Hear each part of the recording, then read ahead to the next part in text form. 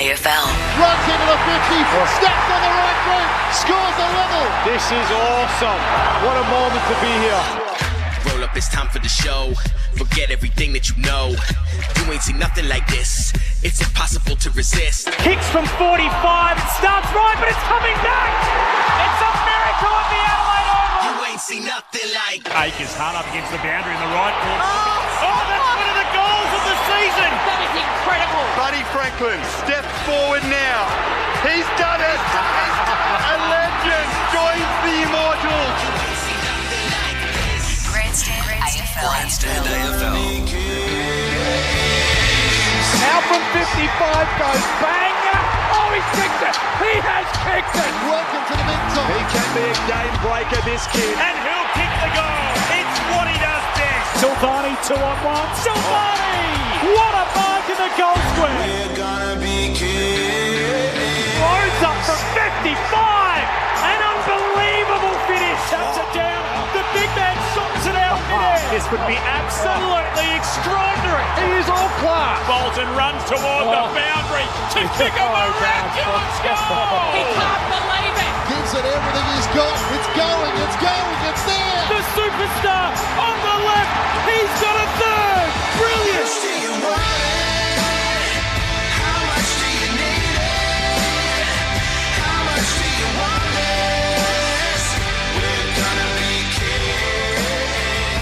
The 2022 AFL Premiership season. Grandstand AFL. Bells to Vanderbilt. Sweeping hand pass to the board. Shut the door. On ABC Radio and ABC Sport Digital. Pushing for a place in the top 8 after some red-hot form. Collingwood face Hawthorn from the MCG in Sunday afternoon footy. Two teams led by first-year coaches who've exceeded expectations in which most believe possible in 2022. Collingwood have recorded back-to-back wins against Freo and Carlton, and all of a sudden are building nicely and just a game outside the top 8. While Hawthorn will be looking to bounce back. In Liam Shields and Luke Bruce, 250th game, 500 games between the two and 3 premierships for a couple of the Hawks' favourites after suffering a disappointing loss to the Gold Coast Suns in Darwin last week. It's also the annual Beyond Blue Cup, shining a light on mental health and encouraging meaningful and open conversations. Hawthorn having won 13 of their last 15 games against the Pies. Matt Clinch with you from the MCG. It is slightly cloudy here, so we might get a little bit of rain throughout the afternoon, but we're hoping for some hot footy off the back of, well, Sydney's barnstorming win over the Demons last night. Corbin Middlemaster to call the action alongside me. He might suffer from a bit of whipping neck syndrome, trying to keep an eye on the boxing as well this afternoon. Corby, welcome to you. Nice to see you. Thanks, Clinchy. I'll be fully focused on what happens out here in the middle. This is the only big-time prize fight I'm here for with Hawthorn and Collingwood. You set it up beautifully. So the Hawks, I mean, they've only won 4 games for the year, but 3 of them are against top 4 teams from last year. So they have claimed some big scalps along the way. And for everything that Collingwood have done this year, they've got a loss to West Coast, something that no other team in the competition owns. Had they won that game, they'd be firmly inside the top 8 at the moment. As it sits at the moment, their percentage outside, trying to get themselves in there today. But they're a fascinating team to try and get a read on as to what is their level. Are they in development mode? Are they going to be a finals team? Are they a little bit better than that, given the fact they've scored victories over Fremantle, Carlton and St Kilda this year? So I think we'll learn a lot about both of them today as to where they sit, certainly in the pecking order against one another, as you said, both with 2 first-time coaches. Absolutely. You heard him on Grandstand AFL Sunday already. Brett Delidio, welcome to you. Thanks, Are you Richie. optimistic as well this afternoon? We might see another good contest as we've seen this weekend. Yeah, I think so.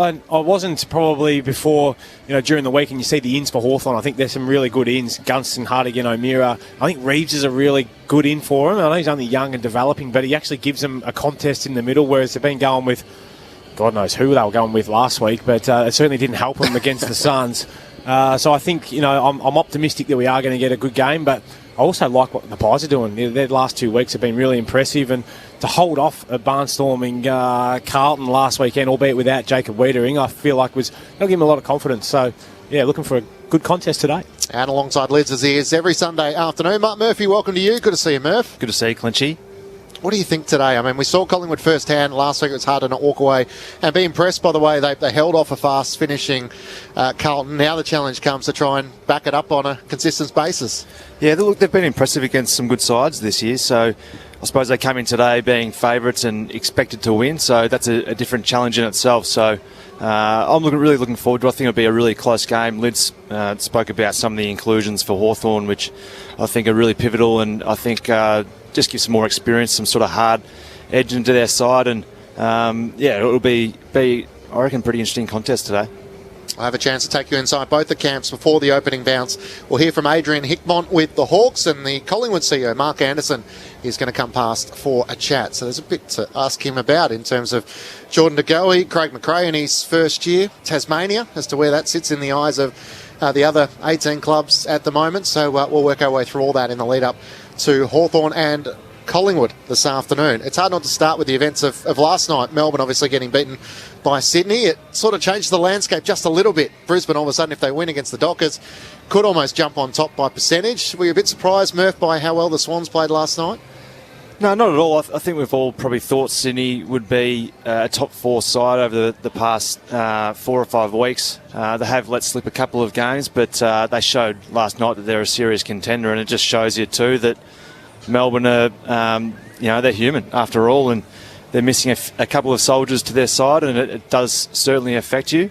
And I think it's great for the competition to see that Melbourne just aren't going to just flow through the year and win another premiership. So keeps it interesting for the rest of us, doesn't it? I suppose, as the outside world. But what I love, Clinching, I spoke about this on our show before, is that Sydney's pressure and their ability to hunt and take it right up to Melbourne, but be unrelenting in it. They did not give up, did not let up. I spoke about Rowbottom and Mills and Warner, Sam Reid laying 10 tackles in the front half for a big bloke. I thought that was really impressive. So they didn't shy away from it, but I was nervous for them early. When you're not kicking straight away from home, I feel like the game can really slip away from you. So big result for Swans, but I don't think Simon Goodwin would be too concerned. A few learnings out of it, but they'll still be going okay. I actually think it's a really interesting season. We had this chat, Clinchy, on the way to the car. You were more optimistic than I was, night. which is unusual for us in our dynamic. Absolutely. Usually I'm grizzling about something. But I actually find it, I think there's so many teams in the mix now, certainly to make the top 8, than probably ever before. And part of the reason for that is that the 2 down the bottom are historically bad, and you can tell that by their percentages in the 50s with West Coast and North. But I think it's going to be a bang-up race to see who makes the top 8.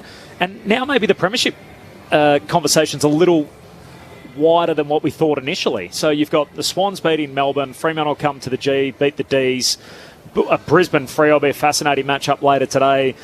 Geelong's an experienced lineup. I don't think too many people are quite sure as to what to make of them. St Kilda are on the rise. I think all of a sudden there's a... How deep have you got it going, though? How far down? Well, I wouldn't Port Adelaide at 12? I wouldn't be so quick to sort of rule a line through too many in the top 6 or 7 for the premiership. And then, in terms of finals, though, like where have you got them coming in? I think down to Port Adelaide. Yeah. I can't see Hawthorn getting into the finals. I just think they're just poor. Yeah, their percentage is poor, and they've been really up and down. That's a new side with a new system in place. Like they've been terrific on occasion, but then just to be able to do it week to week, to be able to play last finals, week was a real aberration, wasn't it? I don't think they're probably where they need to be, but who knows what happens over the next 6 to 8 weeks. But I think Port Adelaide's probably the bottom side out of that, which could get in. It's an interesting year too, given that there's so few wins down the bottom. So there's a chance, unfortunately, for West Coast and North that they might win. They'll be flat out winning 6 or 8 games between them. Yep. And so it might be a year where you might have to win 13 or 12 with a really high percentage to make it, which is completely different to what we saw last year where the Bombers climbed in with 11. So you might have to win 13 just to get there, which will be fascinating. So got 10, so you'd be pretty comfortable there. The line's going really well, and like that clash today, that's a real one that we want to see who can take that second spot almost and really stamp their authority on the competition underneath Melbourne, given that Melbourne's faltered the last couple. And we're still, sorry, just quickly on that, we're still such a long way out. Well, that's it. But that game is huge because, and this sounds obvious, but because of the geographical locations of the two teams. So the difference between finishing second and third could be enormous. If all of a sudden you're Fremantle and you finish third instead of second, and you could be going to Brisbane for a quali and then Melbourne for a prelim as opposed to playing someone else on your home patch and not leaving for a month.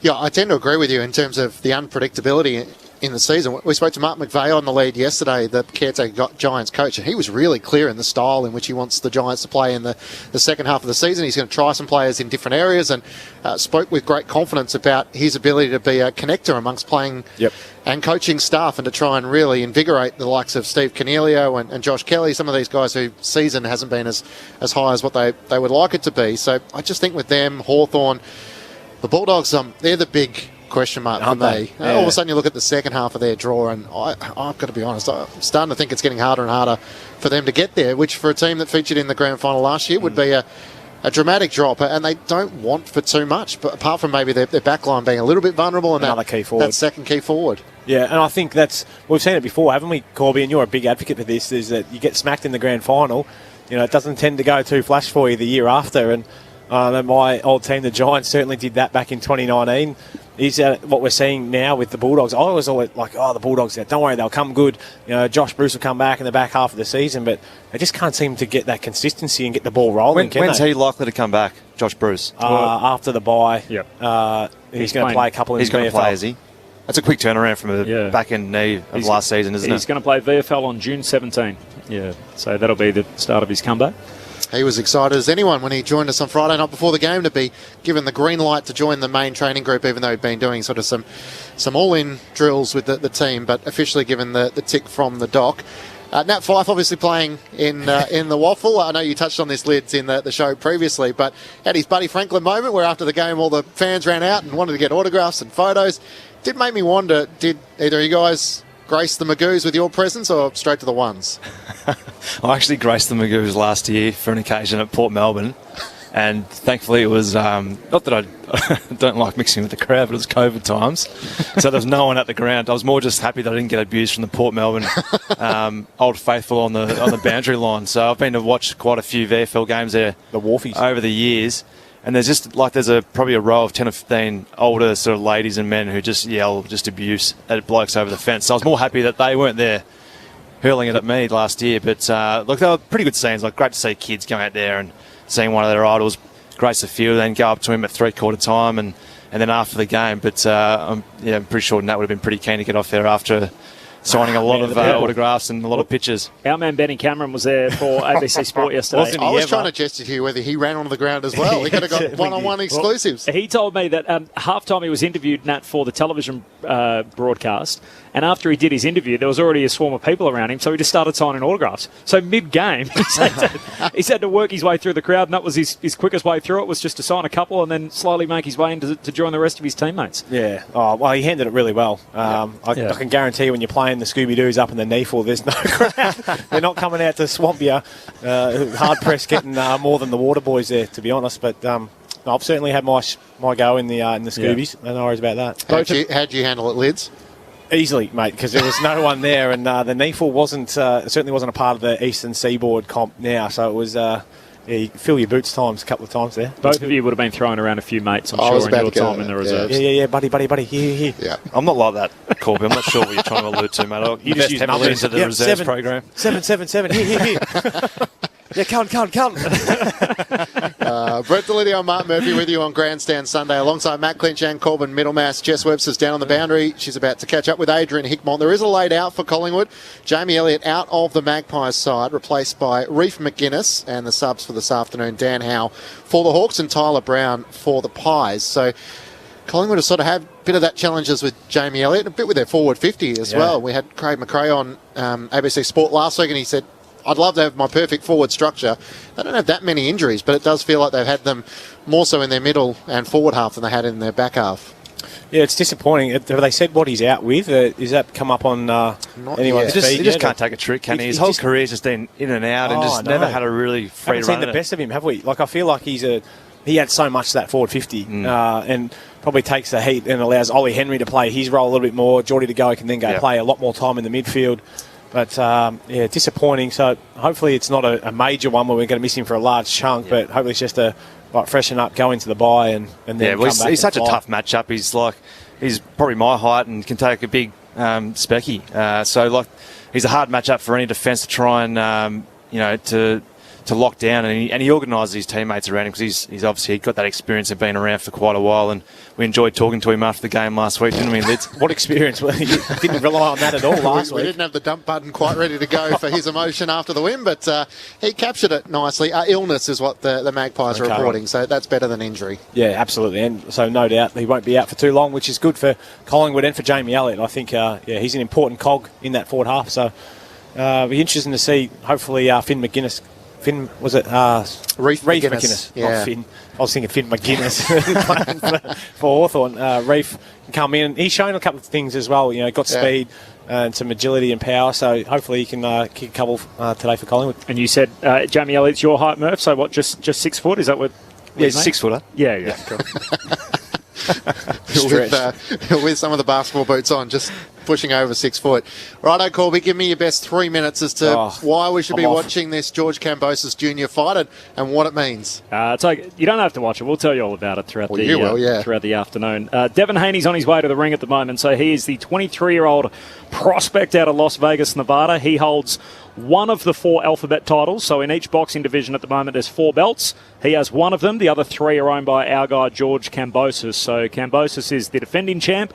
And the winner here will own all 4 belts, which is the first time that an Australian would have achieved that in the 4-belt era, which is essentially the last 20 years in boxing. It's also for the lineal title, so whoever wins this is the undisputed king of the lightweight division. There's a reasonable crowd at Docklands. Initially, they were hoping for around 80,000, which was ambitious from George. I think those estimations were pegged back to around 40,000. And hopefully, from what we can see, it's around that mark at the moment. But it is of critical importance in the sport of boxing. So often there's the odd sport involves a former fight involves a former footballer or something like that, and you think, where does this actually sit in the sport in terms of context? Well, this is right up the top of it, with Haney and Kambosos going at it. So titles and belts rather than prize money. Yeah, there's plenty of prize money too. There's talk that George Kambosos will earn just under $10 million for this fight alone.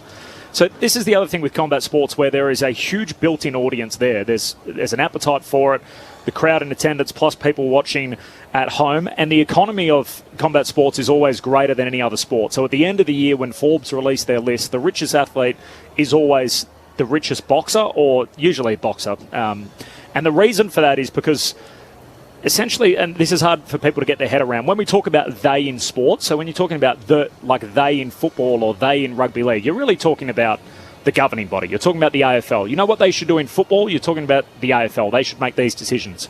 In boxing, there's no they. It's just a bunch of independent contractors that get together and put on the biggest event that they possibly can. So there's belts that are owned by the sanctioning body, but they don't own any of the fighters. It's not like the UFC where they fight for a brand name. So there's no ICC who there's nothing like takes that. A cut. And that's really hard for people to sort of get their heads around. So that's why we see things like Jake Paul. We see things like Paul Gowan, footballer Sonny Bill that decide, you know what, we're going to put on a big event. So if Clinchy, this is for lack of a better example, if you and I were promoters and we said, hey, we're going to hire the MCG and we're going to put on a big fight, and we've got 2 former footballers in Mark Murphy and Brett Delidio, and they're going to fight, and essentially we could stage the biggest event possible and put it on and make a huge sort of economic event, and then we all walk away and that's it and we're done.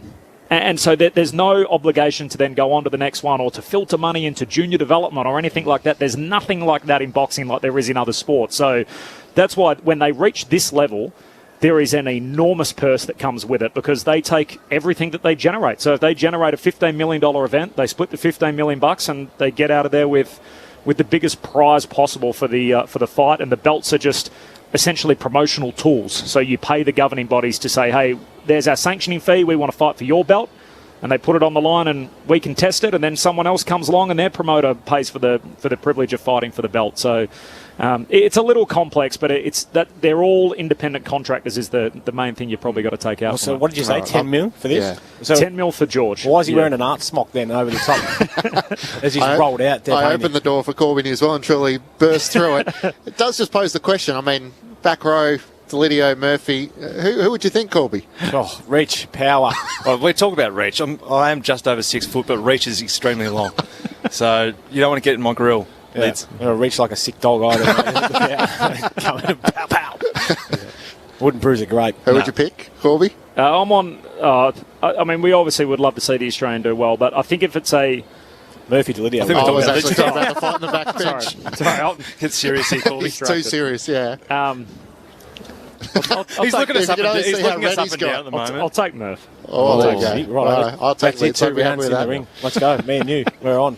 The other question I want to pose to you, and we've had a bit of fun with this across the weekend, is some of the high-profile people you've been able to meet during your playing and professional time. So Adam Ramanassis came out with the fact that he met Thor before he was Thor, which doesn't quite have the same appeal with Chris Hemsworth. And Cameron Ling had Ed Sheeran. Okay. Was able to meet him sort of before a gig and introduced himself, and I think Ed joked that you could be my dad, and Lingy sort of said, I'm not that old, but anyway. That was the two they came up with. So before the end of the pre-game, Brett Delidio, Mark Murphy. Do you want us to go now? No, have a bit of a think about it. If you were sort of at got a long list, Clinchy. If you're at a dinner party and you wanted to sort of get a bit of swagger about you, what names would you be dropping?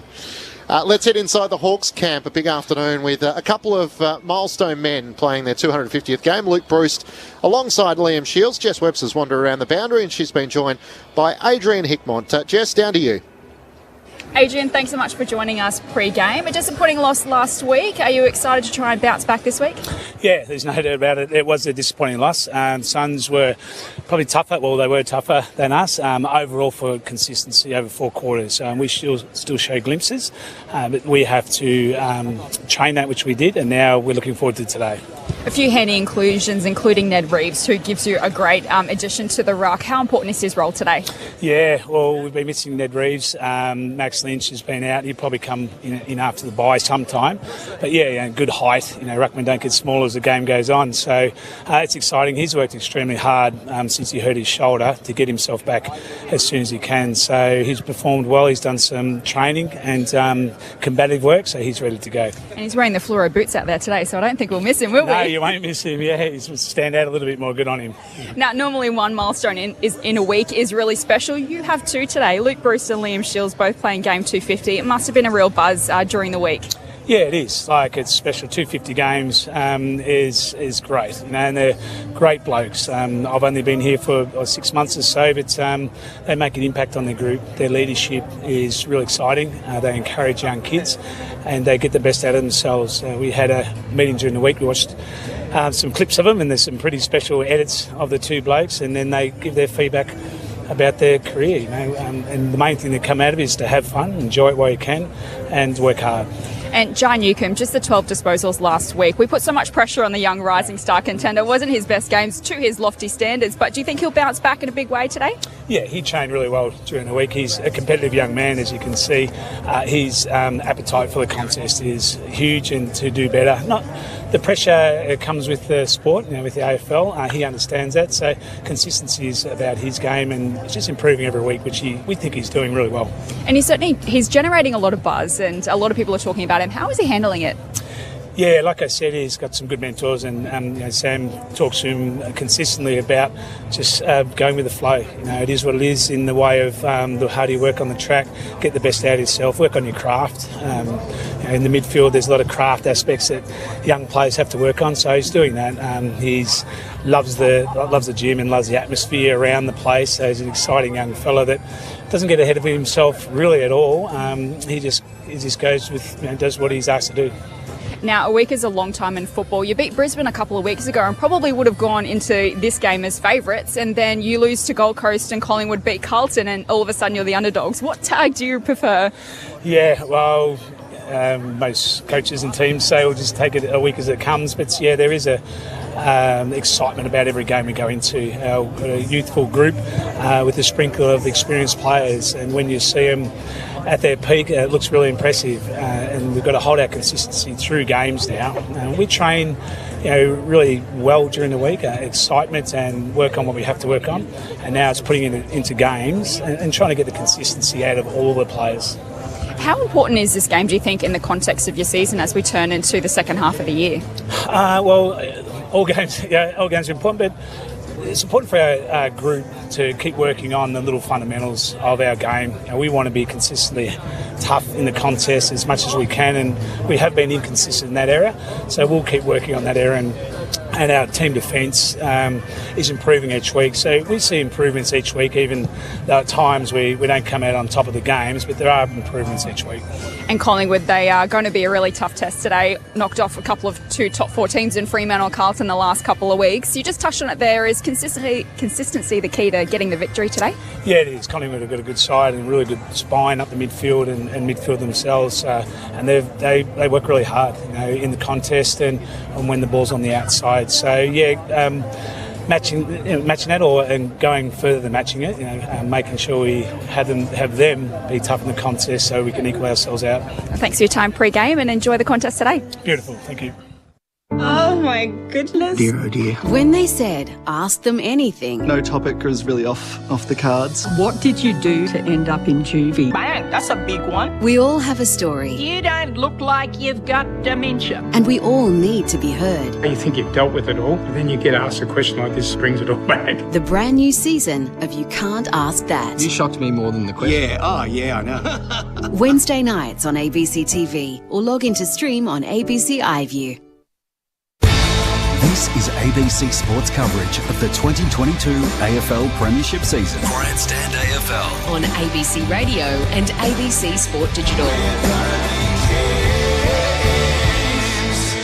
Collingwood, one of the surprise packets so far of season 2022, beating 2 top 4 sides and surging back into top 8 contention. Great to hear from Adrian Hickmott with Jess Webster from the Hawthorn angle, and the celebration of Liam Shields playing his 250th game alongside Luke Bruce. 3 premierships they've been a part of, and it was great. The club mic'd them up during the week, and they spoke about the age-old, it's funny how quickly it just flashes before you that you start your career, and before you know it, you're closer to the end than you are the beginning. But what a great time they've been involved in, and Hawthorn's success. Yeah, I think I played in one of Liam Shields' first games. It was a practice game down at Lonnie, and he played on me, and Dimmick gave me one of the biggest rays. There he goes, "You are playing on a kid." And I was like, "Sorry, mate." He was pretty good.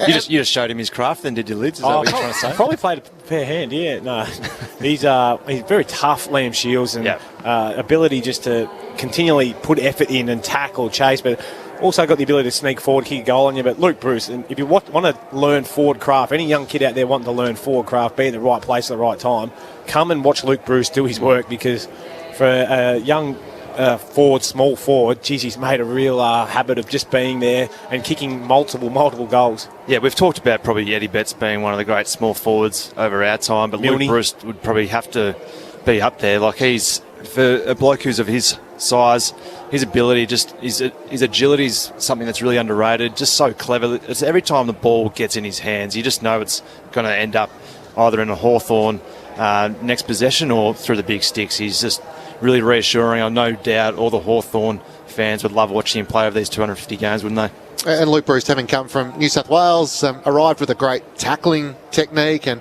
to be the goal scorer in which he's become. And Liam Shields, who I guess is getting the credit as a guy who was able to play very much a team role in Hawthorn's success, similar to sort of what Kane Lambert has done for Dustin Martin through Richmond's premiership eras, but a great team player who Alistair Clarkson knew, give him a role and he'd be more than capable of achieving it regardless of what it was. And you only have to go back a few weeks ago when we saw against the Brisbane Lions, Sam Mitchell brought him back in and he played the second half on Lachie Neale. Yeah, and that's what...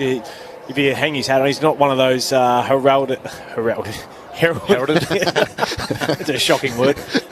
Bloke who's attracting a heap of limelight. He's not. He just goes about his business. I think both those players probably have just gone about their work. And mate, to finish your career, triple premiership players in 250 games is something you'd be very, very proud of. So they've played 214 of the 250 together. You guys both reached sort of big milestones in the game, and at one club for a lot of your career, Lids, and Murph, obviously the entirety of yours. Did you have teammates or a teammate along the way where you thought, gee, you've been here just about every single game of my particular milestone, whether it was 250 or Murph, the 300 mark? Yeah, I honestly think that Kate Simpson might have missed 2 games out of mine. Oh, no, he missed the last season. So other than that last season, I reckon he missed 2 games, out of my entire career. So I reckon I would have played 270 odd with Simo. Wow, that's a lot of games, isn't it? Yeah. And I cost us more because I was injured probably more of the time than he. He never got injured, Simo. But they're just like the guys you play a lot of football with. You just know which way are they going to turn, what they're going to do next, and that's just experience playing with each other. It's just it's really important. But it's great to share a lot of your journey with someone else or a couple of other players and have a laugh and have a beer about it down the track. Yeah, I think mine was probably Chrissy Newman that I played a lot of footy with as a young bloke when I first came in, but then it was Jack as well when he started right the way through. We hardly missed a game together, so you did have that. You just build that connection, don't you? You know, more often than not, you watch the old replays and, geez, mate, I fed you a lot of footy, didn't I? But still haven't seen a coffee out of it, but that's okay. I'll hit him up next time. If you've got a thought or comment, I think the SMS line is back up and running. 0437 774 774. We've had some challenges over the weekend, but I heard you refer to it, Corby, earlier today as back up and firing. So I think we probably blew it up, didn't we, Lidge? We called for so many SMSs. All positive too, which is good. Absolutely. So 0437 774 774. Mark Murphy and Brett Delidio with you on ABC Sport. Matt Clinch, Corbin Middlemass and Jess Webster down on the boundary. Collingwood CEO Mark Anderson will join us very shortly. So, I mean, just a thought or two on the Hawks. I guess a lot of the talk has been when you've got players who are reaching the back edges of their career, like, I guess, Luke Breust and Liam Shields, both are now over the age of 30, and you throw in sort of Tom Mitchell and Jago O'Meara, these guys who have been so consistent for Hawthorn for such a long time, and it feels like their game style has changed a little bit under Sam Mitchell, which does pose the question as to what their future might be in a year or two's time. Yeah, it is an interesting question. I think seeing Tom Mitchell go out of the centre bounce for a little bit, I see Jago O'Meara playing a lot more forward. Yeah, I think Sammy Mitchell's really trying to blood and bring in some more greater talent, but also more speed. I think that's where they probably lack a little bit is their actual size inside the centre square. It's all well and good to have your small blokes who can win plenty of it, but when you're coming up against the best, which is, I think, probably Petrarca, Oliver, they're 186 plus, nearly 190. And even today for Collingwood, Drac Crisp stands at 190. Pendlebury's 190. They might have Taylor Adams who'll come through there a bit as well, but Goey's 188, 190. So you've got to have big players to go through there. So a couple of years, if you don't continue to develop and bring in, I love the work of young Ward. He needs to play more footy. Connor McDonald we've seen come through a little bit as well. I love Jai Newcomb. I think he's as hard as a cat's head in his ability to work and continue to work for Hawthorn. So it has seen them guys come in, which means that other guys are going to play and learn other positions, which could almost prolong their career a little bit too. If you go on to play more as a forward or on the outside versus the hustle and bustle of being smashed, I think that can maybe help those boys just to stick around for a bit longer. Yeah, and there's no doubt Sam Mitchell would be saying to Tom Mitchell and Jago O'Meara, we need to give these guys more experience, and it's going to project their careers a lot quicker, which will make your enjoyment out of playing football a lot better, because we're going to win more games of football quickly rather than just waiting for the long term and just keep on going down the same path of the experienced guys and the younger guys not getting that opportunity. So as long as the young guys are sort of have earned it, and they're training hard and they're doing all the right things and they're getting more opportunity to play midfield, that's what you want to see. You don't want young guys getting an opportunity too early when they're not ready and they haven't done enough to warrant it, which sometimes can get older guys sort of off field a little bit. But if they're doing it the right way, which it looks like they are, and what it does say is that guys like Mitchell and O'Meara, they're leaders of the football club. They want these guys to come up, which will make their careers obviously better on the back end as well. Do you think he's right, Sam Mitchell, and the way in which the game has changed, where midfielders need to get more metres gained, be more damaging 100%. With their disposals, as opposed to, I suppose, when you go back 5 or 10 years, the players that would accumulate a lot of possessions and you feel like they were damaging, but now you can be more impactful if you can actually transition quicker. Give me 20, but give me 500, 600, 800 metres gained versus 40 and maybe 150, 200. And I think that's probably, Tommy Mitchell probably falls into that category, wins a heap of it, but does he really catch up versus someone else? You look at probably Jordan Ngoe last week, 24 touches, 11 score involvements, best player on the ground. So you don't have to get the huge numbers, but be more damaging with them. And that's where I think, made the right call. And I think that's where we've probably seen Will Day try and be an experiment to come into the middle of the ground, can make those good decisions in and around the footy. Can he go forward with it versus just being sideways, lateral, boring, go backwards?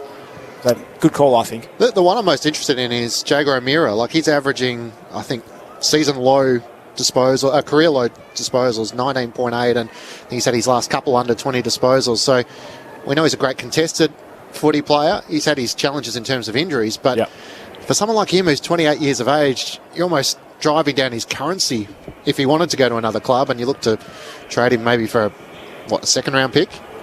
Well, you're thinking the they're keen to get him on the trade table. No, I'm just saying that the style of footy Hawthorn are playing is not necessarily suiting his game or the game in which he's traditionally played, and the numbers sort of speak for themselves a bit.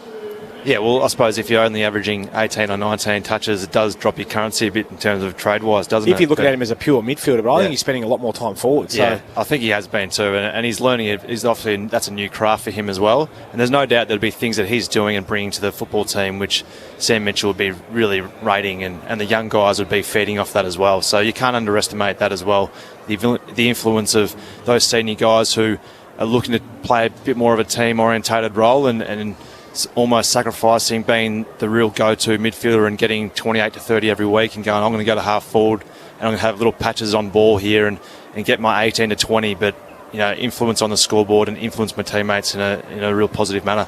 Reflecting on your time, Murph, at the start of your career, you would have bumped out some of those older guys into the midfield, and then by the end it's kind of happening to you, whether coach, be it David Teague, whoever, is sort of saying, for our transition, we need some of these young guys to play in the midfield. How hard are those conversation? You probably touched on a bit there, where you want to give those young guys opportunities, but you want them to earn it, not be given it. Yeah, that's sort of I've seen a lot over my career in terms of some guys getting that opportunity when they probably didn't deserve it. But I've seen other guys have to really work for 2 or 3 years to play on a half forward flank or play on a wing, and then get that opportunity to play midfield and really dominate because of it. So I even go back to my the start of my career. I reckon I played on a half forward flank for a year and a half before I really started to get some good midfield time, and it sort of made me really want to earn it and to do everything right by the team to try and get in there. And then on the back end, you're right. Unless you're a part of a really successful team and you're a veteran, you do have to take a back seat, and you have to have a bit more of a team-orientated focus about, we'll play on the wing, play half forward, little patches on ball. Whereas if you're at a top 4 team and you're still a veteran but you're still playing good midfield time, you're probably playing there more often, aren't you? So it's that's a cycle of AFL footballers, isn't it? It all depends on how the team's going at the time. There was a few weeks ago where you looked at Collingwood's list profile, and they actually were one of the oldest teams in the competition on average. That's changed a bit. They now have 4 teenagers in. They've got 10 guys 23 years of age or under, and it looks more comparable to Hawthorn, who only have 2 teenagers. They've got 11 guys 23 or under, so that'll be the other pleasing aspect for Collingwood. It's not as if they're necessarily doing it with an old team. They've been able to get a number of fresh faces in as well, and we're obviously seeing that with Hawthorn, as Clinchy touched on, some different roles for guys like O'Meara and Mitchell, and a number of fresh faces with 11 guys under or 23 or under in their team today. Yeah, well, Pendlebury's doing the same thing for Hawthorn, isn't he? Like, he's not in there all the time at the moment. He's going to a half or a flank or half back, off and a half back, and then just going in patches through the midfield. So you have to, when you are an elder statesman who's played 344 games, you've got to give a bit more opportunity to some of these young guys who are going to carry the team forward. Plenty of your correspondence coming through on 0437 774 774. We'll get to some of that in a few moments' time after the Collingwood CEO, Mark Anderson, is going to join us. I've got one, Corby, just saying the fight, question mark. So just give us a couple of quick updates as to where it stands. I'm trying to watch it as we go, but I feel like Devon Haney maybe 2 rounds to 1. So, it's down early. Early stages of the fight. So we'll keep you across it on ABC Sport. The Collingwood CEO, Mark Anderson's been good enough to come and join us in the ABC commentary box. Mark, welcome. Great to be with you. In terms of the occasion, it feels like Collingwood all of a sudden in a great position, fighting for a top 8 spot. Has it exceeded your expectation as to where you thought or how quickly this side might be able to bounce back? No, well, you never go into into season sort of forecasting where you're going to be, and very mindful we're only halfway through a season as well. But going into the year, obviously a lot of changes with our coaching grouping, including Craig as our senior coach, and that energy and freshness that he's brought along with the other assistant coaches and a few other changes has been really positive. The guys have really embraced it and playing a good brand of footy. So when you have as many changes as what you had in the off-season, first and foremost with your coach, Craig McRae, and some of the assistant coaches coming in, what was sort of the metrics you're looking to judge this team on other than just wins and losses? Yeah, I think Craig coming in was big around engaging with the group. He's huge on relationships, and he's got that great balance between kind of the technical, tactical aspects as a coach and very much that relationship perspective. So he's been big on getting the guys to buy in as a collective unit, and I think what we're seeing out on the field is, across the 22 every week, that they're contributing as a unit, and it's the cliche, but they're doing it, playing their role, and that as a collective's really working. And so he's brought a real positivity and energy and trying to move the ball quickly, but really highly valuing the contest as well. So it's a good blend at the minute. Mark, talking about, having that buy-in and everyone working collectively, I remember back to my time, Brendan Gale would come in regularly and speak to the leadership group and give us a bit of an update on where the club's heading and things that are in the pipeline, how we could help. Is that something that you do as well? Do you go in with the leadership group and give them an update, or they come to you with ideas? Is that something that Collingwood does as well? Yeah, we absolutely try. One of the mantras is one club that we try and have, and so working right across the club and keeping that close connection. And COVID's been really difficult with that over the last 2 years, so we're rebuilding that, but it's taking time. But everyone's really bought in and really engaged, and I think our staff work really well into footy, and there's a good feel from our players into the group. And great example of that, we had our first players session with our members on Wednesday night, and that's the first we've done since COVID. And the feel that was in the room and the way our players engaged with our members and supporters just showed how highly they both missed the normal footy environment and how much they valued it. Mark, I just want to ask you about Brendan Bolton. Obviously, I had a bit to do with Bolts over the years. A great teacher. I just think some of the experiences he would have had as a senior coach, the support that he's giving Craig McRae at the moment in the early stages of his coaching career. Yeah, absolutely, Mark. And he's, as you know, he's great one-on-one. He's great sitting down. And one of our players said, we always feel better walking away after a conversation with Bolts. And he's got that real great teaching ability and great student of the game, but he's great with our players, and that dynamic that we've got with Fly coming in but surrounded by Lepper and Bolts as two senior coaches that have been there, done that, and with Scott Selwood and Hayden Skipworth, that whole coaching dynamic's working really well, and they're all actually different from each other, which I reckon again in a coaching group's really good. We got to chat to Craig McRae on the lead last week. We're enjoying his media conferences each week. There's an openness and an honesty about the way in which he presents. When he did his presentation, were you confident that was what you were getting? And was that one of the reasons as to why, obviously, that development style he's had under, at Hawthorn and Richmond, that was what you felt like Collingwood needed now? Yeah, and we went through a really thorough process in finding Craig as the senior coach and had some ripping candidates in it. And it was a really deep process where we got into a lot of depth, and it allowed the coaches to present what their philosophy almost on life, but certainly footy and how they'd go about it. And from minute one, Craig impressed in that process. His ability, he's been associated with so many successful clubs over his whole journey. His ability to communicate that, his ability to build relationships with his players. And importantly, though, that accountability that, as senior coach, this is what we expect, and holding that accountability, the balance between all of that, the dynamic and kind of not only the science but also the magic of what a senior coach brings. He's got that, and absolutely what we're seeing is what we thought we'd get. Do you have a sense, Mark, as to whether the soft cap's going to go up? We'd hope so. We think certainly it was cut too deeply and cut to the bone, and so we've been advocating for a long time that it was too harsh, and now that we're through hopefully the worst of COVID and the game starting to rebalance, that we do have the capacity to lift that. And the footy department, the resources were really smashed off the back of that, so we think it's time to rebalance that. We do need additional expertise back in the footy department looking after our players, so we don't expect it to go back to normal or what it was, and not asking for that, but we do expect that we'll get more in it. What do you need? Well, it's about, I won't put a figure on it, but it's certainly a number of key roles, and it will differ from club to club as to how they kind of cut their soft cap, if you like. So we've got 4 or 5 key roles that we think have been really sort of smashed off the back of COVID, and that we do need to get them in. And mainly it's around support of players on a variety of fronts that we feel like that's required. And everyone's working so hard. We've got our AFL guys that are working into our VFL program as well, and doing, got part-time people and volunteers coming in to try and support the VFL. Everyone's just stretched so thinly, and there's a need to rebalance that. Mark Anderson, the Chief Executive of the Collingwood Football Club. Mark, I'm sure you're expecting this question. The guy that wears number 2 for your team, Jordan De Goey, he's off contract. Are you in a position to offer Jordan a long-term contract? Look, we've had some really good conversations with Geordie and Ryan, and it's in a good space.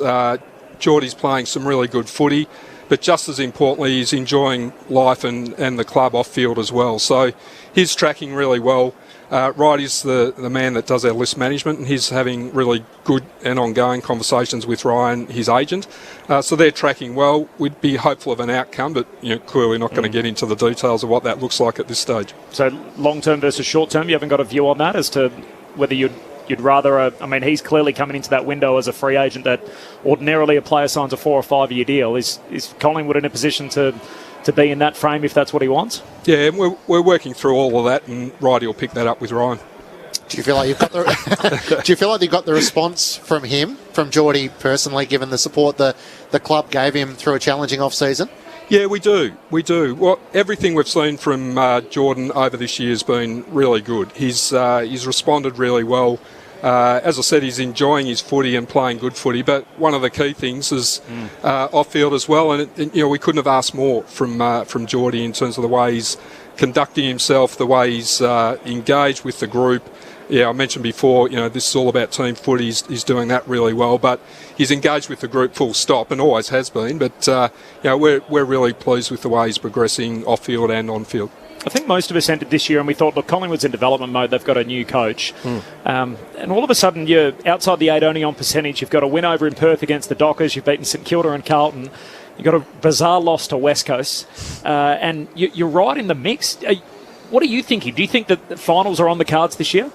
Yeah, well, Craig has said from minute one, no limit on expectations, and when we've got our best on the park, we're capable of beating anyone, and I think we've shown that across the season to date, that we've, I think, 3 wins against top 8 opposition. So we play good footy and a brand of footy that stacks up. So when we bring our best, we're capable of knocking anyone off, and so the challenge of the AFL competition at the moment is anyone can get beaten on the day virtually, and so we know where we're at and we know how hard it is, and you've got to bring it all every round, and today's the perfect example of we've got to bring our very best. Hawthorn's a really, really good developing team like ourselves, and this one's very much one that we've got to bring our best to get a win. Collingwood CEO Mark Anderson's with us on ABC Sport. Corby asked you about the soft cap.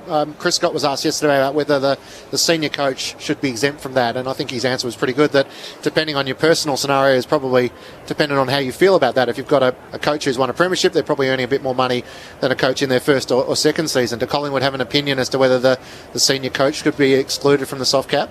Oh, look, I think some level of it's... Soft caps need to be fair across all 18 clubs, and so I think whatever the construct is around the senior coach, and supportive of there being allowances for senior coach, but that needs to work across the 18 clubs, and so whether it's a percentage of the senior coach's salary that is exempt, which would give the more experienced ones clearly a greater percentage, is probably a fair way to deal with it. But certainly supportive of senior coaches receiving that allowance outside of the soft cap, but something that's fair as well. And Collingwood have gone with some long-term contracts for Brodie Grundy and for Darcy Moore. I think last time we spoke was off the back of sort of Adam Treloar leaving Collingwood, and you said we'd love to be able to target a free agent like Jeremy Cameron, but we weren't in a position to do so. Are the Pies getting closer to a salary cap scenario where they would be able to target some free agents? Where do you sit? Yeah, Righty's done a really good job on our list management, and as you know, he's an expert in that area, and kind of years and years of plying his trade at certainly Brisbane and then Hawthorn, and now with us. So he's got the cap in a good shape. Clearly, as you're re-signing, and you mentioned earlier Darcy Moore, we re-signed. Geordie's in the mix. We've got others in the mix. So how that balances out, and how we approach the retaining our players as well as going after some targeted players externally, it will balance all that up. But that's a work in progress, sort of halfway through the year. Do you have any input as to who the next boss of the AFL is going to be? Do they come and ask the clubs and say, hey, we've got a process underway? Do you get any input on that?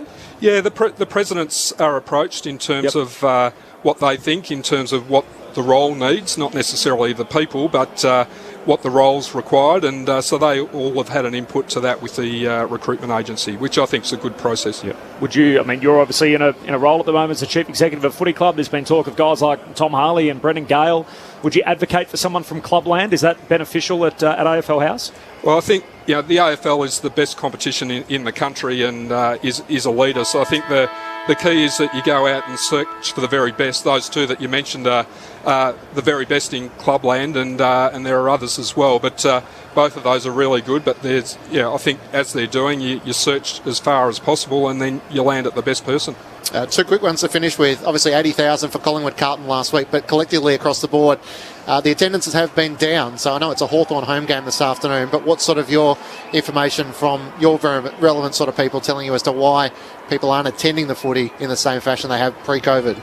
Yeah, look, I think they're down sort of 10 to 20% or any variance between that, but and mainly, all the reasons that we've heard in terms of people being resistant to come back due to COVID, transport, ticketing. There's a whole range of sort of small things that add up and become sort of larger and have a bigger impact. But what I loved about last week was getting 80,000 on a Sunday afternoon. It wasn't like it was a Friday night or a Saturday night. It was a Sunday afternoon. It was just a great traditional footy match. And the game it just delivered as well, didn't it? And the Pies won, thank God. But it was just it felt to me like we were starting to come out and get some normality back into our footy. And 80,000 at the G on a Sunday afternoon for me did that. Yeah, we spent every Saturday afternoon with Mark McClure. He spent the Sunday afternoon with Eddie Maguire, and certainly didn't leave with the same smile that Eddie did at the end of that game. We're also getting closer to a decision around Tasmania. The presidents, the clubs will have an input as to whether they're willing to support that bid. Have Collingwood reached a verdict as to what their stand will be? No, we're very much waiting. We haven't seen the business case, and that hasn't been provided, and that's fine because we're aware of the time frame. So when we get that through, we'll have a good look at it and reach a position on it. But I think the key is we all the love of having Tassie having a team as a football state, that all appeals, but importantly as well, it's got to stack up on an ongoing basis, not only the short term but medium and long term. It's a critical decision, and with all critical decisions, let's have a look at the information, the business case that's presented. We'd all love the idea, but it does have to stack up, and the whole of the competition has got to be in good shape. It's not just about a one-team decision. Was it a surprise when the stadium wasn't part of that business plan? Look, as with all the concept developments, I wasn't that surprised in terms of it's a concept at the moment, but clearly that sort of detail in terms of exactly what is your financial model, how does the stadium play into that, what's the membership base required, the sponsorship base required, not only in year 1 but year 5 and year 10, government support, etc. So all of those things I would expect are going to be in the business plan that gets presented to us, and once we've got that, we can make an educated decision and provide that back to the AFL. So there's obviously some great emotional support around it from footy fans who would like to see Tasmania have their own team, but there's obviously a business model there that a lot of the clubs are worried about as to how that would affect the overall competition. Yeah, and I think certainly coming off the back of COVID, and we're one club that had our distribution reduced, and so that has an impact on us, and so go back to the point of, if it stacks up on behalf of all of the existing 18 clubs and the whole competition, then it's something that will work. But we haven't yet seen the business case, and we need that, and we'll sit down and put a lot of time into that and reach a decision and provide that back from a Collingwood perspective. Mark, great to catch up. Thanks for coming and spending some time with us. We'll let you get your seat, and good luck this afternoon. Thanks, guys. Go Pies. Mark Anderson, the CEO of the Collingwood Football Club. You would have heard in the background the Magpies have made their way out onto the MCG, and the Hawks are just breaking through the banner. So game 250 for Luke Bruce and for Liam Shields. There is one late change for the Magpies this afternoon. Jamie Elliott is out with illness, replaced by Reef McGuinness in the selected side. And the medical subs this afternoon, Daniel Howe and Tyler Brown for their respective sides. So great to hear an insight from the Collingwood CEO as to where they're heading. If you had a gut feel, just a yes or no, do you think Tassie is happening? No. I don't think at the moment. I don't think after what's happened with COVID over the last couple of years, they're probably in a position to have another team come into the competition. But it'll be great for football, but whether or not it financially stacks up at this point in time will be remain to be seen. See, I thought it was like a 80% yes until 3 weeks ago, where the mood has sort of shifted once the stadium wasn't part of the proposal. What do you reckon, Corby? I don't have a read on it at all, but I'm like you. I probably thought this is on, and now I'm 50-50. Yeah, I usually love to have a strong take one way or the other, Clinchy, but it feels like you talk to people close to it and part of the Tassie bid, and they'll sell it to you and say, look, this is definitely happening. There's no reason to be discouraged, and yet sort of more and more footy journos and people that are generally well connected in footy say this is a long way from over the line just yet. I think the stadium point has to be a huge aspect of it, and I know people in Tassie grizzle and there's not as much rain down there, but wind certainly affects those games at Bellerive in a way that it doesn't at other venues. And if you can have an indoor stadium, I think that's going to help you pitch a heap. But they're almost $2 billion decisions. The stadium in Perth is a $1.8 billion stadium, even if it's not 60,000 like the one in the West. That's a big commitment for the taxpayer to say, hey, we're going to commit to a $1 billion stadium just so we can have a footy team, plus all the other ongoing costs. Change of Premier as well, so it all becomes part of the big decision that has to take place. Your thoughts on the SMS, 0437 774 774. The AFL doesn't need another poor team. There's too many poor teams that are playing now. A team based in Hobart would not be a true Tasmanian team anyway. One based in Launceston would be. So there's one opinion, and may the AFL respect its audience.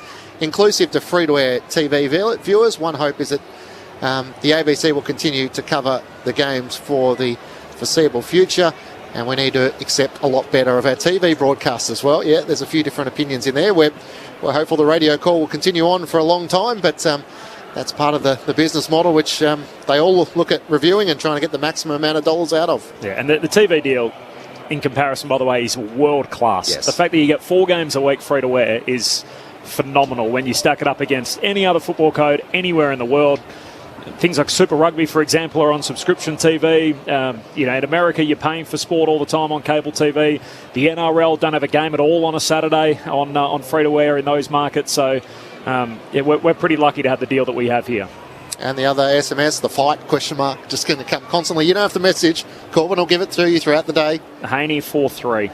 Okay. So what round are we in? 4 rounds to 3. We're in the 8th at the moment. 8th round. Smacked him last round, if you ask me. And I am no good at it. It was a bit marked up. George Cambosis, our local guy, at the end of the 7th. Now, the two teams are out on the MCG, so the full pre-match, the full analysis from Mark Murphy and Brett Delidio about to come. But I did ask you, dinner party, head wobble, who have you crossed paths with that you'd drop in as part of your conversation? He pointed to me first. You want one name, do you? I find it hard to give you one. Give me one or two. You can give me a couple if you want. Shane Warne was huge. Loved meeting Warne. He was probably favourite cricketer growing up, along with Ricky Ponting. So I've met both of those guys. Adam Gilchrist as well. Yep. Mike Hussey. So I've met a lot of Australians. A lot of Australian cricketers, but probably David Beckham would have to be up there in terms of sportsmen. But I've met the Vice President, Joe Biden. Obviously, he's now the President. So I'm not sure you get much bigger than that, Lids. But all the best here. Cheapest. No, I don't think I can compete with that. I have met... we had Cam Newton. I spoke about this on your show, Corby, the other day. Cam Newton from the Carolina Panthers back then went to New England Patriots. So he came down and spent a few days with us. I also got to kick some footies and soccer balls out here with Real Madrid. So I was trying to teach Gareth Bale how to kick a drop punt. Hung out with Cristiano, slapped it up with him. So he's pretty big name. That's big. Also, I've met Ricky Ponting and the late Roy Simons on a show that I got to do many years ago. So, I've met a couple along the way, but I'm not Joe Biden, that's for sure. So the reason, of course, for this question is Damian Lillard was in town to come and watch the boxing and happened to pop his way down to the Western Bulldogs room. So Bailey Smith got the photo with him, despite the fact that he had a big sort of 24 hours coming up. And then lo and behold, he's getting photos as well with some of the Geelong coaching staff as well. So he popped his head into both rooms, and I think he was pretty warmly welcomed. Yeah. So I saw the picture of Steph Curry with a photo of Lachie Neale. Lachie Neale looked like he was about 13, didn't he, back in the day? Very funny. Gary Ablett and Marcus Bontempelli, Christian Petrarch, a couple of those guys have gone off and done training camps in the US where they rubbed shoulders with some pretty big names of international sports. So I don't know about you, Corby. The best I could do is the Media Cafe and the Players Lounge at Melbourne Park, Rod Laver, used to be combined. So I shared a lift with Serena Williams and Roger Federer on separate occasions. And the age-old, do I say something or do I just stand there like a statue and not say anything? Stood there, didn't you? Yeah, I said to Serena, well played, you were good today. She gave me a thanks very much. That was it.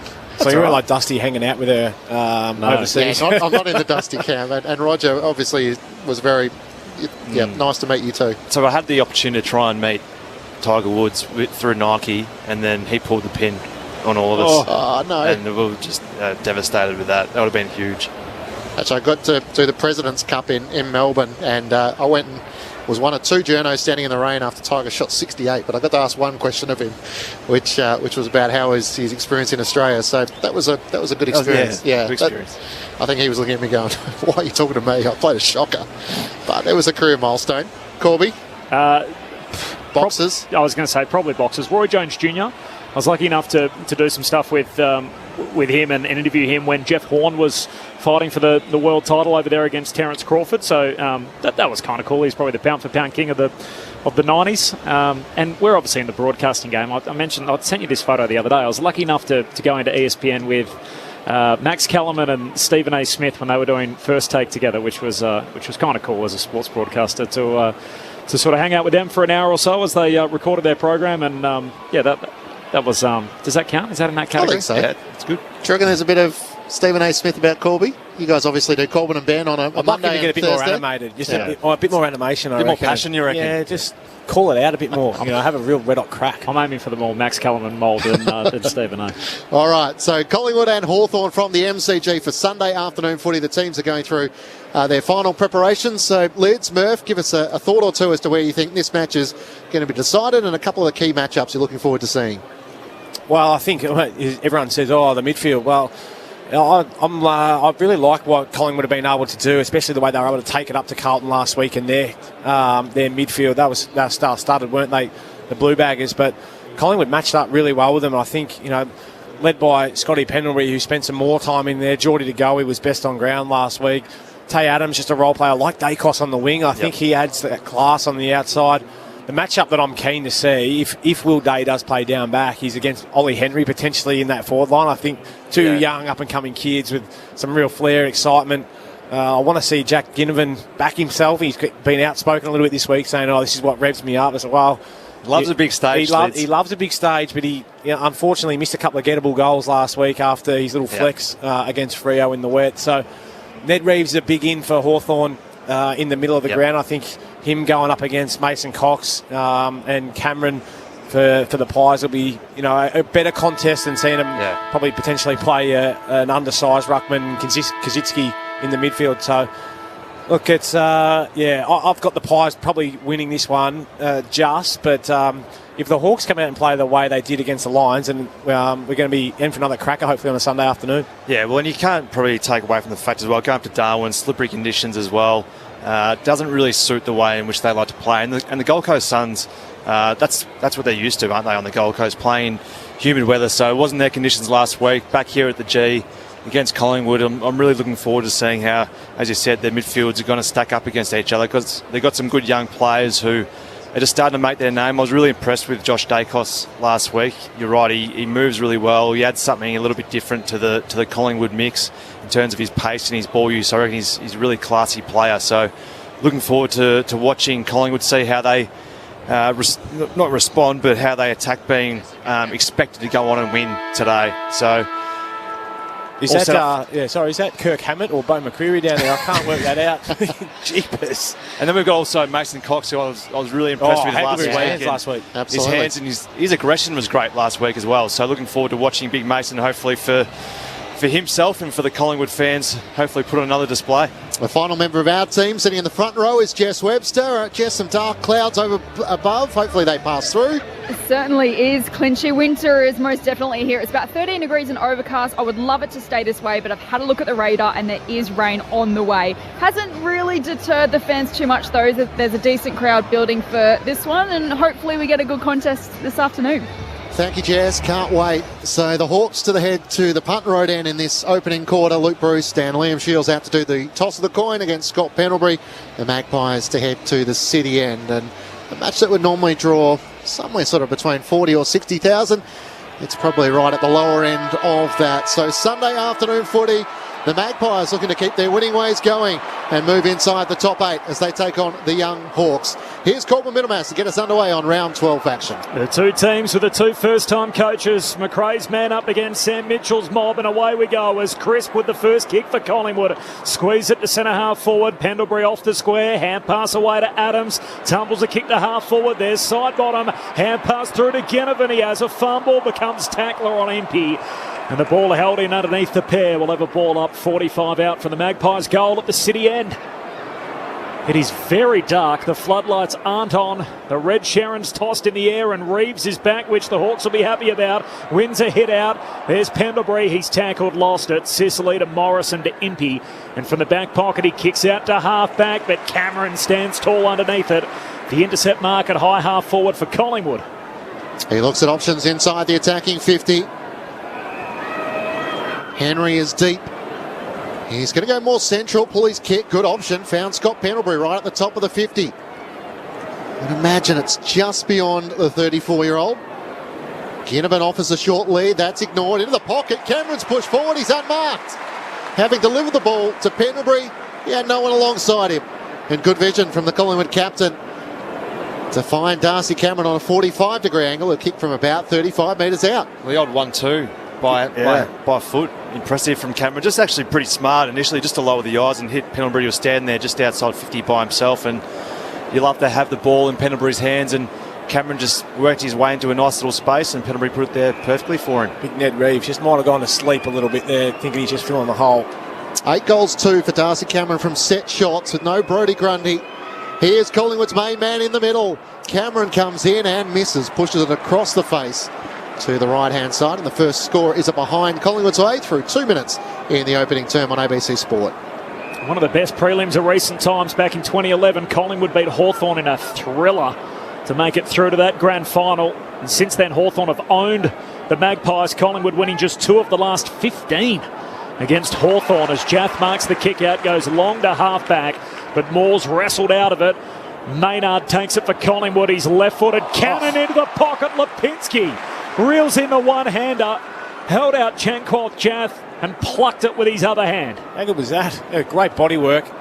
Just held out Jath. Didn't allow him to get a fly, which he likes to do. Great forward craft there from Pat Lipinski. We saw him probably play a lot more midfield minutes, didn't we, when he first got to the Pies, but spending a little bit more time as a high half forward. Dangerous last week, kicked a couple in that second half. The first time he kicked multiples as a Magpie. Pat Lipinski, boundary line 3 metres away, tight angle, kicks it across the goal mouth, and it's helped through for a rush behind. So Collingwood 2 behinds, Hawthorn yet to score, barely been in their front half with, well, I don't think they have, 3 minutes in. Grandstand AFL, Corbin Middlemass, Matt Clinch, Jess Webster on the boundary, and our number 1 picks, Brett Delidio and Mark Murphy on Grandstand AFL. Will Day looks to bring the Hawks back into play. Sidesteps around. Henry did that well and bounds out of defence away from Ginnivan. Gets to the defensive 50, so showing the same dash as Gaff as he kicks up towards halfback. Quaynor's able to intercept it on the wing, gets the hand pass to Crisp, he turns it over straight to Day at right halfback for the Hawks.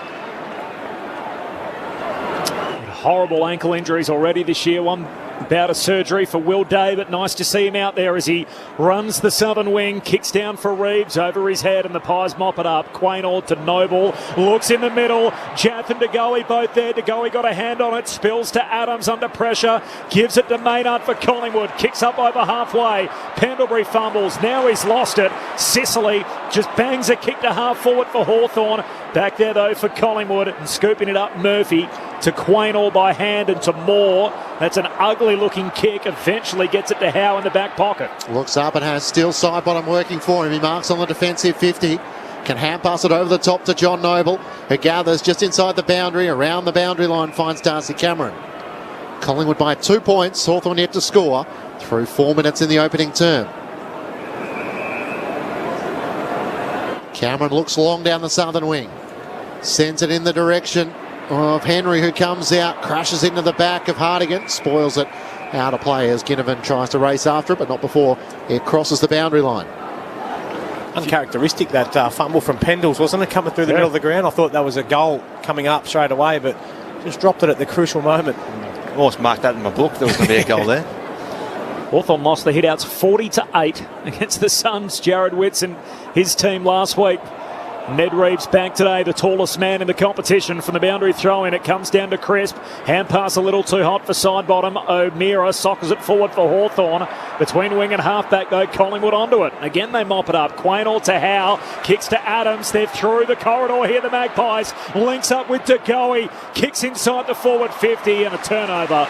Will Day takes the juggled mark. Backpedaling at centre half-back. He chips short to Morrison. With the number one on his back, averaging 19.5 disposals this season, similar to last year, where he featured in the 14 matches. Kick straight down the middle. In the pack, Reeves, free kick, hold, Collingwood free kick. Arms around Darcy Cameron in the eyes of the umpire, and Collingwood will take it back in the middle of the MCG. Kicks out to Howe on the southern wing. Hawthorn are well set inside the defensive 50. So Howe looks to Ginnivan with Gaff. Ginnivan slipped over, he was held. So a couple of whistles in succession. And Jack Ginnivan, who had an interesting Sunday afternoon last week where he missed a couple of Monties against the Blues. Chance to shoot hard out to the left forward pocket. He'll need to kick 50 metres. He couldn't stand out anymore if he tried, could he? Peroxided hair, long sleeves, extra large shorts, and maroon boots. Extra small jumper, yep. Oh, they're big shorts. Got the boxing trunks on. Jack Ginnivan veers out to the right, gives it everything. It's not a bad kick. He opens proceedings. Doesn't mind being the centre of attention after his standout game on Anzac Day, and Jack Ginnivan kicks the opening goal of the match. Collingwood 1-2-8. Hawthorn yet to score. 6 minutes gone, opening term on ABC Sport. Whatever, Murph, don't care how big my shorts are, mate. I'll just knock it through from 50 on the angle. As much as you... I enjoy the way he goes about it. Like he's like almost an antagonist, isn't he? Yeah. Likes to get under people's skin, has the blonde hair, that doesn't care what other people think about him, but he almost thrives on it, and he's come out openly and said that. So, well done, young fella. Come through, bang that one. That's exactly what Collingwood need. I would have been nervous about the way Hawthorn have started, but then I did see him bang on 5 goals in a row quickly against the Lions only a couple of weeks ago. It's great confidence from a young bloke, isn't it? Yeah. You just love to see it, and as we see the lights go on now, so it's a bit easier to see, thankfully. I know we've got an energy crisis, Murph, but I would have thought they'd be on earlier than this. It was incredibly dark. Reeves grabs it out of the middle, kicks out to half forward for the Hawks, grabs the hit out and the clearance. The Pies had it, lost it, spills to Morrison, hand pass away to Mitchell, high kick from the southern wing inside 50. Lewis crashes the pack, spills down underneath O'Meara, he went without it. Here's Murphy at half back for the Pies, hand pass to Moore, he's in trouble, spun around, got it back to Murphy, kick smothered, tackle on O'Meara now, who's taken to ground. And a ball up in the forward pocket for the Hawks. Hawthorn to the punt road end in this opening term. There was a late change. Jamie Elliott out with illness. Reef McInnes starts. Tyler Brown and Daniel Howe, the 2 subs. Ned Reeves wins down the tap to Moore. Hand pass to Wingard. Hard against the boundary. Screws around on the left. Kicks towards the teeth of goal. Kaczynski underneath it. Maynard flying back. Couldn't claim the mark. Knocks it out to Howe, who runs the behind line. Switches and misses his intended target. Not sure if it was Murphy or Nick Dacos. He missed both. And Chad Wingard will have a shot on goal in the right forward pocket. Chatty Wingard just got a couple of sprint metres there to get over to that one, didn't he? Yeah. He's like, this is perfect for me. Left foot, back inside. Pretty comfortable kick for most players. Unusual miss for Jeremy Howe. Chad Wingard races around, snaps on his left and misses to the right-hand side. Hawthorn's first score are behind Collingwood 1-2-8. 8 minutes gone, opening term on ABC Sport. Moore also in the long sleeves. He just goes with a kick to a contest at half-back, and Morrison plucks it. Takes the intercept mark, 60 out at half forward, almost turns it over himself, cutting back to the corridor. DeGoey on the loose ball, collects, there's nothing up ahead, he has to kick laterally. And he does out the side bottom, who marks on the southern wing. Side bottom, plays on. Hand pass away to Nick Dacos, nothing up ahead, gives it to Pendlebury, just pushes it out in front of DeGoey. He's outnumbered, Hawks should win it back, and they do through Impey. His hand pass picked off. Nick Dacos onto that, kicks inside 50, hand on it from Myercheck, knocks it away to Henry. Hand pass outside 50, and for some reason Will Hoskin-Elliott tries to soccer it off the ground. He kicks it out on the full. 60 metres out from the Magpies' goal. So free kick for Hawthorn at half-back. Pies by 7, 10 minutes into the second term. Sicily short around the boundary line finds Hardwick. Collingwood with 25 uncontested possessions to Hawthorn's 15. As Hardwick called to play on, looks to chip it inboard, miss Bramble. Now Nash needs to try and clean it up. He's tackled by Taylor Adams. Mitchell, hand pass away to Morrison, hard against the boundary. He dribbles a kick towards half forward. Moore caught behind, good tackle on Nick Dacos, or was it over the shoulder? I think the tackle just slipped over the shoulder, although the younger of the Dacos has lost his footing, which might have helped him. Goes short to Jack Crisp, who marks centre of the southern wing.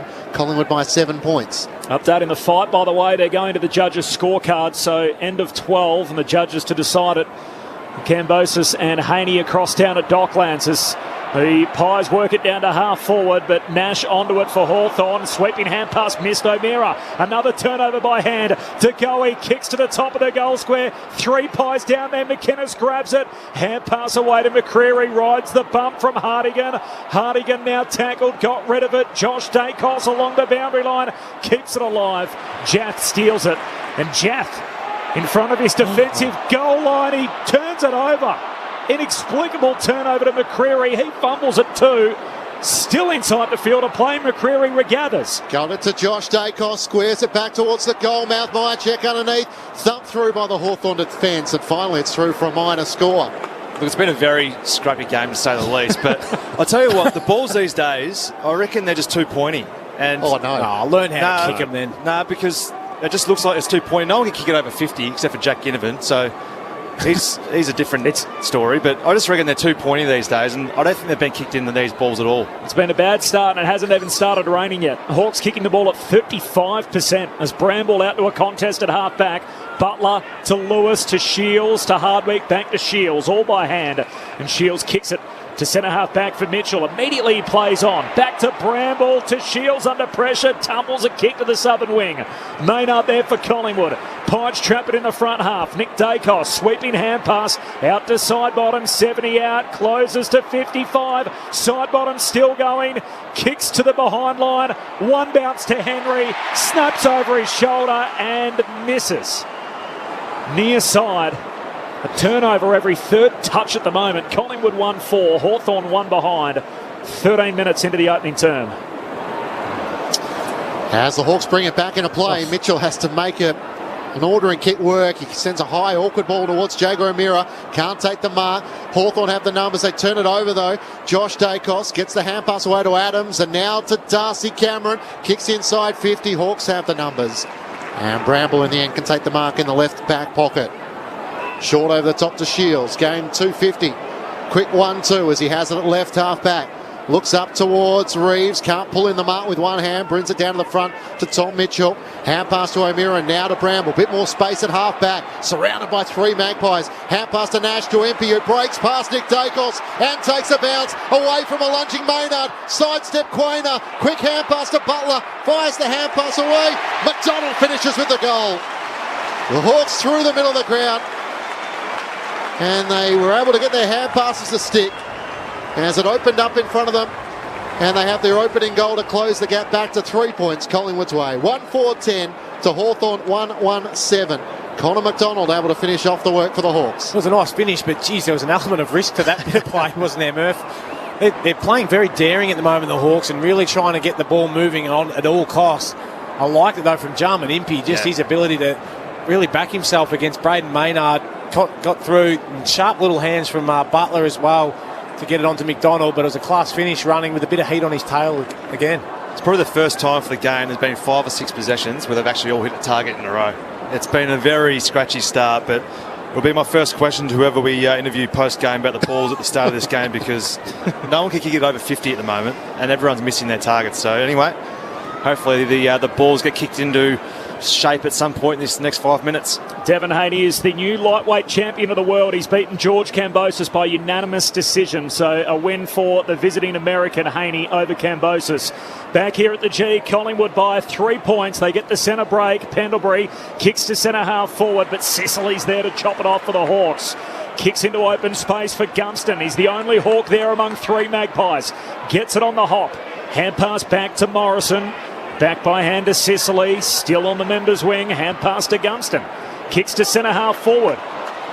Kazitsky the target, side bottom spoils, spills down to Nick Dacos, hand pass to Pendlebury, jams it on the boot, and Goey marks. Finds Geordie to go, he has Darcy Cameron pushing inside 50.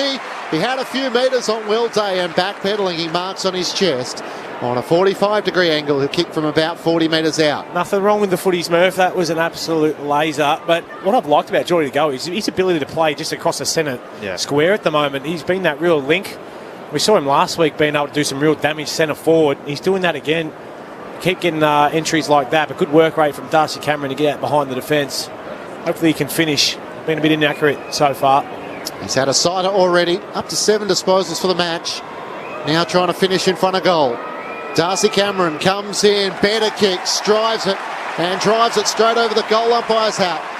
So Collingwood answers straight back, and the Pies out by 9 points, 2-4-16 to Hawthorn 1-1-7. 15 minutes gone. Opening term on ABC Sport. You with Brett Delidio and Mark Murphy. It was a nice kick there by Darcy Cameron, but what I'm saying so far is Hawthorn trying to work their way through the Collingwood defence with hands, aren't they? And they got away with it the play before and ended up getting a goal through McDonald, but that one then they had a lot of numbers, handballed it through, and then went for probably a kick that probably wasn't quite there, and then Collingwood found themselves on the outer and a lot of space, and Collingwood there by the use of Pendlebury and DeGoey, just too smart footballers not to make the most of that opportunity. And if they're not on with their hands today and by foot, obviously Hawthorn, they're going to find it pretty tough, because Collingwood with their bit of class, which I think they've got over Hawthorn, are going to find it difficult.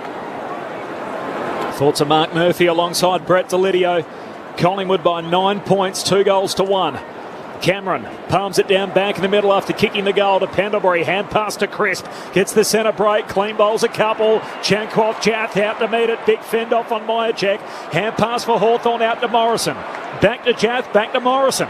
Still at half back. Hand pass away to Bramble, who goes on a bit of a run. Kicks across the ground in the centre square to Butler. Takes the mark, offloads to Moore, kicks inside the forward 50. Murphy in a tangle with Wingard, and Murphy will be paid the mark. Wins the one-on-one, hands down at centre half back for Collingwood. Had a good game last week against the Blues. Kicks out to Steele Sidebottom, who gathers on the bounce. Underground hand pass to Noble. Runs onto it. Butler offers chase. Drives the kick too wide up the southern wing. And out of bounds on the full. Hang on. Oh. Pushed downfield, was he? Yeah, bumped as he got his kick away. It must have been after he got the kick away, because it is a Collingwood free kick downfield, despite the kick going out on the full. Taken by McGuinness. Got it to Pendlebury. Nick Dacos. Nice lateral movement. Turn boundary side. Got around Day. Kicks up to Cameron. Can't take the mark. Breaks away from Sicily. Hacks the kick inside 50. Awkward bouncing ball for Ginnivan. Tackled by Morrison. Careful not to fall at his back. The not officiating umpire says it was in the back. In the middle of the MCG on the edge of the centre square, he's deemed that Harry Morrison did fall in the back of Jack Ginnivan. I don't agree with that one, Clinchy. And 50 dissent. Now for dissent. James Sicily's had a bit of a crack at him, I think. Yeah. So it makes it a certainty. And the Pies are about to kick their third. And Jack Ginnivan's about to kick his second. Into the Collingwood cheer squad at the city end of the MCG. He's taking his full 30 seconds as well. Of course he is. Get it done, mate. Very comfortable with the cameras on him. Jack Ginnivan, point blank range, puts through his second and Collingwood's third. The Collingwood cheer squad at that end enjoy it far more than the Fremantle fans did in the West. The Pies by 15 points all of a sudden. 3-4-22 to the Hawks 1-1-7. 18 minutes gone. Opening term on ABC Sport. You have Mark Murphy and Brett Delidio. Well, smart by Jack Ginnivan, because he knew the pressure was there. He knew the pressure was going to come from behind, and he just dropped the knees and fell forward. I don't reckon he has. I don't reckon he's fallen in his back. I reckon it's just because he's fallen forward himself. Yeah, well, that's what I'm saying. So he's obviously sensed the pressure's going to come from behind, and then just drifted forward and fallen back onto his knees, and then the momentum of the Hawthorn player's gone over the top. But the officiating umpire didn't pay it, and the other one, who was probably a good 40 metres or so, did. So anyway, not too sure about that one. Just chewing his mouth guard like Steph Curry at the moment. Jack Ginnivan standing in the goal square waiting for the restart. He's got 2 of Collingwood's 3 to start the game. Pies up by 15 points. We're not going anywhere in a hurry. back in the middle. There were cries of holding the ball, not rewarded. We'll chuck it up and do it all again. Down to DeGoey. Spills underneath O'Meara on his knees. Hand pass out to Reeves, who's immediately tackled. And for the third time, the ball up in the middle. 15 points, Collingwood's lead, 3 goals to 1. They've kicked the last 2 of the game, a couple for Jack Ginnivan. All of a sudden, the inside 50 starting to tell it. Quite a tale. Lipinski can't break clear. He's tackled, and the umpire will throw it up still just outside the 2 centre circles. Umpire tosses it in the air. Reeves and Cox tangle. Free kick, hold, going Collingwood's way. So they've had a fair few free kicks to start this match as well. Get you that number in a moment's time. Mason Cox had one of his best games in Collingwood colours since that famous final against the Tigers. Here he is right in the middle of the MCG. Drives a long kick inside 50. Ginnivan the target. Day set himself in front. Spoiled down. Hoskin Elliott with a hand pass to McGuinness. To Lipinski. Back out to 50 for Adams. Squaring kick over the head of McCreary. Side bottom here with space and pace. Turns and snaps on his left. Trying to do the work on the goal line is Mychek. He might have cleared the path. And it's bounced through for Steele side bottom. Collingwood off to the hot start here at the MCG. They've kicked 4 goals to 1 in the opening 21 minutes. 4-4-28 to the Hawks, 1-1-7 on ABC Sport. Well, it's not too dissimilar to the way they started against the Lions, but I feel like they had a little bit more system going forward. At the moment, they just can't seem to get it past the halfway point, the Hawks. And Steele side bottom, always been one of the best users either side of his body, and that one right there, no exception. Well done, Brody Mychek on the goal line, just clearing the path. I think he actually tried to soccer it through himself with the volley, but he started pretty well, Sidey, as has big Darcy Cameron. He's on fire at the moment, 7 touches, 1 goal, 1, going very well. So Collingwood as well are investing in a half-forward flanker to come up into the stoppage. They've got 5 forwards ahead of the ball, so stoppages around the ground. Collingwood will bring another half-forward sort of mid-type up to get some more numbers around. Luke Bruce in his 250th starting at half-forward, hasn't had a touch as yet. 21 points, Collingwood's lead. There's still no clean break in the middle. Eventually it comes out to O'Meara. Hand pass to Wingard. High kick to half forward. Leaping for it, Gunston. Spills underneath. The Bruce here. Puts his head over it. Grabs the footy. He's taken high. And the Hawthorn fans awake to it. Free kick for Luke Bruce. Left half forward. He's not going to have a shot. Looks for big Mitch Lewis. What service. Just laces it out to the Hawthorn big man. 20 out directly in front. Well, you spoke about it in the pre-game, Murph. Luke Bruce's ability to use it, and you can be rest assured as a Hawks fan when he has got in his hands. He just found a nice little gap there. Great hands as well from Mitchy Lewis, just to hold on to that. Great kick, great catch. Can he finish the work? Having a hell of a year. 23 goals already in his 8 games. Mitch Lewis on the back of the superb assist from Luke Bruce. They're both involved, and the Hawks have it back to a 15-point margin. 23 travelled opening term. Hawthorn 2-1-13. Collingwood 4-4-28. Pies by 15. Only a very small percentage of players can kick the ball like that, and Lukey Bruce, over 3 or 4 Collingwood blokes all filling in the hole, doing the right thing by the team, but when you can pinpoint the ball like that, they're hard to stop, and Mitchell Lewis just came out and hit that at full pace, which was great to see. They certainly needed that, the Hawks, didn't they? Because it was slowly starting to get away from them. Collingwood started really well, but Bruce drawing the free, getting the crowd involved. 250 games would start by Lukey Bruce, and it looks like Shields might be coming up and trying to tag. Well, looks, I'll get back to you on that one, Lids. Okay. Voice of Mark Murphy with you on ABC Sport. The inside 50s 14-4, so the Hawks have kicked 2-1 from their 4 inside 50s. Reeves up against Cameron. Cameron was able to get it down to the advantage of Adams. Hand pass to the run of Crisp. Kicks inside 50.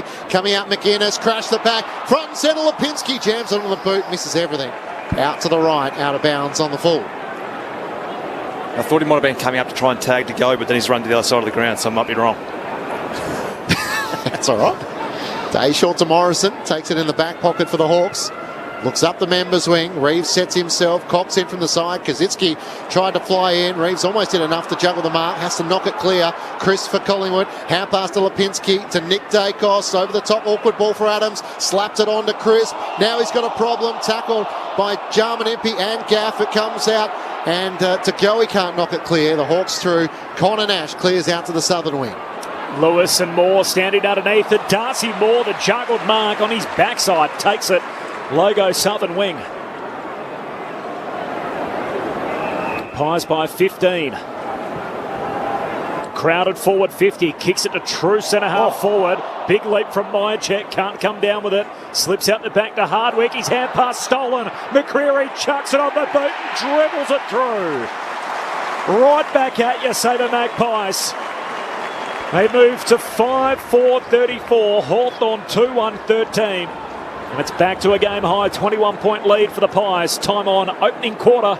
Grandstand AFL, Mark Murphy and Brett Delidio. They've had quite a few of those sort of in-out-in players, haven't they? The Pies are setting up really well.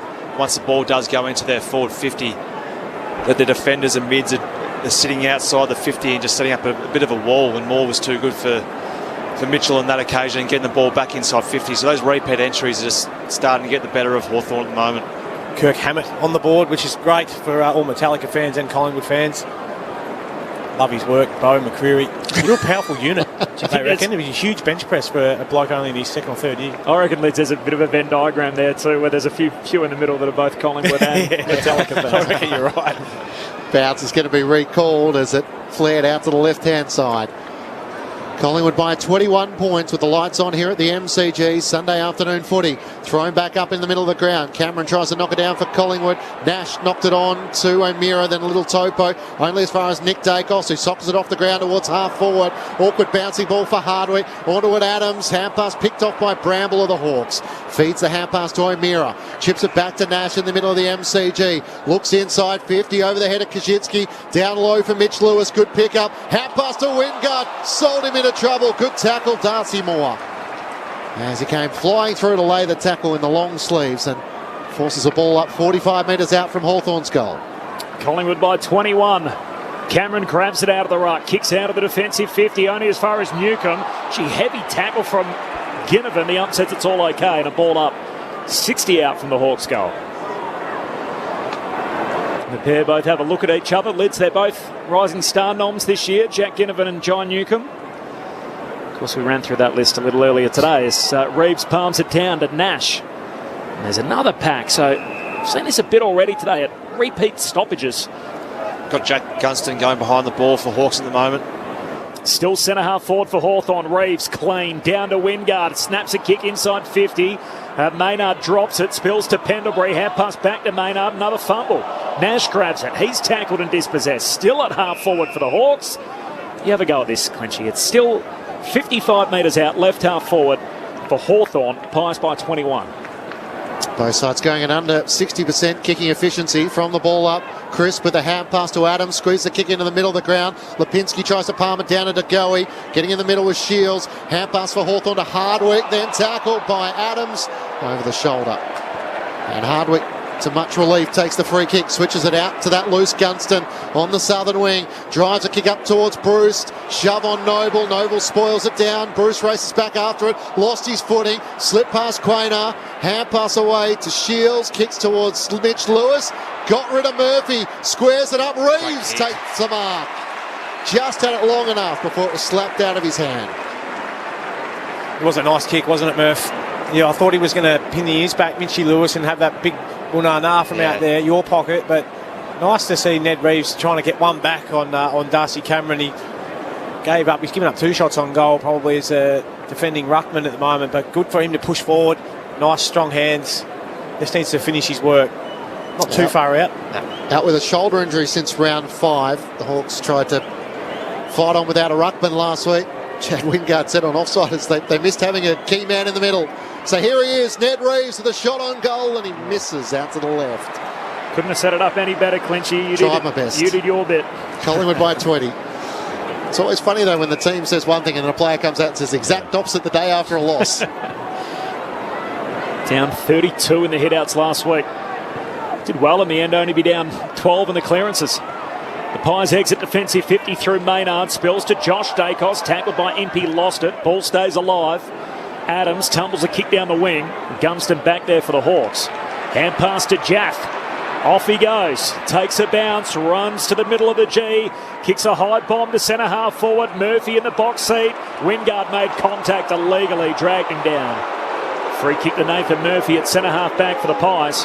Collingwood 5-4, Hawthorn 2-2 as we close in on quarter time. It's one of the Collingwood forwards probably needs to just make a 2-for-1 against Gunston at the moment because he's just mopping up everything down there at the moment. Nick Dacos out to Maynard, up to Hoskin Elliott at left half back. So the Pies playing the boundary line. Happy to control the tempo as we're closing in on quarter time. Magpies by 20 points. Hoskin Elliott wants to draw an opponent, runs into Shields, gives the hand pass to Maynard, boundary side. He kicks the ball, which is partially smothered by Bramble. It rolls out across the boundary line, just getting to left half forward for the Pies. Pies impressive opening quarter form will continue, so only trailed at quarter time on 3 occasions this year, Collingwood. Interestingly, they've actually only trailed at quarter time 3 times this year, despite the fact they're 6-5 on the season. So they've been in just about every game they played. From the boundary throw in, Newcomb with the clearance, pumps it down to half forward, but time will run out on Hawthorn. That'll do us through 1. It is a gloomy, overcast Sunday afternoon at the MCG. The floodlights are on. It isn't raining yet, which Chess Webster on the boundary is very happy about. The Pies lead it again at quarter time. 5-4-34, Hawthorn 2-2-14. A 20-point lead for Collingwood. Clinchy, I've got 2 for Jack Ginnivan, 1 each for Cameron, Sidebottom and McCreary. The 2 goal kickers for Hawthorn, Mitch Lewis and Connor McDonald. Correct way. Don't fear if you're in the West. We will be taking you to Fremantle and the Brisbane Lions at the completion of this match. You won't miss a minute of the action. Quarter time here at the MCG. Collingwood by 20 points on Grandstand AFL on ABC Radio and ABC Sport Digital. Ever heard of Helpers High? The satisfaction, literally, I cannot define in words. By volunteering our time, we feed our own positive mood and boost our overall physical and mental health. To celebrate the ABC's 90th year of connecting communities, we're asking you to take the 90 for 90 pledge. Just 90 minutes of your time to help a cause that you care about. One person can make a difference. For more information, go to our website, ABC Gives. The 2022 AFL Premiership season. Grandstand AFL on ABC Radio and ABC Sport Digital. Collingwood will take it back in the middle of the MCG. Kicks out to Howe on the southern wing. Hawthorn are well set inside the defensive 50. So Howe looks to Ginnivan with Gaff. Ginnivan slipped over. He was held. Jack Ginnivan veers out to the right. Gives it everything. It's not a bad kick. He opens proceedings. Bramble, bit more space at half back, surrounded by 3 Magpies. Hand pass to Nash to Impey, who breaks past Nick Dacos and takes a bounce away from a lunging Maynard. Sidestep Quainer, quick hand pass to Butler, fires the hand pass away. McDonald finishes with the goal. Lipinski back out to 50 for Adams, squaring kick over the head of McCreary. Side bottom here with space and pace, turns and snaps on his left. Trying to do the work on the goal line is Mychek. He might have cleared the path. And it's bounced through for Steele Sidebottom. Crowded forward 50, kicks it to true centre half forward. Big leap from Mychek, can't come down with it. Slips out the back to Hardwick, his hand pass stolen. McCreary chucks it on the boot, dribbles it through. This is the 2022 AFL Premiership season. On ABC Radio and ABC Sport Digital. Quarter time of the MCG, Collingwood leading the Hawks by 20 points, 5-4-34 to the Hawks 2-2-14. Jack Ginnivan with a couple for the Magpies. Fran from Melbourne on the SMS, 0437 774 774. Hi team, watching Sam Reid back in the Sydney side last week. Is Ben Reid still on the books for the Pies or has he retired? And which team did Darcy Cameron come from previously? Ben is retired, former Pie. I think he's playing coaching country footy now. Wang Magpies, I believe, up in the old M. We actually bumped into him at one of the pubs in South Melbourne last year. It was great to have a chat to him. Still watching Sam closely. And Darcy Cameron was at the Sydney Swans before making the transition to the Magpies. Grant from Hobart enjoying the footy. Murph, Lids, I hear you're both good at cricket. We've had this one before. Yeah. Did you start playing again when you finished footy? I retired from cricket in November, 2 weeks short of my 52nd birthday. Wow. That's the great part about cricket, is you can play to just about any age. Yeah. No, I haven't. Having said that, yeah, I love the sport, but I'm not willing to give up my Saturday arvo. So if there's a T20 team out there on a Tuesday night or something, I'm in. Give me a call. Yeah, you need a couple of hours really is probably all you can juggle with the kids. And question coming through, what happened to the encroaching rule? Players have been allowed to closely cruise past players all around the outside 5, which is a joke for teams like the Bulldogs are exploiting. Have you noticed that one? I haven't. No, I haven't noticed that one. I think it's important. I think it's good when they pay it when people are running through that area corridor side. I don't like it when it gets paid when blokes are running on the boundary side. Like, that's ridiculous. They're not going to affect the play at all there, are they? So, but if you're within reason, like close, but you watch teams also, they're trying to run past to try and draw that free kick as well, because if you don't get right beside them and you try and veer off the other way, umpire's like, boop, there you go, that's 50. It's a big penalty, isn't it? Getting 50 against you when you're just in an area, like it's tough. You're not tackling the bloke with the free kick. You're not trying to smother him. You're just trying to get out of the way. But it is a big penalty. But I don't know. Maybe it gives us more shots on goal. So I'm all for it. Yep. So the Magpies lead by 20 points. They dominated the inside 50, 17-8. They were able to kick 5-4 as opposed to the Hawks 2-2. So Pies with a lot of the footy. Hawks are trying to hang in as best they can for the moment. Yeah, I think from what I'm seeing here, and you probably might agree with this, Murph, is the Hawthorn are really trying to play a fast brand of footy and trying to catch Collingwood's defence on the hop, not allowing them to get strong. I think we saw that even last week. The ability for Collingwood to defend the ground was really quite good. So Hawthorn are saying, right, we're going to come at you and not give you that time and space. Ability for Moore and even Murphy. I've been really impressed with his last 5 quarters. I feel like he's made a real leap in his progression. But then we've got Jeremy Howe and Maynard as well, who set up the ground really well. So Hawthorn have got into this handball-happy game at the moment. They're not over-handballing, but they're trying to take the game on. The other thing is that they're just both sides letting themselves down with their skill execution, and it's causing more turnovers, and just the game hasn't really opened up yet, but Collingwood have been able to capitalise going forward. No, you're right. It's been a bit of a tough watch, hasn't it, skill-wise, but you sort of hit the nail on the head. Hawthorn are trying to get numbers back and use their hands and almost sort of rugby run it through and then try and hit the target from about 70 out and then get it into one of their forwards without having sort of more coming to support Howe or vice versa. So I think the idea in which they're trying to play is the right one, but you can't play that the whole time because they have tried to do that a little bit too much and been hurt on turnover. Jess Webster on the boundary. It's just starting to drizzle down here at ground level, guys. I don't think it's a case of if but when this rain comes to the MCG. Hasn't been the prettiest of starts to this game, and it might not get any better when this rain settles in. Thanks, Jess. Into the second quarter we go. Darcy Cameron tries to take it out of the ruck, dribbles a kick to half forward. To go, he fends off a tackler, kicks inside 50. Hoskinelli on the lead, it's over his head. Myercheck tries to run onto it against the boundary. Hand pass to Henry, one way then the other. Hand pass to Pendlebury, back to Myercheck. Standing start, right forward pocket, he misses. To the right-hand side, had more time and space than what he would have imagined. Puts it through for a minor score. Collingwood by 21 points, 30 seconds gone, second term. Bramble on the kick-out duties, goes short to Will Day. We're part of the Will Day fan club too, aren't we, Lids? Oh, absolutely, mate. This kid's going to be a superstar. On his 21st birthday today. Long kick in front of the benches. Reeves reaching for it, no mark. Spills down to McDonald. Squeeze the kick out to Crisp. Mark was paid, he played on anyway. Hand pass to Pendlebury, kicks for Adams. He marks just forward of the wing. 21-point lead for the Pies. Early doors, second term. Kick touched on the way through, ends up in the lap of DeGoey, breaks one tackle, taken down on the second. Hand pass away to Crisp, he had a windy, spills back to DeGoey. Hand pass to Lipinski, gives it off to Crisp, he's gang tackled. And after all that, another stoppage and a ball up centre half forward for the Magpies. Had a windy. I haven't heard that one before called. Is it a fresh air shot? Yeah, I get it.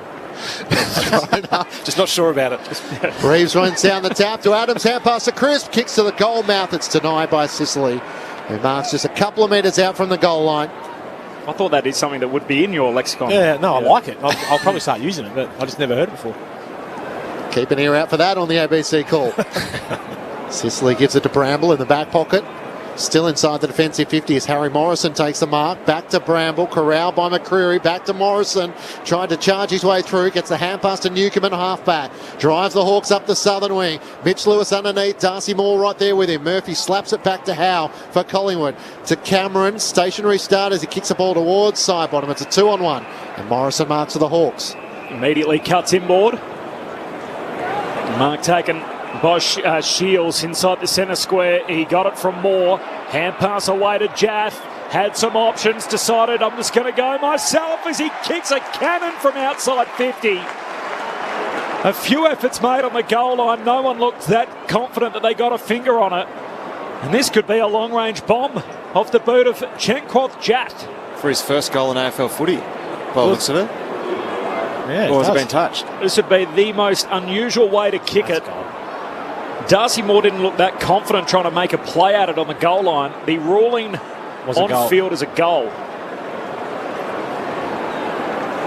It was a nice long kick, but I felt like they overdid it a little bit with their handball. Yeah, I thought they did too. Just one or two too many. I felt like Shields could have gone forward himself and then went to O'Meara, who then went to Giath. So a nice finish from outside 50. If you can't see a finger come back here, then it'd be hard to overturn, wouldn't it? I'm with you, Murph. I don't think there's anything on that vision that suggests that you can change to the on-field call of a goal. As you said, in his 31st game, Chanquoth Jath, this would be goal number 1. Hopefully they all get to him.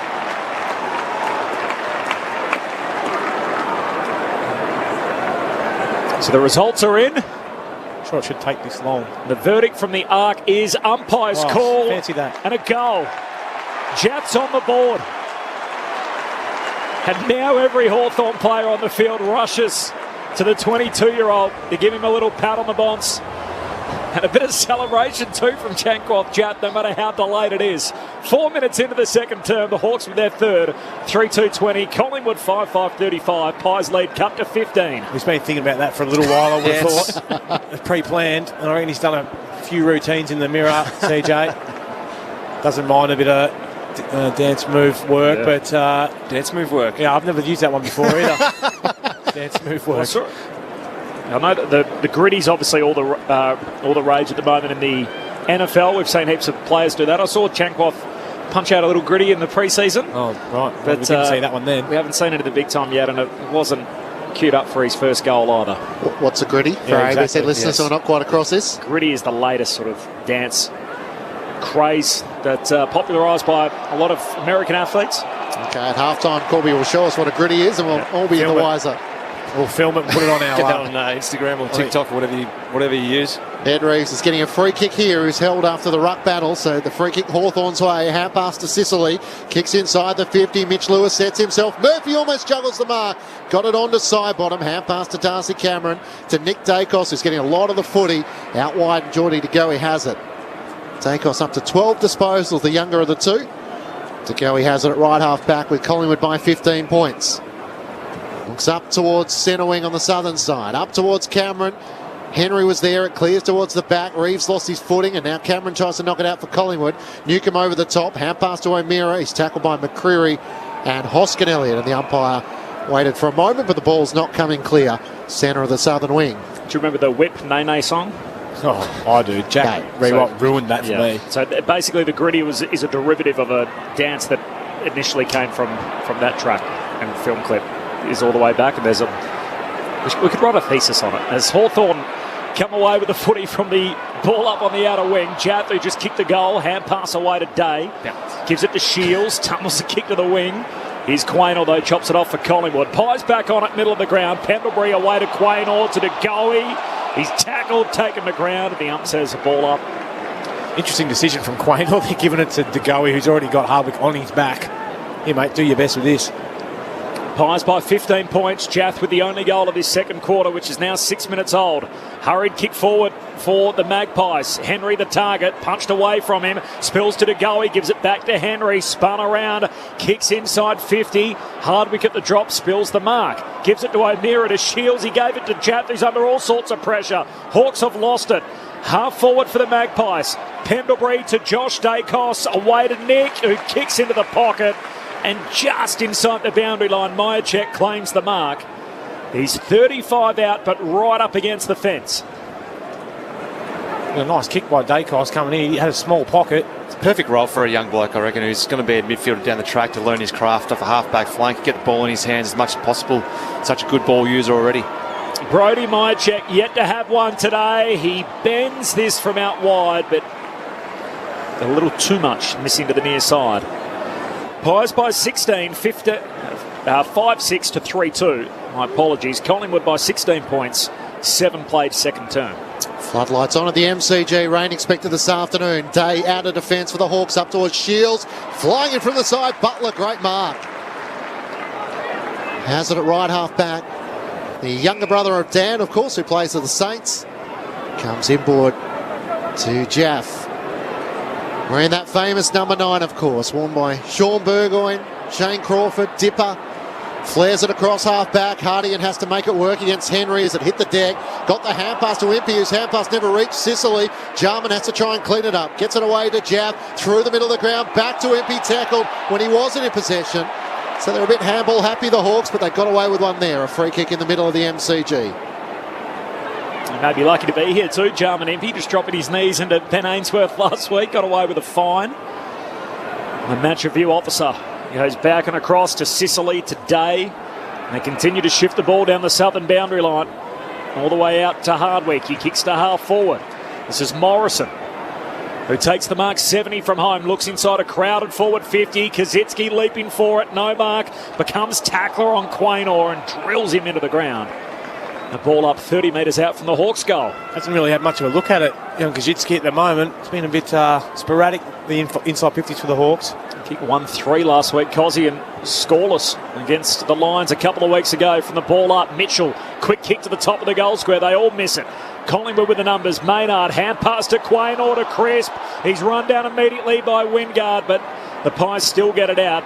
Nick Dacos away to Josh Dacos. Gives it to Adams. Ugly kick down the wing. It'll sit for Myercheck. His handball will turn over 2.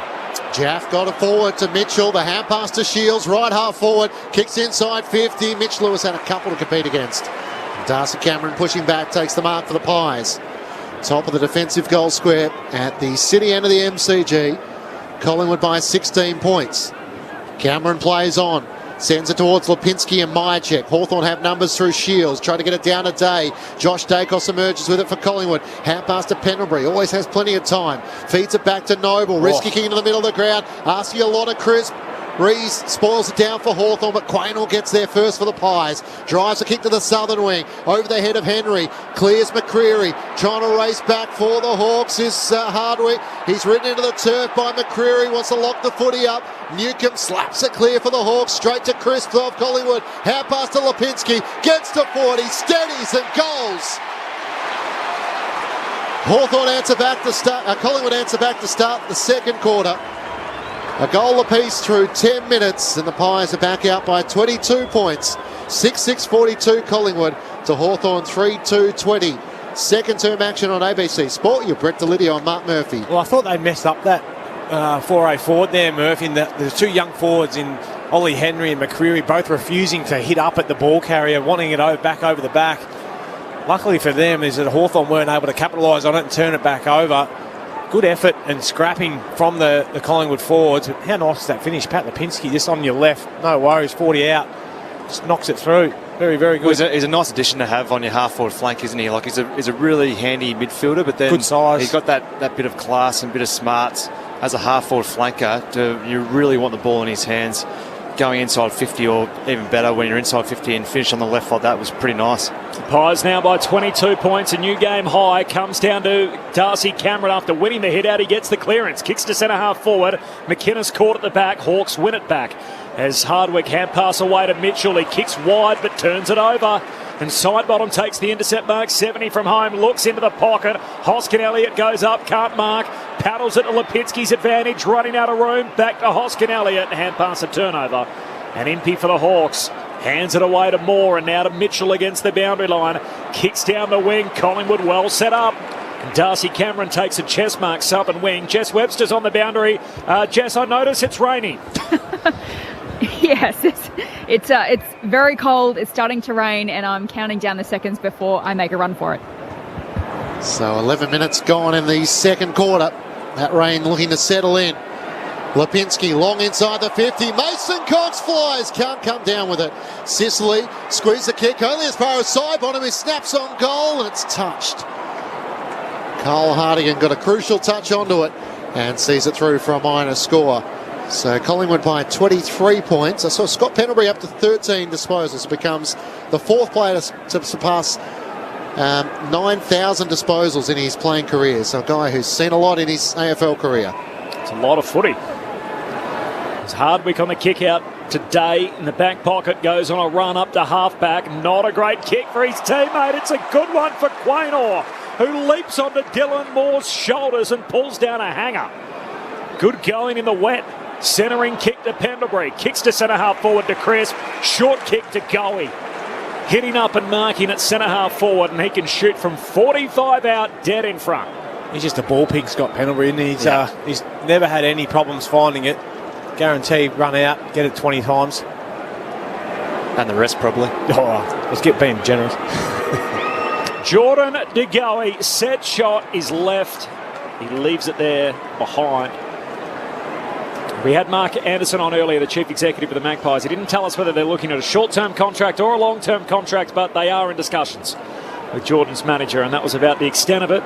Collingwood now by 4 goals, 13 minutes played in the second term. Jarman Empey brings the Hawks back into play into Myers as he decides to drive it long in the end.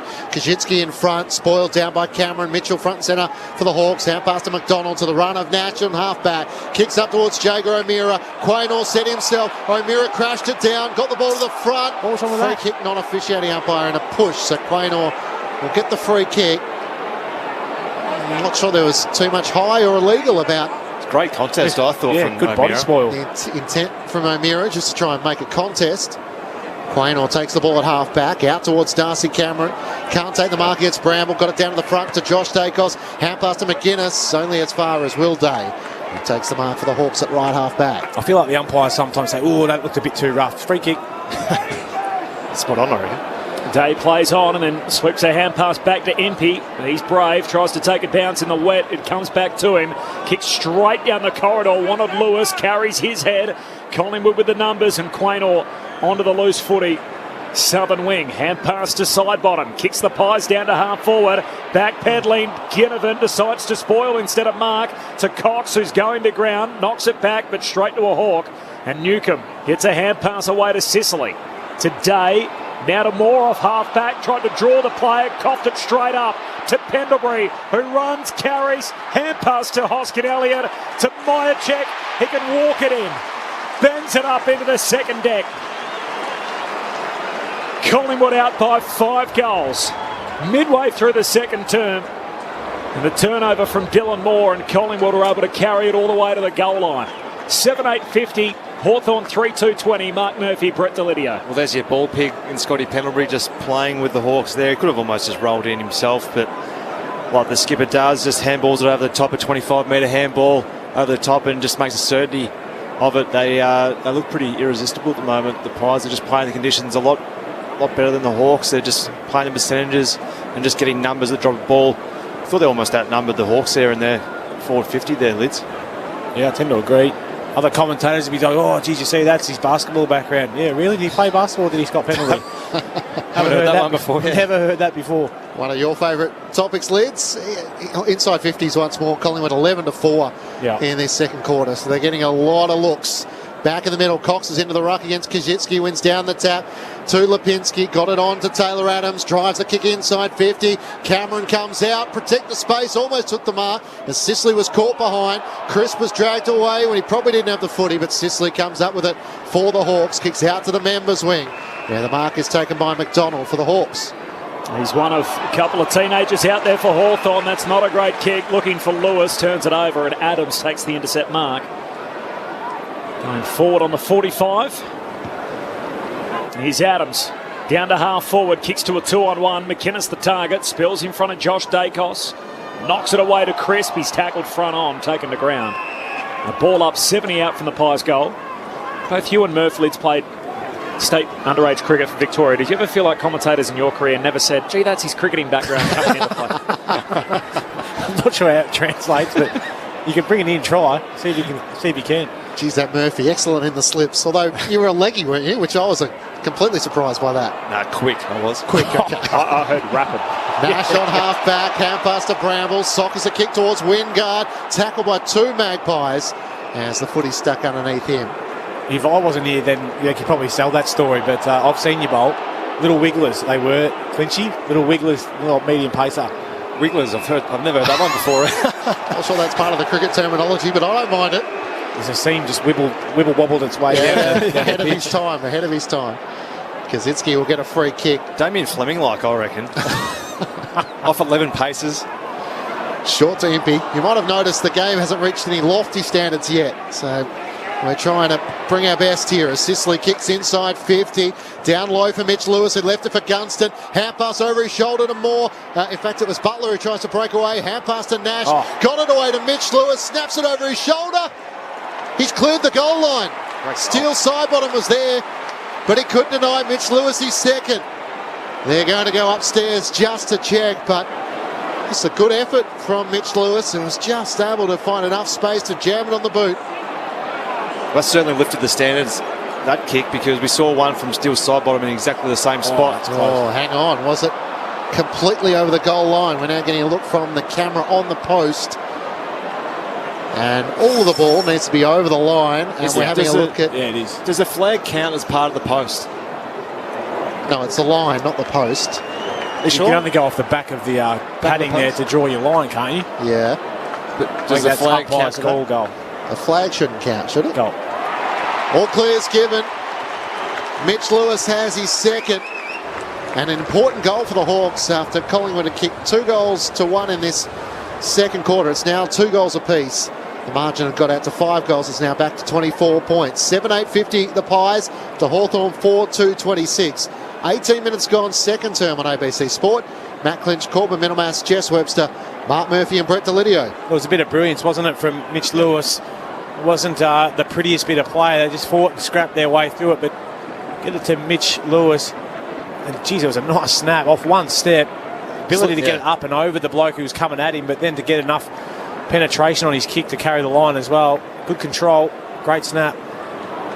Certainly a goal they needed, that's for sure. Yeah, they're just staying in touch, aren't they? Just doing enough. They're within 4 goals at the moment, but just hanging in there.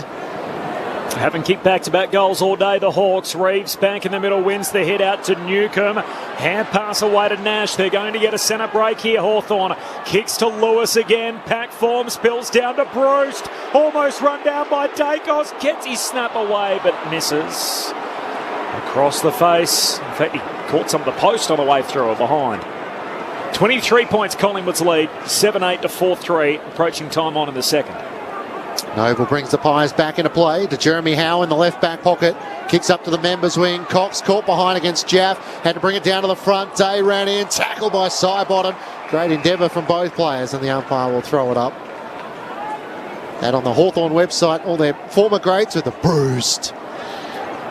Featuring some of their all-time greats, including Luke Hodge. And here's Bramble for the Hawks, emerges with it. Almost run down by McCreary. Ball spills out towards Taylor Adams. Can't get a disposal away.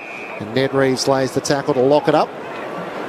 You wonder why you're down 6-12 and inside 50s. Just kick the thing in there. Give him a chance.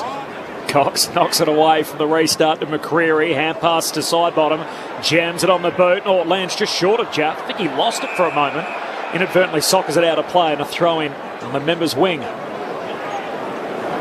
First of 2 games today, all standalone fixtures, shortened rounds, obviously the first of the 3 bye rounds, so still to come. The game of the weekend, the best till last, second versus third, Fremantle and Brisbane.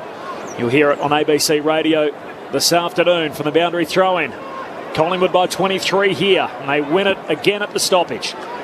Pendlebury to Nick Dacos by hand out to Sidebottom, kicks to half forward. All the Collingwood forwards press up to the wing. There's no mark for Mychek. Spills to Shields, hand pass to Jav, kicks down the line. Lewis hits up to meet it, wins it. Hand pass away to Nash for the Hawks. A long kick to centre half forward. Quaynor again going for a fly. Spills down to Noble. He's knocked off it. Pendlebury had it. He was tackled, and he thought he was tackled without it. Pack forms behind him. Umpire lets them go. And eventually it comes out to Mitchell and then to Bramble. Gets the hand pass to Bruce. He tries to square it up to Wingard. Bounces in front of him on 50. Jams it on the boot towards Butler. Crashed back. Nick Dacos got back there for Collingwood. Combines with Murphy but can't keep it in play. Not far around from the left behind post. The Hawks lock it in their forward 50. Still overusing it a little bit for mine, Hawthorn. It's slippery conditions. The rain's starting to come down. They need to try and adjust what they've been going into the game with of trying to handball the way through. But it's got to get it on the boot a little bit more quicker, I think. Collingwood by 23 points. Cox and Reeves. Cox tries to have a second swat at it.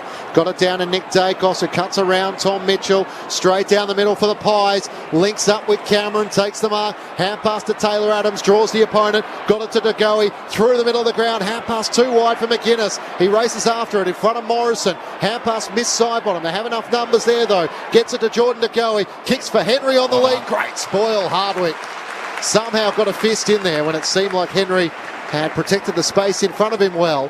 Plenty of pats on the back for the number 15 for the Hawks. That's a great defence, isn't it? By Hardwick. Good closing speed. Hawks played in dewy conditions last Saturday night up in Darwin. They lost large, 67 points against the Suns. From the boundary throw in, McCreary, the fend off and then the snap.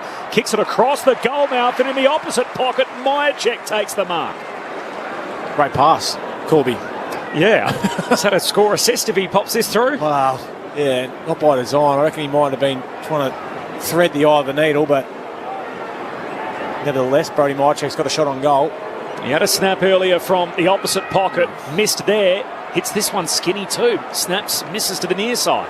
Might need to work on that left foot snapping routine, I think, there, Big Brody. Didn't look that fluent, did it? More confident. Just off one or two awkward steps. Pies by 24, time on in the second. Bramble back in for the Hawks to Impey, drives it up towards half back where Sicily can take the mark over Ginnivan. Turns and moves it further afield. The Hawks can look to try and move it through Dylan Moore. Veers out to the right. His kick is over the head of Wingard, looking for Gunston. Wingard front and centre, gathers. Cut past Pendlebury. Got around Nick Dacos. Turns and kicks inside 50. Finds Butler. He dropped the mark.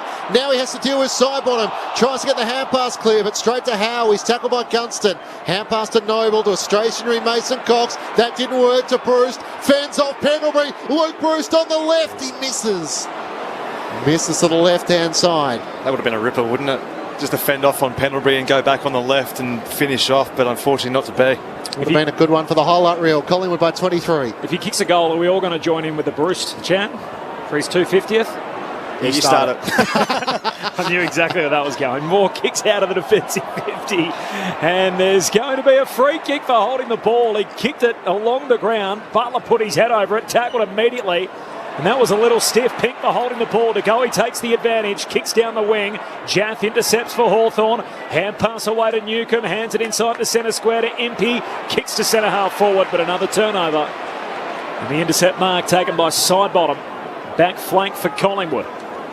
A short and wide out to Ginnivan. Collingwood by 23 points. 25 travelled in the second term. Of course, the Pies played in the wet a fortnight ago. They did a job on the Dockers over in Perth. Ginnivan kicks up towards McInnes, outmanoeuvred by Hartigan. And Carl Hartigan takes the mark for the Hawks. 2 goals apiece in this second term. The Hawks have managed to level up some of the inside 50s so far. As Hartigan looks towards half forward, kicks out in front of Mitch Lewis. Right there with him is Darcy Moore, spoils it down. Josh Dacos with a hand pass to Maynard around the boundary line. Back to Moore, hand pass to Josh Dacos. Got bumped as he got his hand pass away to Crisp. Another one where there was a bump there, but I'm not sure exactly what the free kick was. It over the shoulder? Maybe just. As Jack Crisp takes the free kick for the Pies, up towards Myercheck, got rid of Sicily, couldn't claim the mark though. O'Meara with a hand pass to Jaff for the Hawks, one way then the other, turns around boundary side, screws it over his shoulder, but Maynard was well set, flies over the top of Shields and takes the mark for Collingwood. Pies by 23, 26 travelled second term. 16 scoring shots to 8 though. Collingwood's way is the kick from Maynard inside 50. Spills out the back of the pack. Hawthorn onto it. Hardwick to Mitchell to Impey, and then a big sweeping hand pass out to Dylan Moore. Back pocket. Short kick out to halfback. This is Butler, collects, gives it to Impey. He's tackled. Out of play by McCreary. And a boundary throw in. 35 out from the Collingwood goal.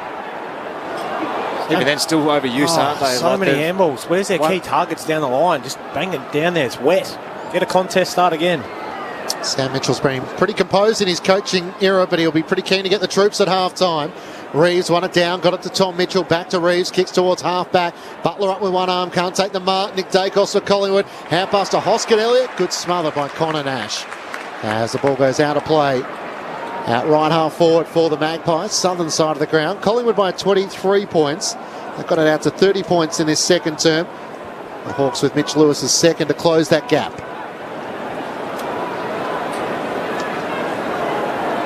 In it comes, the two ruckmen, Cox and Reeves, a little short on the boundary throw in. Cox first, hands on it. Pack forms underneath Adams and also O'Meara, and O'Meara's almost got the footy like a pillow on the back of his head, and somehow the umpire said that's holding the ball. Free kick for the Magpies. Adams to take it. Kicks out to Hoskin Elliott. From 70 out, kicks inside 50. Henry went early. It's marked at the back. And the mark will be paid to Hardwick. Gee, it's hard enough in the rain without a few of those things going against you. And Blake Hardwick, back pocket. Short kick to Hardigan, and then swings it out wide to Impey. Back pocket for Hawthorn. Looks up further afield. Tom Mitchell's free at right half back. Turns and hand passes inboard to Morrison. He can give it back to Mitchell as he draws crisp. Looking at options in the middle of the crowd. Ran into Lipinski. Still doesn't have one. Hand passes to Bramble. They work it around the members' wing to Impey. Underground hand pass to Nash. Bounced off his chest. Now has Pendlebury to deal with. Can't get a disposal away. Nick Dacos fires a hand pass inboard to Goey. Kicks towards Ginnivan, who marks on his chest at half forward. Inside the centre square for Collingwood. Can look inside 50, drives a long ball towards Myercheck. Henry there, Myercheck going back, almost took the mark. It comes to Lipinski. Hand pass too sharp for Henry. Knocking it away was Dylan Moore, who's in defence. Gets it out to O'Meara. Draws an opponent. Hand pass too wide for Jaff. He keeps it in play as he taps it along the boundary line. Eventually made it work. The happy hand passing Hawks as they continue off the back flank. Jaff to Morrison and now out to Moore. That's Dylan Moore. Hooks his kick down the wing and then just hacking it off the deck is Kazitsky. Makes 50 metres and making some ground at last for Hawthorn inside 50. Howe picks it up. Got a little shove. Did he in the back from Gunston? Ump says no. Ball's out of play. As Howe falls to ground and fumbles the footy out of play. A throw in forward pocket for Hawthorn. Very lucky to get away with that one. You can understand why the fans just want them to whack the ball forward, don't you, when you start to get results like this and they've got a stoppage in their forward 50. They've had a real unwillingness, Hawthorn, to adjust their style at all. As Adams, right on the bell, is run down by Luke Bruce. The umpire says play on, no free kick. And time expires on that second quarter. Half-time at the G, Collingwood by 23 points. And the light rain continues to fall. The floodlights are on. And there is a grey veil which just hangs over the top of the Melbourne Cricket Ground. You can't spot any blue sky at all. Collingwood 7-9-51, Hawthorn 4-4-28. Half-time at the G. The goal kickers, two for Jack Ginnivan. They both came in quarter number one each for Lipinski, Cameron, Sidebottom, McCreary and Myercheck. While for Hawthorn, Mitch Lewis has two.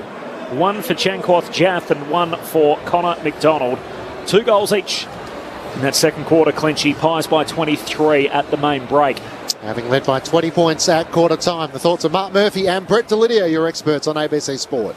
Well, we've obviously talked about it so far, Lids, about the overuse from Hawthorn. It's one of those things when you go into a game and you've got a style of play that you want to try and use against the opposition. There's no doubt they've come in today thinking, oh, we're going to handball our way through, and then once we can get our way by about 20 or 30 metres through the defence, then we're going to use the ball by foot. But when conditions start working against you and the ball is a bit greasy, and the defence of Collingwood has been, it's been really strong all year, and it's been exactly the same today.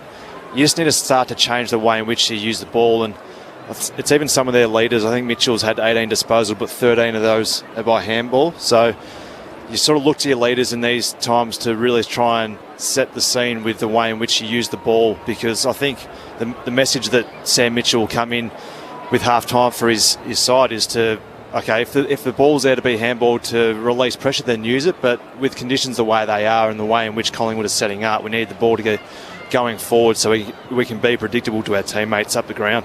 Yeah, totally agree. I feel they've had a couple of, a lot of opportunities just to get that ball forward and give their forwards a chance 1v1, if not, to fight it out 5v6, and when they refuse to go inside. We saw Bramble there. He's looking forward, facing forward, no one coming at him, but decides, maybe I'll handball and has to dump one over his shoulder. It's like, Mate, your forwards are screaming out. I can only imagine what my old teammates, one sitting in the box next to us, would have been saying to me, and one that's still playing now, and Jackie Rewald. If that ball did not come in when you're facing forward, your ears would be burning. But I don't know whether that happens so much in today's game. I know Fev would have been the same absolutely at Carlton when you were playing, but when you look at the way, like the numbers for the Hawks, it's a lot of their halfbacks. Tom Mitchell's a midfielder, obviously, but Impey and Giath, Sicily, they're getting heaps of the footy, and they're probably because they're they're over-possessing a little bit as well. But I would love to see them just go forward with the footy, give them a chance. But really, I think you have to applaud Collingwood and their ability to defend. They're just not giving them a chance. They're setting up really well across the centre of the ground and defending their back half really well, and they're getting it a lot on their terms. But Hawthorn are encouraging that through over-handball and mistakes. So fix that up and, you'll start to chip it away at that 23-point margin. The Hawks want to be a transition side, but Collingwood plus 28 in contested possessions at half-time. With the rain on the way, I'm sure Sam Mitchell will be keen to try and address that at half-time. The Magpies by 23 points. We'll get Corby's analysis of the boxing fight after we get the latest from the ABC Newsroom.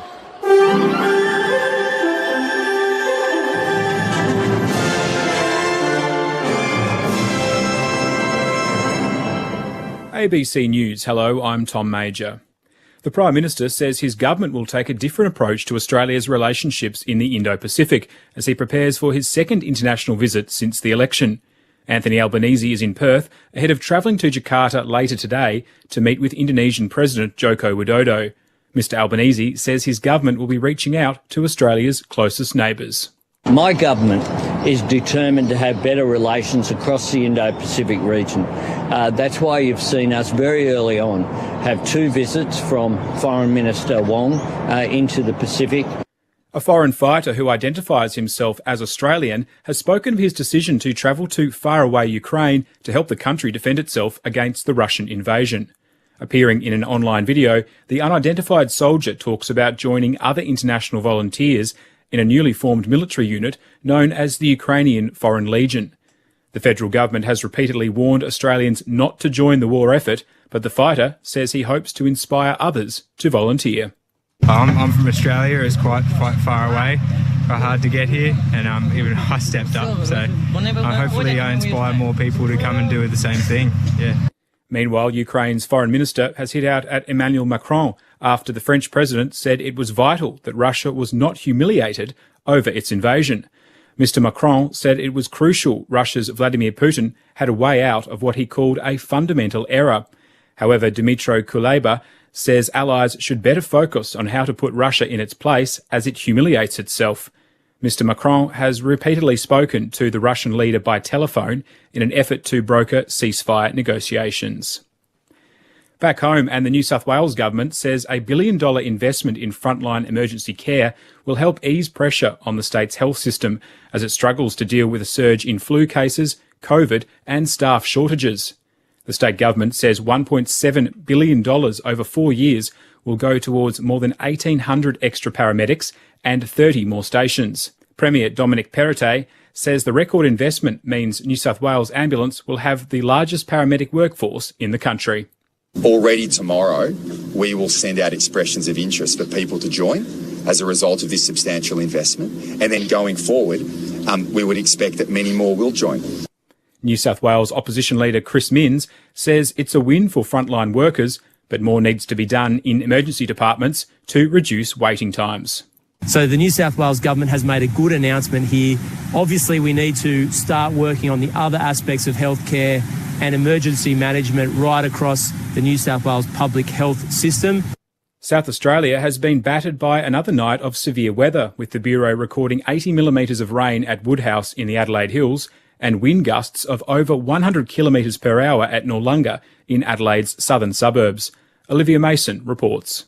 Trees and power lines have been downed by strong winds, while homes have been damaged and inundated with water after a night of severe weather. The SES has received more than 350 calls for assistance since yesterday evening, with more expected throughout the day. Tom Boak from the Bureau of Meteorology says the worst of the winds should have passed. Not as windy as it was last night, but there is still a possibility of some damaging winds coming in for this evening. Authorities are urging people to exercise caution outdoors and on the roads today, with a severe weather warning remaining in place for parts of the state.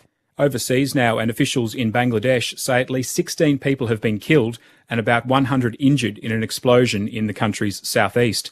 The blast occurred after firefighters were called to fight a fire at a container storage facility. A doctor treating the injured says 20 of them are in a critical condition with burns to 60 to 90% of their bodies. The cause of the fire remains unknown. And police in Hong Kong say they're holding 6 people following arrests yesterday to curtail public commemoration of the Tiananmen Square massacre. A candlelit vigil marking the bloody crackdown in Beijing 33 years ago would have been held in Hong Kong's Victoria Park. On June the 4th, 1989, Chinese troops opened fire to end student-led unrest in central Beijing, which human rights organisations say resulted in thousands of deaths. Commemorations have been held in other cities, including London and Taipei. You're up to date with the latest from ABC News. For more news at any time, you can download the ABC Listen app. Down the leg side, oh, and it's a brilliant one-handed take. A legend joins the immortals.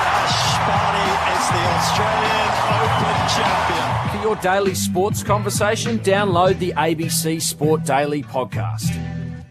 For laughter, tears, and a look back through the years. How about this for our first date? Join Julia Zamiro for one final trip down memory lane. This is like where I grew up. With Ray Martin, Marsha Hines, and Stephen Page. I started choreographing my first work here. Plus the most emotional homecoming yet, her very own home delivery. I would have loved to walk through here with him. The final season of Julia Zamiro's Home Delivery. Wow. Starts Sunday, June 19 on ABC TV and ABC iView.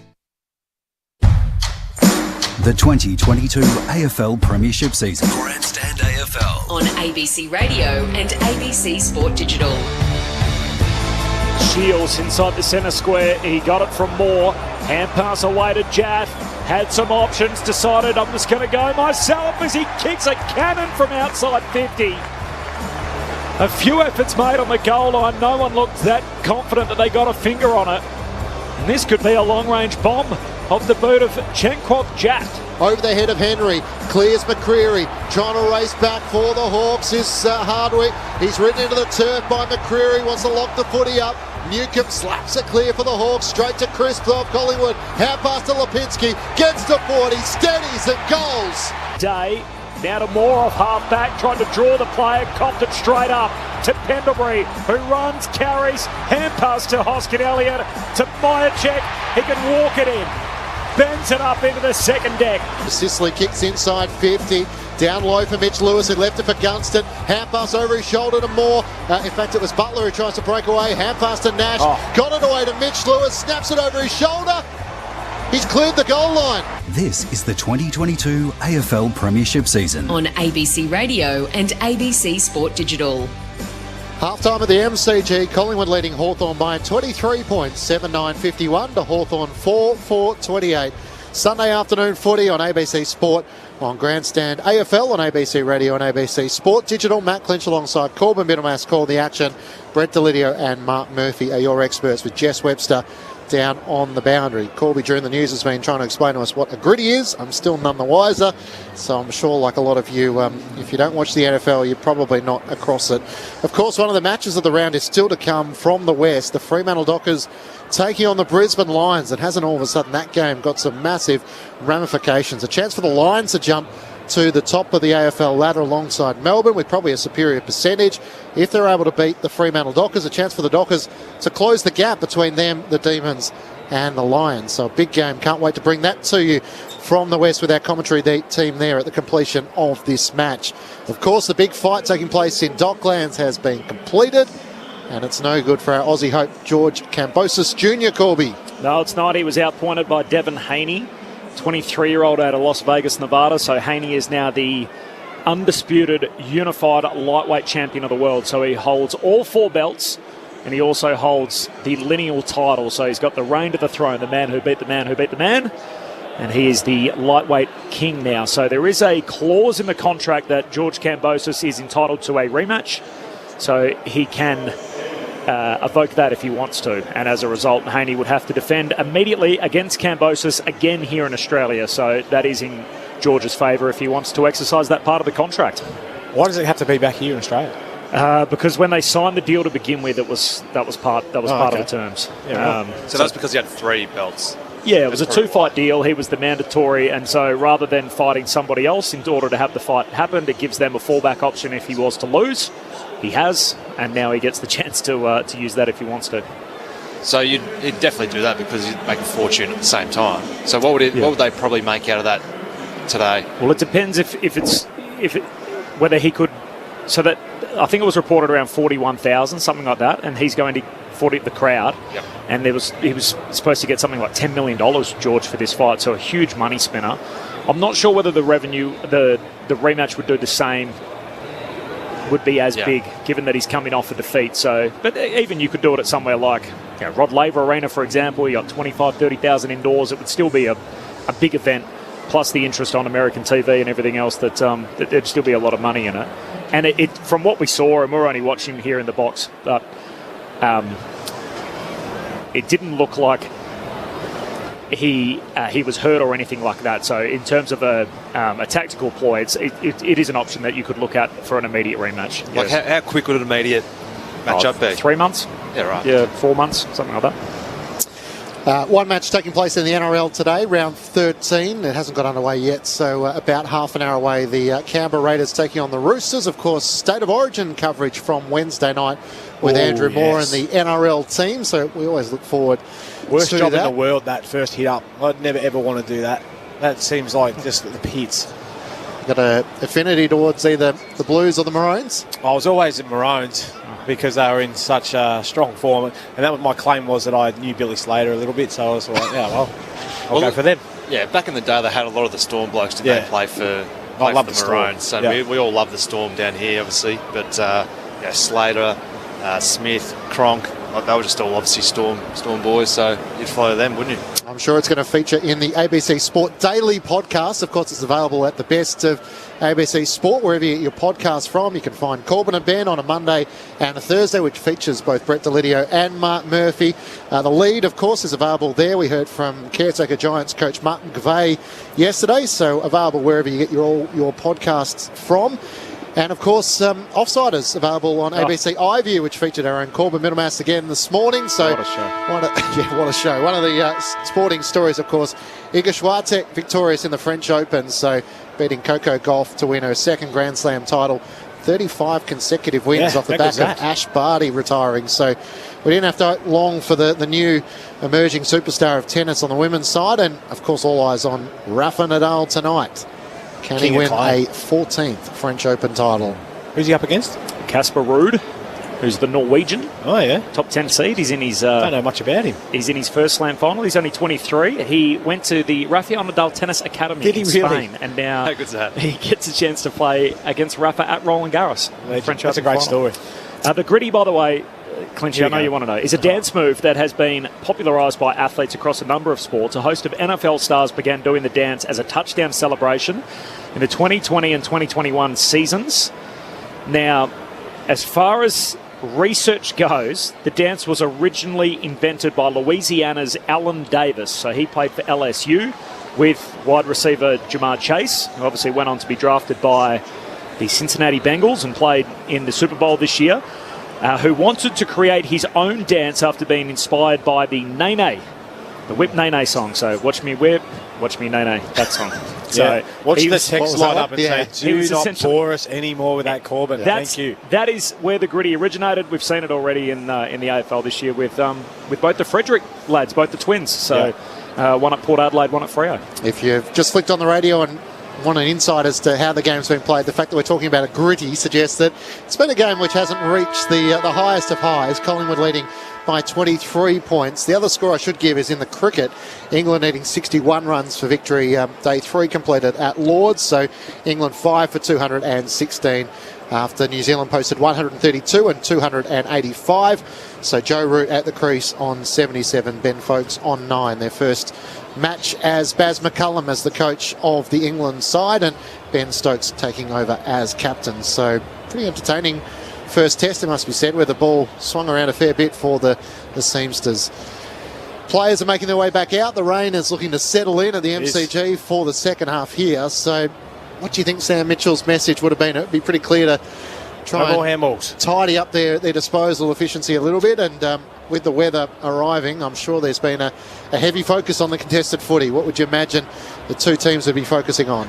Well, I think it would be basically exactly that. Just it's going to be a game of sort of yardage. And when it's conditions like it is, it's absolutely sheeting down of rain, that the team who is willing to put their head over the ball and pressure hard and be able to get the ball forward and just keep on just getting yardage will end up probably winning this game of football. It's going to be a long way back for Hawthorn being 23 points down, but anything can happen in these conditions, and it's the side who comes out first with a real strong mindset to really just dig in and be hard at the contest and at the man, and as I said, just get the ball forward, because it's going to be no-fuss football.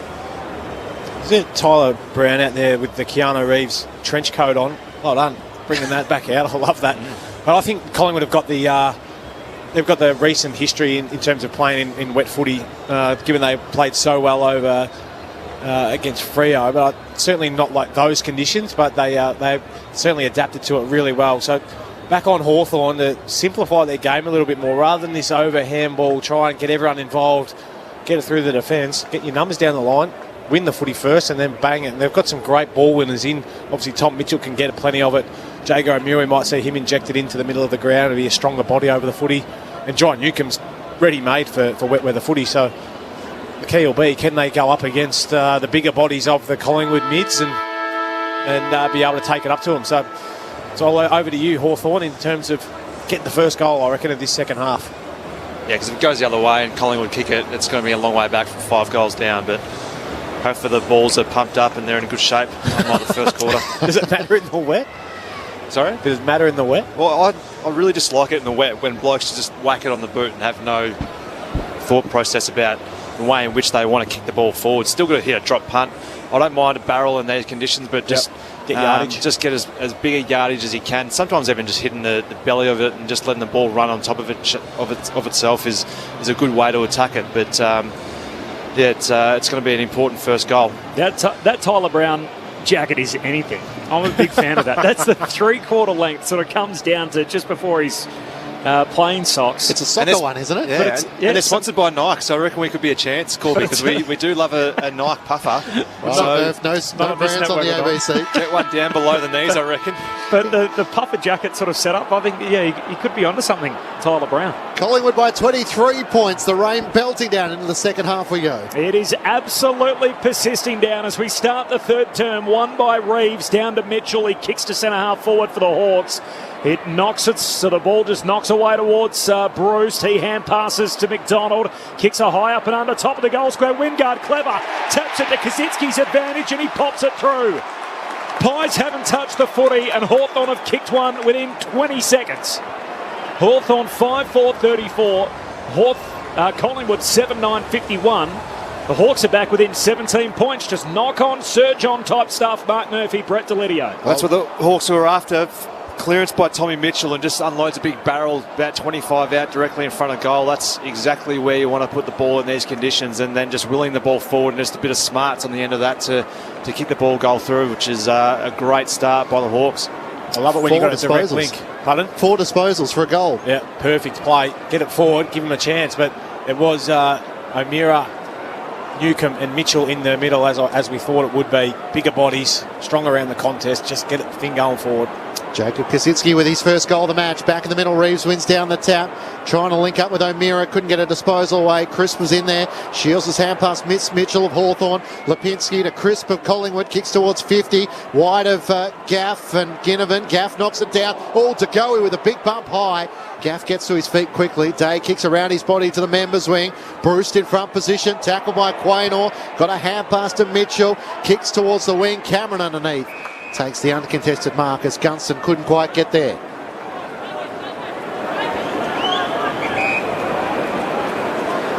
Darcy Cameron, the boy from Albany in the south of Western Australia, kicks down to half forward. Henry had a piece of it, can't complete the mark, spills to Newcomb. Bangs his kick back down the wing in front of the interchange gates. Gunston can't reel in the one-hander. There's a free kick Collingwood's way. Darcy Moore takes the advantage. Pumps it to centre half forward for Collingwood. Hardigan missed it with his fist. Spills down to Hardwick. He's tackled. Ball knocked away towards O'Meara. He's tackled by Ginnivan. The Hawks work it out. And Sicily can just kick into open space on the southern wing. Kaczynski runs after it. Do it. Oh, no. And the upset's deliberate.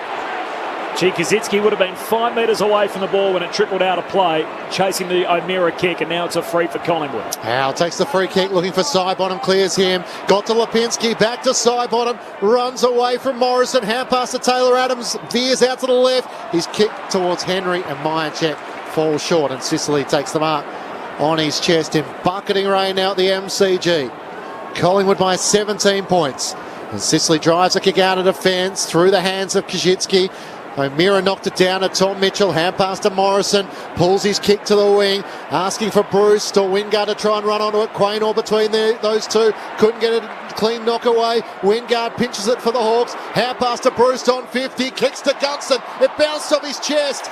He might have almost got an ankle injury here as he's grabbed at his ankle, having ricocheted into Darcy Moore. It's a Collingwood free kick for a hold, and Jack Gunston still down on the turf. That is not good at all, the way that he stopped.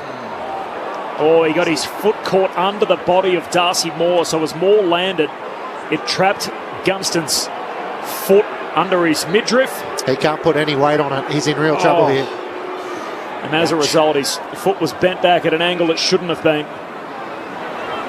And Gunston with the trainers again, as he was on this ground a month ago in the game against Richmond. He missed 2 as a result of that injury. And making his return today for the Hawks. Unfortunately, he's limping again. The Pies in the defensive 50. Noble trying to exit. Dangerous kick. Ball makes its way to the wing, and Lipinski through traffic chucks it on the boot. One bounce out of play.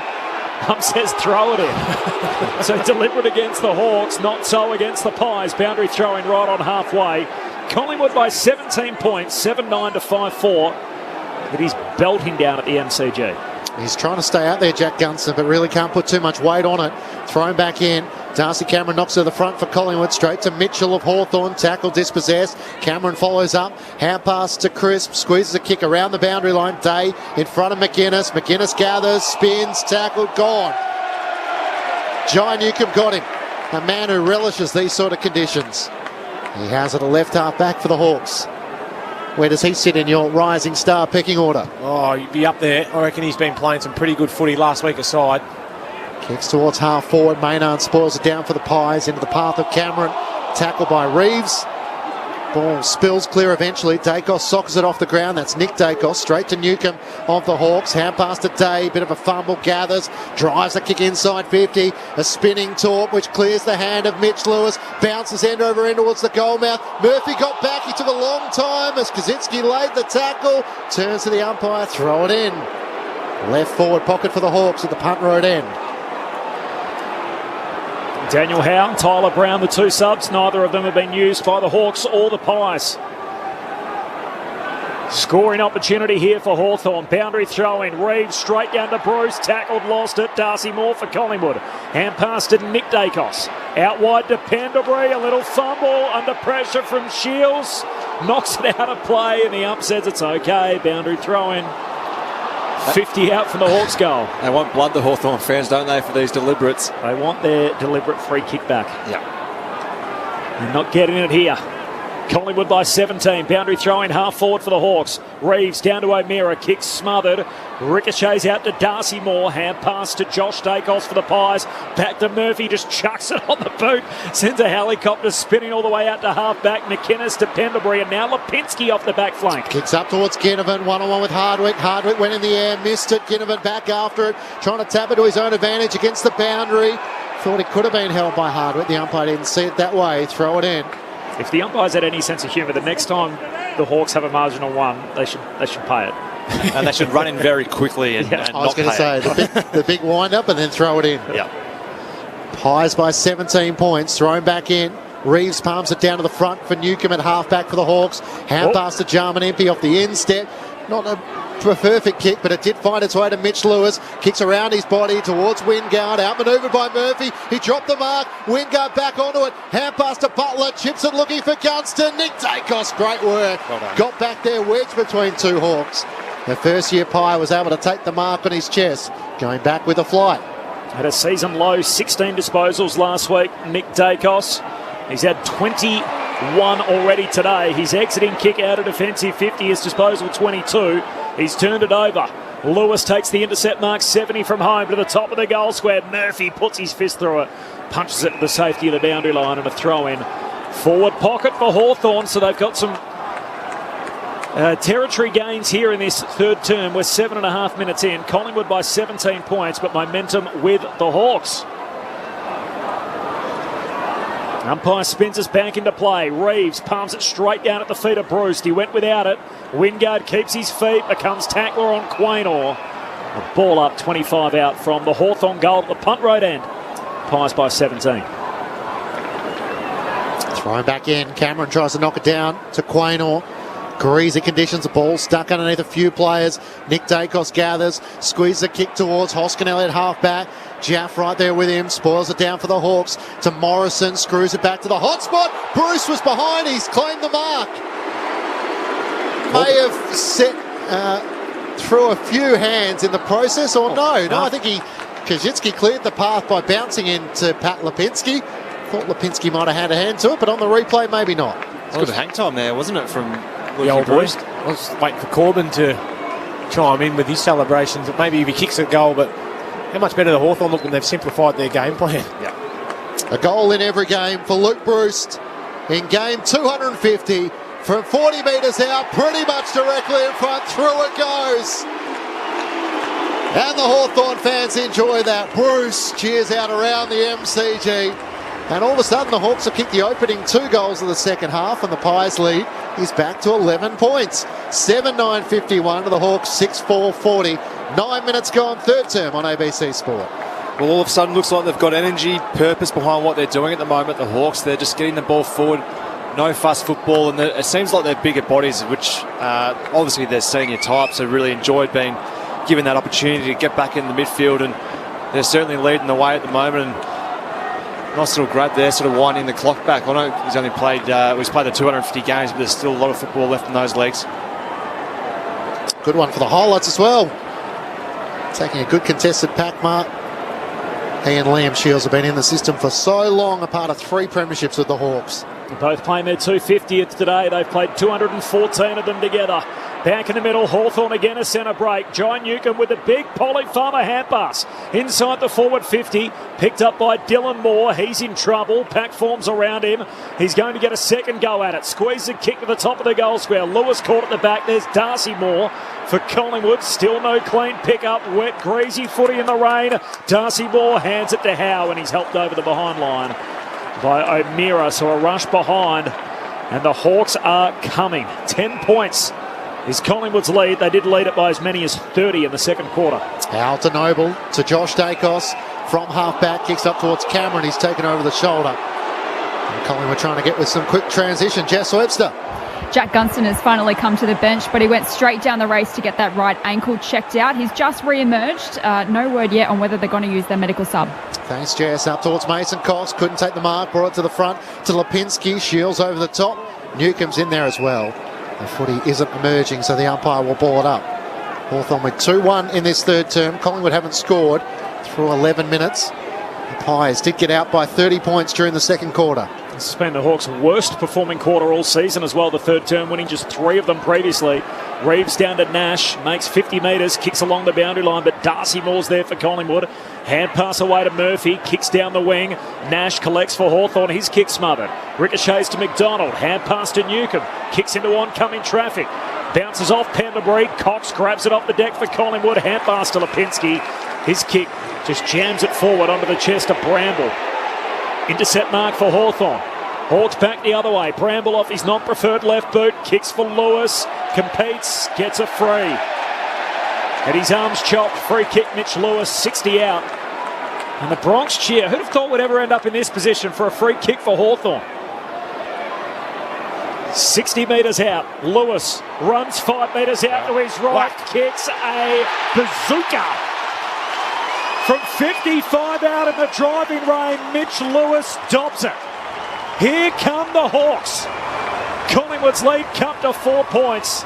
The Magpies 7-9-51. Hawthorn 7-5-47 on the back of Mitch Lewis's third goal of the day. And easily the pick of them. Grandstand AFL, Mark Murphy, Brett Delidio. That was a nice finish, wasn't it, that one? Absolutely smoked it home in the wet, but it's been their Hawthorn's ability to win the contested footy. They're at +6 already to start this third quarter. Just getting those bigger bodies in and under, winning it and not mucking around. They're just saying, righto, we know what the conditions are doing. Let's just get it forward. They've been clean, haven't they? Like much more first clean. touch. As soon as they get the ball, they're looking forward rather than looking to handball, and it's paying off in dividends for them at the moment. If we were frustrated up here, imagine what Sam Mitchell was thinking in the latter stages of the second term.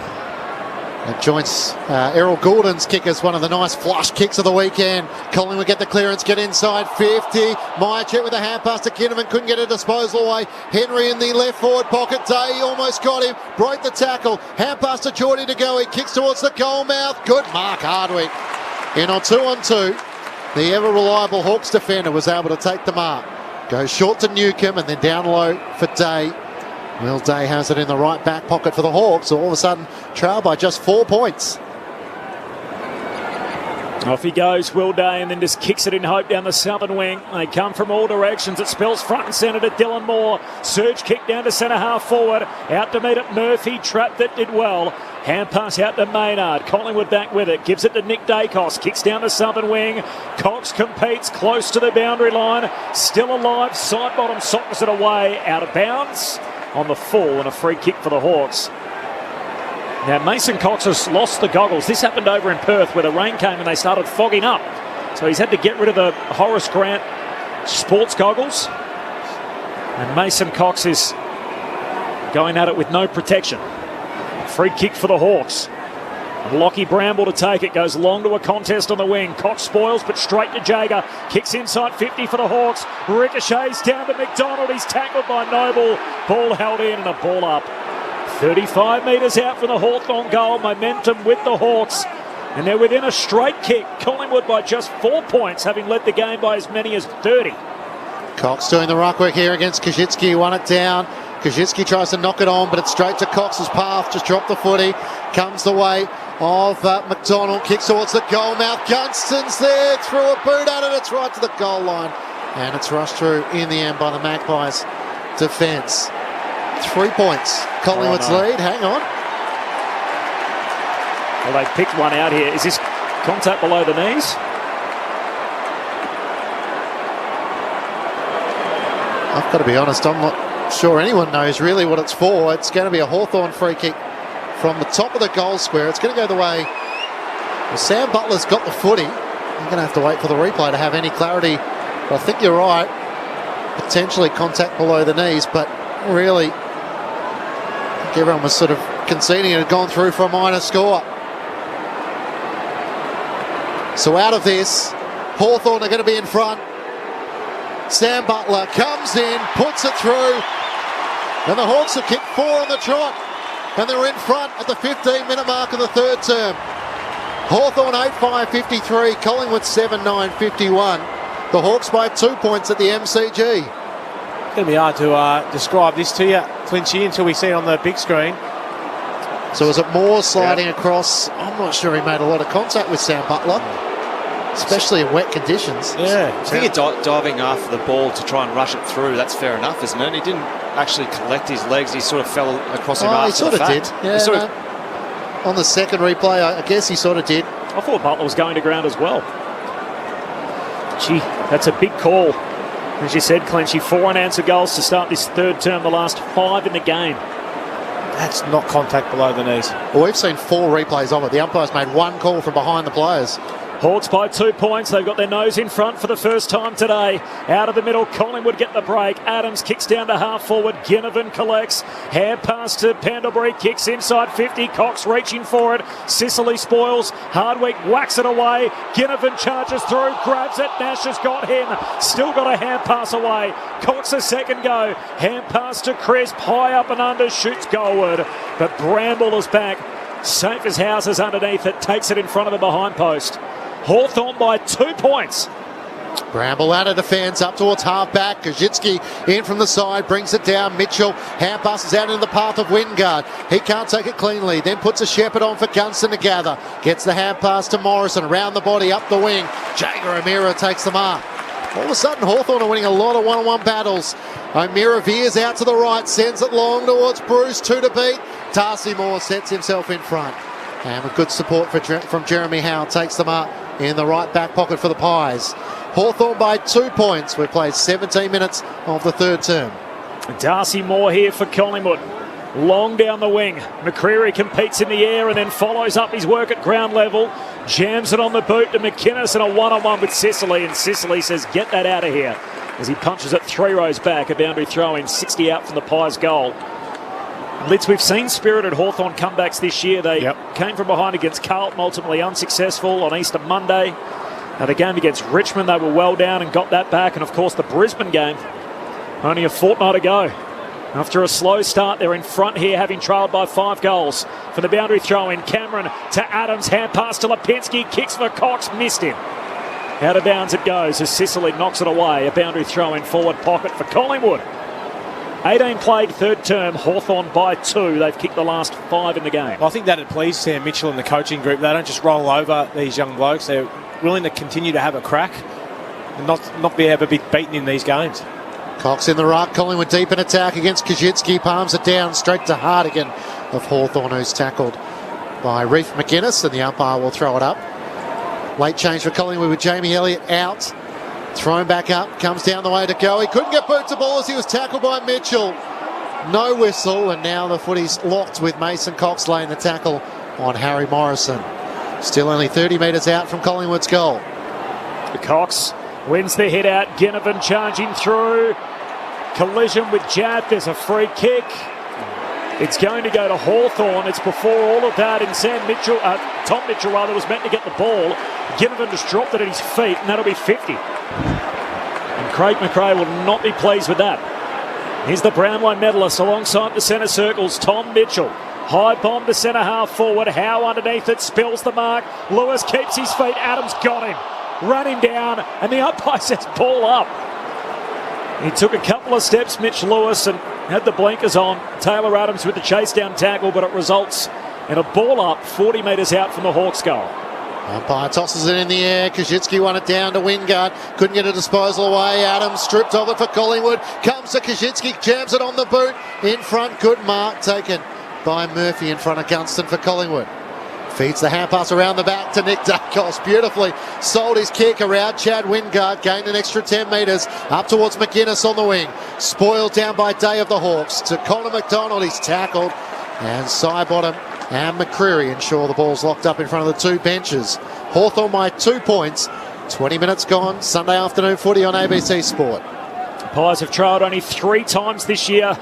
At 3/4 time, they're down here by a couple of points as Cameron grabs it out of the ruck, kicks it down to Members' wing. McInnes and Jath close to the boundary line. It's out of play. And a boundary throw in half forward for the Magpies. The range just eased up here after a pretty decent shower either side of half time. A 2 big man, Reeves and Cameron. Cameron down into the lap of Lipinski. Hand pass away was a throw. The non-controlling umpire spots a free for Hawthorn.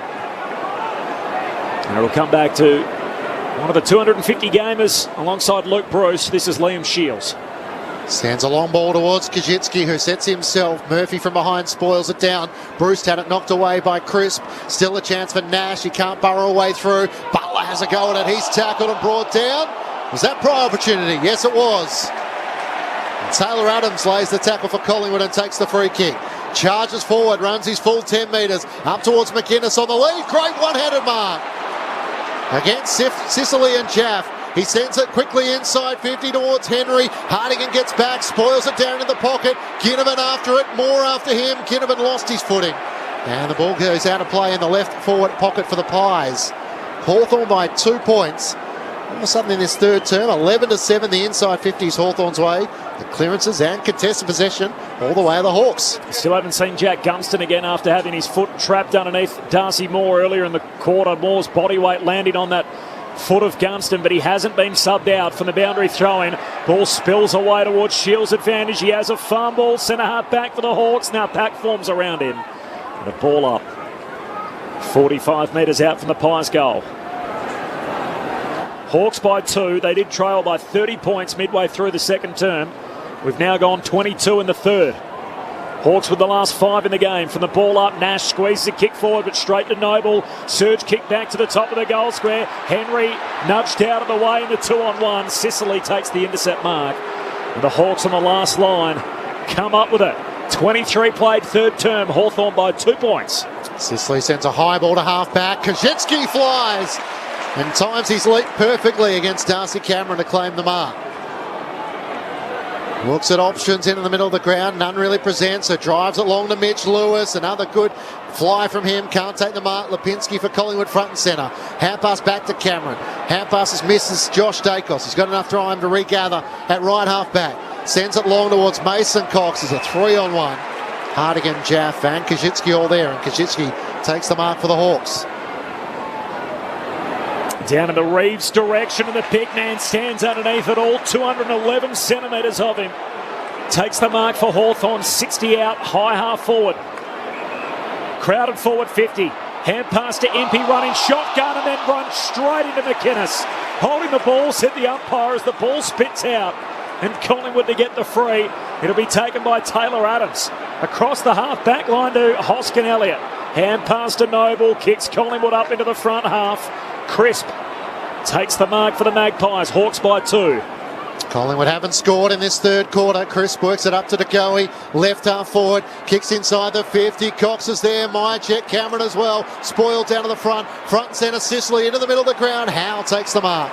On his chest as Wingard couldn't make up the ground. Short to the edge of the centre square. Taylor Adams has it.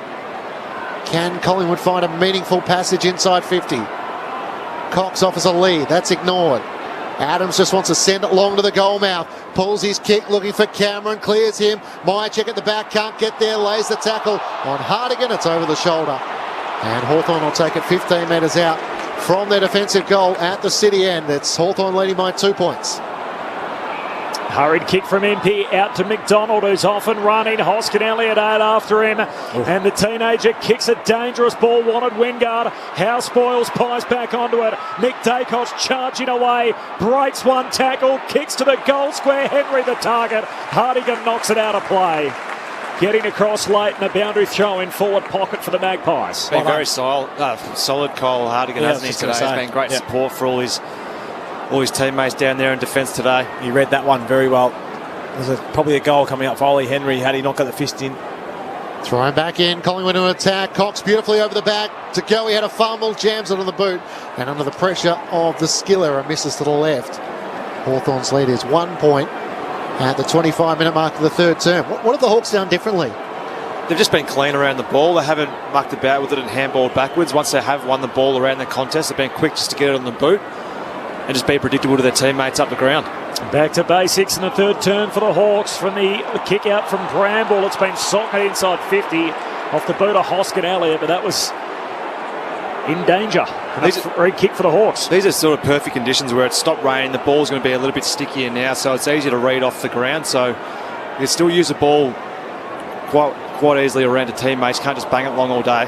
Dylan Moore takes the free, kicks down to half forward. Butler there for the Hawks. Hand pass over his shoulders, a turnover.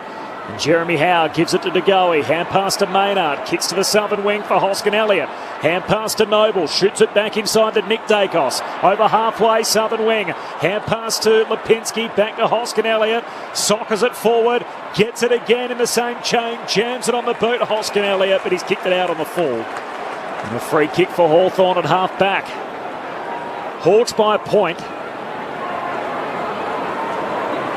They've kicked the last 5 goals in the game after trailing by 30 midway through the second term. Sicily's kicked down the wing, makes his way to Mitchell eventually. He got a hand pass away to Kazitsky. Cuts back in front of Mitchell. He just throws the left boot at it. But Jeremy Howe will be there, defensive side of the wing for Collingwood. Had a bit of a challenge trying to gather it when he did. He got the hand pass away to Nick Dacos, to Noble, who turns back boundary side, up to Mason Cox. Couldn't juggle the mark. It does spill to Kinnaman though. His kick goes straight up in the air and it lands just in the field of play and in front of Gaff, who couldn't awkwardly gather it before it went across the boundary line. So Jack Kinnaman smiling, it all went down okay in the end. Throwing on left half forward for the Pies, who have managed just one behind in this third quarter. From the throw-in, Cameron knocks it to the front. Crisp trying to run onto it, knocks it to Lipinski. Sliding in down low with Shields. Collingwood still a chance. Lipinski, hand pass to Kinnaman, he's taken high. No whistle. And the umpire says he'll pull it up. He did slip, but the tackle from... tried to draw it. Jaff was surely high. Hawks by a point. Reeves first hands on it and it's slapped close to the boundary line. Ginnivan under pressure keeps it alive for Collingwood. Hand pass to Hoskin. Elliott kicks top of the goal square. Sicily in the box seat, no mark, spills to Cox, playing the role of a small forward. Hand pass to Lipinski. His kick chopped out and Shield just dumps it back out of the defensive 50. They all compete. Lewis and Darcy Moore both fly. Moore spoils into the path of Nash though for the Hawks. Hurried kick up to the wing. Picked up by Quaynor in front of the benches. Long kick back down to half forward for Collingwood, and that's courageous. Dylan Moore knew the contact was coming, and Reef McInnes threw his arm out, and in the process may have thrown his shoulder out. He was the late in for Jamie Elliott. The Hawks move it up the members' wing, and Mitch Lewis takes them up. So I'll get Jess to keep an eye on that as to whether the Pies will have to make their medical subs. Still no sign of Jack Gunson either, as Mitch Lewis goes short and Dylan Moore sliding in down low. Marks in front of Josh Dacos. Hawthorn by a point.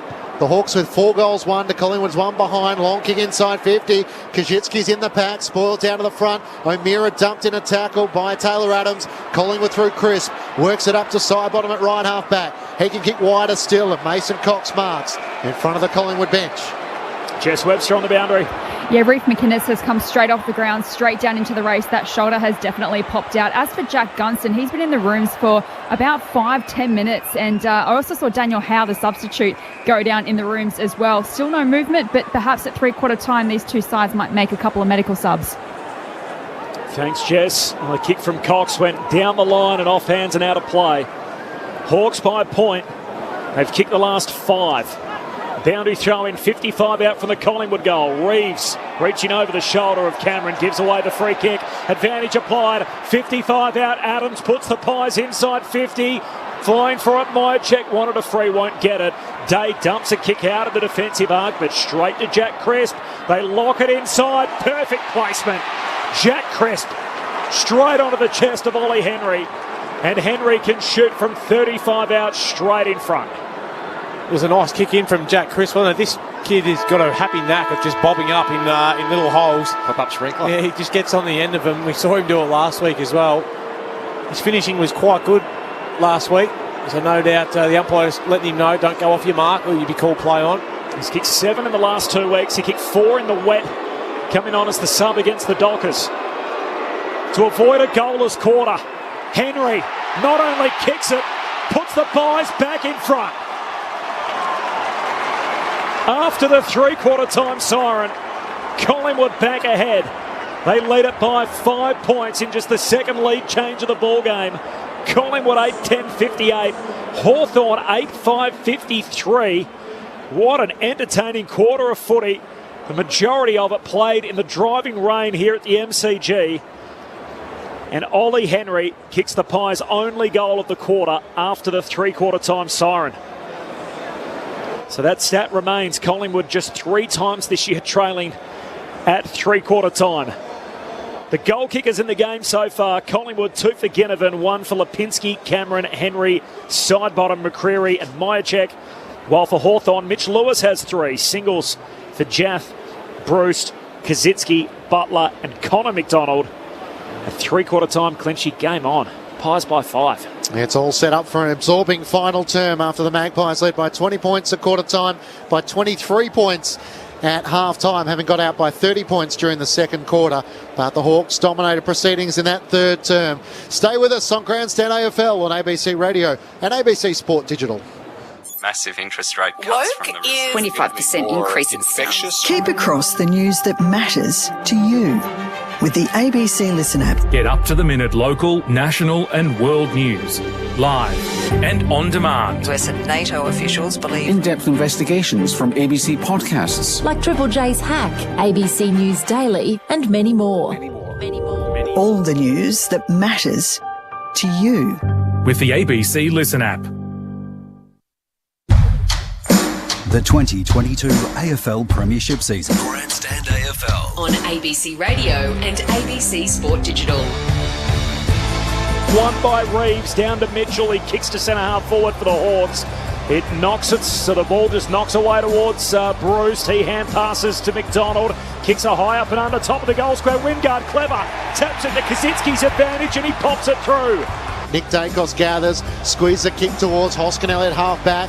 Jaff right there with him, spoils it down for the Hawks to Morrison, screws it back to the hot spot. Bruce was behind, he's claimed the mark in game 250 from 40 metres out, pretty much directly in front, through it goes.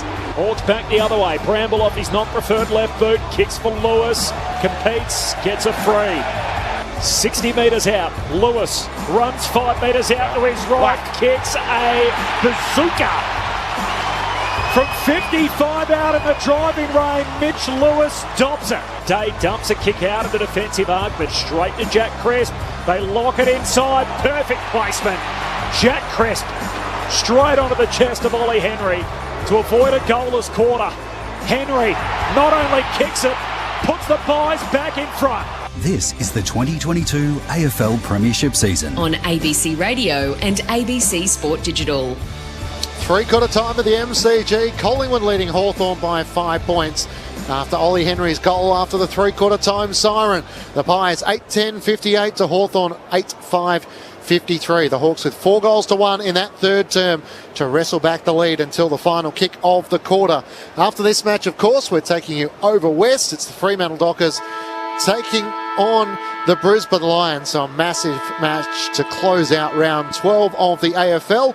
We'll be with our commentary team for the opening bounce. So Clint Weldon, Ben Cameron, Sherrod Wellingham and Bo McDonald, your commentary team there. Three-quarter time, we've got a contest here. Collingwood felt were in control for a lot of the first half, but the Hawks came to life in the third. Brett Delidio and Mark Murphy with their assessment to three-quarter time. Well, it was all back on the back of the Hawks midfielders just winning some contested footy, wasn't it? Their ability to win it early got them back into the game, but to Collingwood's credit, they actually fought back pretty strongly and ended up winning the quarter by 1 in the contested area. So well done to the Pies being able to adjust on the run and not just continue to play into Hawthorn's hands and allow them to dominate them around stoppage and clearance, but the contested footy. So the ability now will be, right, it's starting to dry up a little bit. What game style are we going to go into?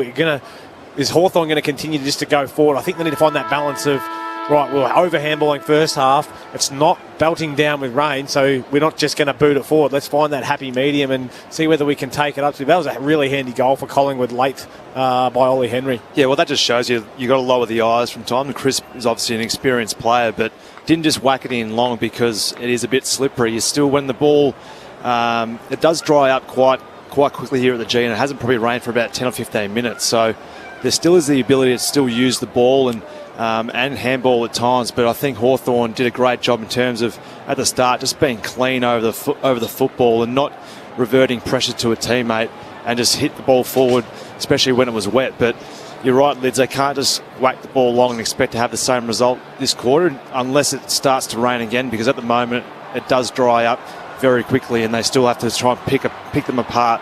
But they'll be very impressed with what they did in that third quarter. But it's all set up for a really great last quarter here. Jess Webster on the boundary. Good news for the Hawks. Jack Gunston is starting this final term on the field, but bad news for Reef McGuinness. He's out of the game with a right shoulder. Tyler Brown comes into the game for Collingwood. Thanks, Jess. And Daniel Howe, the sub for the Hawks. Final term underway. Newcomb gets the clearance for the Hawks. Drives a kick inside 50. Mitch Lewis got a hand to it. A hold. A Hawthorn free kick. And Lewis is going to emerge with the footy. He has 3 goals already this afternoon, up to 26 goals for the season.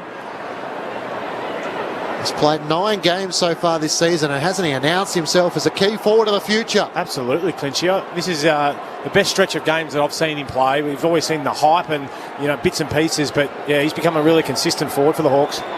Pretty much directly in front, 35 metres out. Mitch Lewis comes in and puts it through. Advantage Hawks. After the Pies kicked the goal after the 3/4 time siren to take back the lead.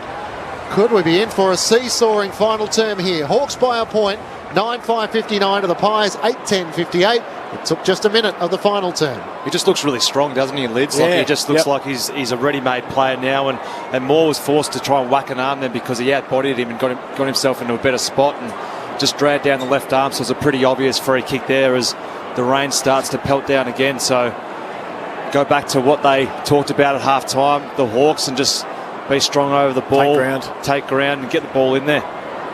Led by John Newcomb in the middle there. Big telling centre clearance. Built for these sort of conditions. It reminds me of a player I used to play with in Shane Tuck, mate. As soon as the rain comes down, he'd always do rain dances every week. Tyler Brown attending this centre bounce and almost laying a tackle on O'Meara. He got a kick away and drives it deep inside 50. Lewis charges through a couple of would-be tacklers. Hand pass out in front of Gunston. Knocks it to Kaczynski in the pocket. He's tackled by Darcy Moore and Quaynor, and the ball spills out of play. So a boundary throw in forward pocket for the Hawks. It's raining again. Jess Webster on the boundary. It is. It did stop for about 10 or 15 minutes, but it's just starting to get heavier again. So our wishful thinking has just gone out the window. The rain's back. 3 lead changes in the game. The lead has swung on each of the last 3 goals. From the boundary throw in, Bruce is wrapped up and a ball up. Got some perfect players at the feet here, and Wingard and Bruce just forward craft specialists, aren't they?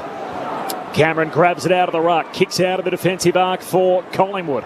Bouncing footy in front of Will Day, can't control it, spills to Sicily, he's tackled high. Myercheck got in front on. Oh, has he paid holding the ball? He has. Wow. So free to Collingwood. And McCreary's going to take it. Defensive side of the wing. And the Pies will be able to get it up over halfway as the rain continues to chuck it down. McCreary, hand pass to Nick Dacos, kicks to half forward, slips out the back of the competing pack. Impey's kick smothered, spills to McCreary, he soccers it forward. Hoskin Elliott likewise, but straight to Sicily. And Sicily can just bang it on the boot.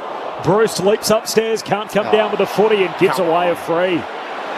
Jumped in the back of Nick Dacos, didn't touch the footy. And the teenage magpie, the youngest man on the ground, will get the free kick, Nick Dacos. One of 6 teenagers out there, 4 for Collingwood. Kicks to half forward, Cameron the target, Day spoils, close to the boundary line. Morrison, for some reason, tried to keep it alive. Hooks the kick down the southern wing. Here's Newcomb, who collects for Hawthorn. Squeeze to kick up to Wingard, gets the hand pass away to the run of O'Meara, straight down the southern wing, hand pass to Wingard, took a bounce, that was adventurous, hand pass over the top, Gunston in the left forward pocket, can chip it over the top, Wingard on McDonald, Wingard's cannoned into by Howe. And there's a bit of remonstrating going on as Chad Wingard lies on the turf. Smart. Wingard's just going to run into the open goal. While they're doing that, he's putting it in the second tier. Hawthorn lead by 7 points with the opening 2 goals of the final term. 10-5-65 the Hawks to Collingwood 8-10-58. 4 minutes gone final term. It's very rascally while they're all pushing and shoving. You just run in and kick a goal into the open goal mouth. It was perfect, wasn't he? Just standing next to the umpire while I reckon there was 25 blokes all having a wrestle. He thought, well, I may as well just run this into the open goal and give it a little fist pump on the way through. I reckon Jeremy Howe, he's just decided to jump just that split second too late. You can't change your trajectory when you're already in the air, can you? So makes it very hard, but well done, Jack Gunston. Just took his time. Well, there's a bit of Jack Ginnivan as well. He gave the crowd a rev up. Collingwood fans at the city end. Just asked them to be a little more constructive with their feedback. And banged it through Chad Wingard. He's first of the day.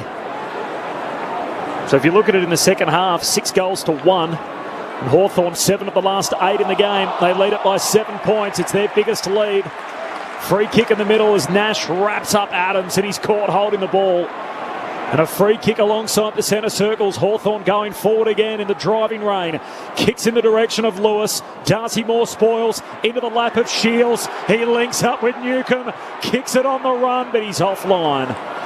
And behind for Newcomb. Hawks by 8 points. Surging 6 minutes into the final term.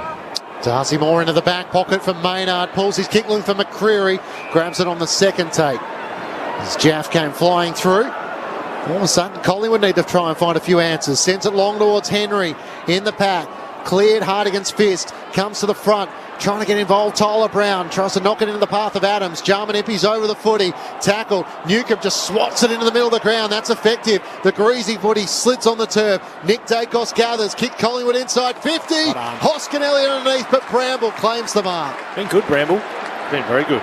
That's a good mark, given you'd think Hoskinelli in the air would have the advantage. Switches it out today at right half back and up to Dylan Moore. Moore pokes the pass down to Gunston. Just forward of the wing. Pies choose not to stand the mark. Gunston pokes his drop punt just too far out in front of Shields, and Quaynor sees it out of play. 45 metres out from the Hawks' goal. Pies need to change the script. Lids and Murph, it's drifting away from them. Certainly is, Corby. They just haven't been able to get their hands on the footy so far, and the Hawks are just loving up these wet conditions. Hawthorn by 8 points, but have dominated the second half. 6 minutes into the final term for the boundary throw in. Cameron won the hit out. It spits out to Nash, though. Rides above. Hand pass to Newcomb. Dangerous kick inside 50. Comes to Wingard. Snaps over his shoulder, but a little too much hook on it. Up behind. But it's all Hawthorn. 7 minutes into this final quarter. Hawks by 9 points. Rain continues to fall. 2-2 in this final term. The Hawks could have just about finished them. Howe's long kick out of defence, up towards Cameron, can't take the mark. Mychek tried to claim it even though it was off a couple of hands. Hand pass picked off by Jaff, who's then shoved over the boundary line by McCreary. He's got good enough balance to just arrest the momentum on the fence, and he's okay to continue on. Hawthorn by 9 points, 7 minutes gone, final term. Since the rain has arrived just before half time, the Hawks have played the far better footy. Thrown back in, Reeves gives up front spot to Cameron, who lost the boot but one down the tap towards Tyler Brown. Hand pass into the path of Adams, who screws back on his right, kicks up to the wing. Jaff works his way to the front, bounced off his chest, couldn't take the mark. Lipinski over the footy for Collingwood. A couple of players over the top of him, and the umpire will throw it up just wide of the AFL logo on the members' side. Hawthorn by 9 points. Up it goes. Cameron, just a little shove to Reeves in the air, and a free kick for Ned Reeves. He's going to take the free kick for Hawthorn. Kicks it very high inside 50. Murphy goes to spoil into the lap of Wingard. He feeds McDonald, who snaps goalward but misses again. So another behind. They're 2-3 in the final quarter, Hawthorn. They lead it by 10 points, and their game high advantage continues to grow. The Hawks did trail this game by 30 midway through the second term. We're now 9 minutes into the last. Moore quickly brings the ball back into play for Collingwood to Maynard, and now up to Josh Dacos, who has it left half back. Pinches 4 or 5 metres and kicks up towards Cameron. Flying against two. Punched down by Will Day. McCreary over the footy. The Hawks are just outnumbering Collingwood at all these contests. Lipinski comes charging in, trying to keep the footy locked in, and he does so that successfully for a throw up in front of the Collingwood bench. So the cream rises to the top in these conditions, and Chad Wingard's has been excellent in this last quarter, just been involved in everything. 6 inside 50s to 2, Hawthorn's way in this final term. They've booted 2 goals 3. Collingwood haven't scored. O'Meara can't wrestle it clear. Newcomb, great sidestep, got around a couple, kicks towards Gunston, a 2-on-1. Howe in front, gathers for Collingwood, hand pass to Maynard, good tackle by Lewis, got it to Nick Dacos, and back to Howe, hurries the kick up towards half forward. Mychek runs onto it, wanting to give the hand pass away. In the end, McCreary put the block on, great kick to Ngoe, he marks on 50. In the wet conditions, is this too far for Geordie? He's going to take a kick. We saw Mitch Lewis do it in the third quarter, didn't we? So if he can bite off a little bit more going around the side of the mark, he's every chance. He's a powerful boy.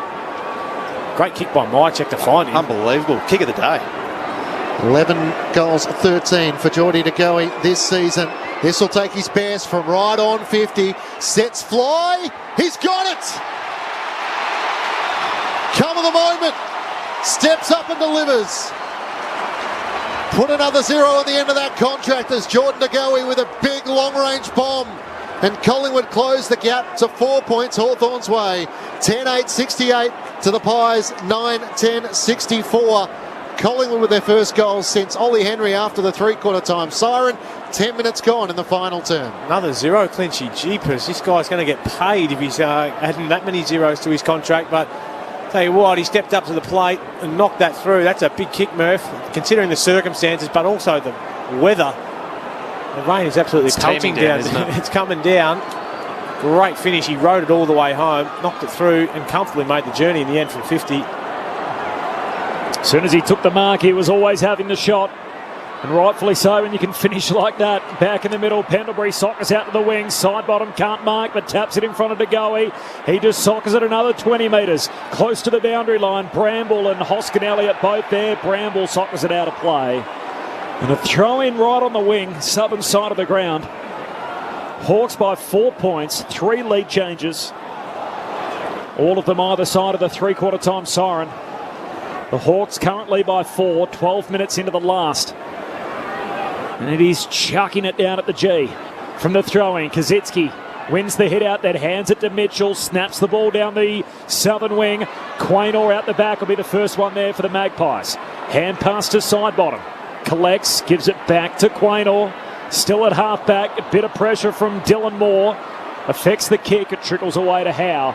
Now to Nick Dacos. Hand pass to side bottom, who can feed it further forward down the wing to Lipinski. He looks up towards half forward. Tyler Brown and Myercheck there. Sicily lunges forward, got a fist to it. It pinballs around. Hardigan gathers. Tyler Brown gathers him. No prior opportunity, says the umpire. And he'll throw it up 50 metres out from Collingwood's goal. Hawks by 4 points, 12 minutes gone, final turn. Cox knocks it down to Adams. Squeeze the kick into the pocket. Hawks have the numbers. And Sicily marks on his chest in front of Tyler Brown. Dan Howell, the sub for the Hawks, still not required. New 5-year deal for James Sicily in the last fortnight. Then kicks a long 60-metre drop punt down the southern wing into the lap of Wingard, who's really starting to get involved. Clean collect and kicks down the wing to Lewis. He's drilled in a heavy tackle from Darcy Moore. Ball spits out. Ump says play on. Pack forms behind the pair and we'll have a ball up on the southern wing. Hawthorn have got an extra back in defence, just supporting, just getting an extra number behind the ball. Hawks by 4, ball up, close to the boundary line and now out. Cox wins it down and Morrison's helped out a play. Rain continues to fall quite steadily here at the MCG as it has done for the majority of the second half. Hawthorn by 4 points, 13 played, final turn. Reef McGuinness with ice on his shoulder, subbed out for Tyler Brown.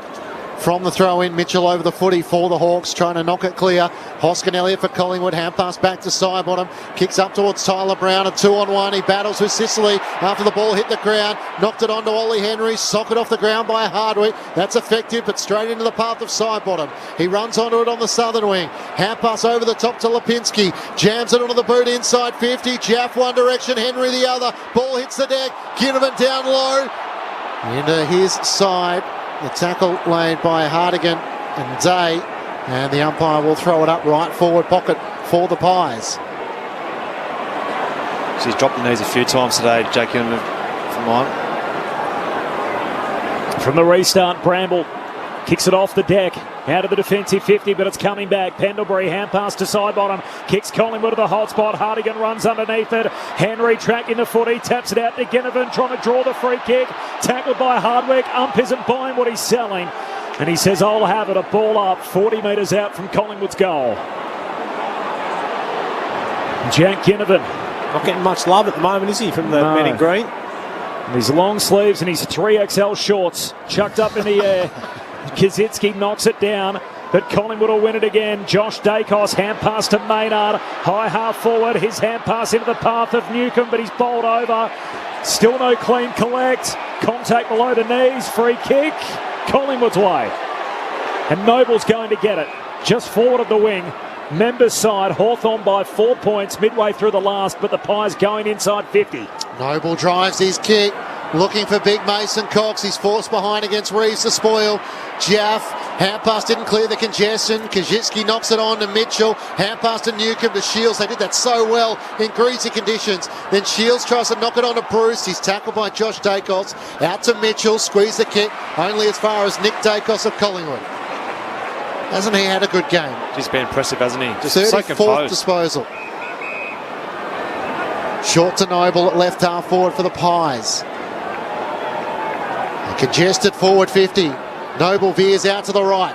Sends it into the hot spot. Looking for a flyer. Hoskin Elliott up. Spoiled away from him. Front and centre Lipinski. Hand pass to Ginnivan. On the left. Screws it back towards the goal face. It won't have the carry. Hardigan dropped the mark. Sicily now has to deal with it on the goal line for Collingwood. They can't soccer it through. It comes out to the left forward pocket.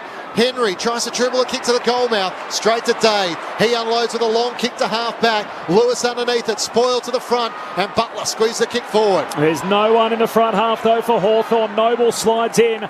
Knocks it out to Murphy. He collects. Gives it to Pendlebury. Dumps a kick forward but straight to Newcomb. And a chest mark and a chance for the Hawks to go in a slow play. Newcomb decides just to kick long to Lewis, who leaps for it. Spoil comes from Howe at the back. Murphy knocks it out in front of him once, twice to Pendlebury's advantage. So clean in the wet. Hand pass to Josh Dacos. The 1-2 with Noble. Back to Pendlebury. Shields has got him. Got a kick out to Butler, who's drilled in the tackle. Boy, it's a hot footy at the moment. The ball up on the members' wing. Hawthorn by 4 points. Game on the line. 17 minutes into the final term. Toss in the air. Cox tries to work it down to Pendlebury. Under pressure. O'Meara slides in, lays the tackle. Newcomb's been enormous. His kick is smothered. Managed to get it to Butler though. Kicks long towards Mitch Lewis. He and Darcy Moore spoils it down. Side bottom gets back. Got it to the advantage of Quaynor. Looks out to the southern wing. Hurries a kick. Awkward ball for Bramble. Couldn't take it. Hoskin Elliott can for Collingwood. Gets the hand pass to Crisp. He squeezes the kick up to half forward. Henry marks. 50 out. Into the pocket. Adams is free. It bounces in front of him. He gathers. Mychek free in the square. He screws it back towards Ginnivan. Good spoil from Hardwick. Out towards Reeves. The big ruckman over the foot. He can't pick it up. It ricochets out to Lipinski. Newcomb with a smother. Cox slaps it forward. Gets it to Henry. Kicks towards the goal square. Mychek one-on-one. It bounces on the behind line and Ginnivan sees it through. A minor score for the Pies. How hot was that? Quite unclinchy. Collingwood trail by 3. I'm going to take a breath. Don't you just love footy in these conditions? Oh, and just the pressure and the attack of the ball and the man, just awesome to watch. And Blake Hardwick, you just love to play with him, wouldn't you? Just throws his body at the line every time, and just so good in a one-on-one contest. Sicily with the long bomb from the kick out. Cameron, towering mark on the wing. The big man flew. Reeves and Cox went underneath it, and Cameron, third in the queue, takes the mark for Collingwood. Broadcast wing to pump the Magpies back inside 50. He kicks it to the hot spot. Henry! Ollie Henry up in front takes the pack mark. And the teenager can go back to put Collingwood in front for a second time in this game. Well, we saw a similar grab last week against Carlton, didn't we, Lids? And loves a moment. Really impressed last week by the way in which he attacked the ball in the air, and that was no exception there. Just floated across and just sticky hands in pretty greasy conditions. One of 6 teenagers on the ground, 2 of them for Collingwood. Ollie Henry moves in, drop punt, misses. He looks made for the moment on the back of the towering mark. Lets himself down on the drop punt. It's a 2-point game. Hawthorn 10-8, Collingwood 9-12. Hawks by 2 points as we're about to tick into time on in the final term. Bramble brings the Hawks back into play. Long kick towards Reeves and Cox. Cox reaches over the top, spoils it down. Pinballs around underneath Pendlebury and also Bruce. The Hawks emerge with it through Jaff. Jams it on the boot. Up towards Howe, who had a fly on the back of Gunston. Couldn't claim the mark. Hoskin Elliott in front. Hand pass to Nick Dacos. Up towards Lipinski. Going back with the flight. With eyes not on the footy in the eyes of the umpire was Connor Nash. Collingwood will take it through Lipinski. In front of the Magpies bench. They trail by 2. Another inside 50. They've locked it in their front half here, Collingwood. Big kick to a pack and Henry floating across the front. Very nearly did it again. Slips out Hawthorn's way. Sicily dumps a kick out of the defensive 50. Lipinski knocks it down to Josh Dacos. Hooks a kick inside. There he is again. Ollie Henry leaping from the back, marks over Impey. Wow. Henry will get another crack at it. I watched that previous contest and saw Sicily he said, I'm not going to worry about you, young fella. Didn't learn from his first one. Come in, nearly took it, and then didn't go back to him, didn't pick him up. This kid can jump and take a nice mark. We just need to see him finish here. The 19-year-old from a similar spot, 30 metres out. Big game, Henry. Back in front go the Pies. A fourth lead change. And just as he did on the three-quarter time siren, Ollie Henry puts Collingwood back in front. The Pies 10-12, Hawthorn 10-8, Collingwood by 4 points, 21 travelled final term. He's a nice type of player, isn't he? And he stood up really well in the last 2 games of football last week, kicking a handful last week, and today, the three-quarter time, putting one through the big sticks, and then the last couple of minutes taking some really strong grabs inside 50. He's certainly one to watch for the Magpies over the years. We had Craig McRae on the lids, and he said he spoke to him after he kicked 3 behinds against the Bulldogs and didn't have a routine. Yeah. Said when he was coming in to have a shot on goal, he just hoped he didn't miss. Since then, he's kicked 4-1, 3-1 and 2-2. Collingwood get the clearance through Lipinski. Here he is again. It bounces off his chest, Henry. Can't take the mark. Newcomb's tackle was over the shoulder. And Collingwood will get another inside 50 as Scott Pendlebury, no surprise, is at the bottom of the pack. Half pass to Nick Dacos, runs to 45. His shot on goal is out to the right. Hardwick in an entangle with DeGoey. It spills out the side bottom. Did that bounce off his foot? No, across the boundary line for a throw-in the right forward pocket. Collingwood by 4 points. After this match, of course, we're taking to the Fremantle Dockers, taking on the Brisbane Lions. No late changes there with Mitch Croden and Callum Archie the sub. Collingwood by 4 for the boundary throw-in. The ruck share it. Newcomb knocks it out to the boundary line. McCreary, little bit of tunnel ball through his legs. Side bottom sockets it off the deck, but straight to Dylan Moore of the Hawks. He can kick out of the defensive arc and skid him through. Mitch Lewis takes the sprawling mark, but all the way on half back for Hawthorn. The Hawks led earlier in the term by as many as 10 points, but they're now chasing the game down 4. Kicks to centre half forward. Kaczynski flies, it spills to Nash. Kicks along the ground to centre half forward, but Murphy can just bang it away for the Magpies. Henry got underneath it, but Jaff got him over the shoulder. Put the hands to the head. Jaff careful not to give away a 50-metre penalty through descent. Clearly didn't think there was too much in it. The ball has to be retrieved to be returned to Ollie Henry. Allows everyone to take a breath. 23 minutes gone, final term. Collingwood lead by 4 points. Kicks out wide boundary side to John Noble. All of a sudden it's pretty stagnant, so we'll have to drive a long kick on his right boot towards half forward. Cameron sets himself. Myercheck puts a block on. He was taken over the shoulder though by Reeves. A little bit careless, and Brodie Myercheck will take it at left half forward. Collingwood taking the maximum amount of time with each disposal. 23 minutes gone. Still a few minutes and change. Up to Josh Dacos at left half forward. He points towards the goal mouth. Looks to send it with a right boot towards Mason Cox and Cameron. Brodie Myercheck was there. He spoils it down. Harry Morrison front and centre. Jams it back towards half back. Noble racing after it. He got there. Great catch from John Noble to claim the mark. 47th consecutive game for him after being taken in the mid-season draft. What a success story he's been.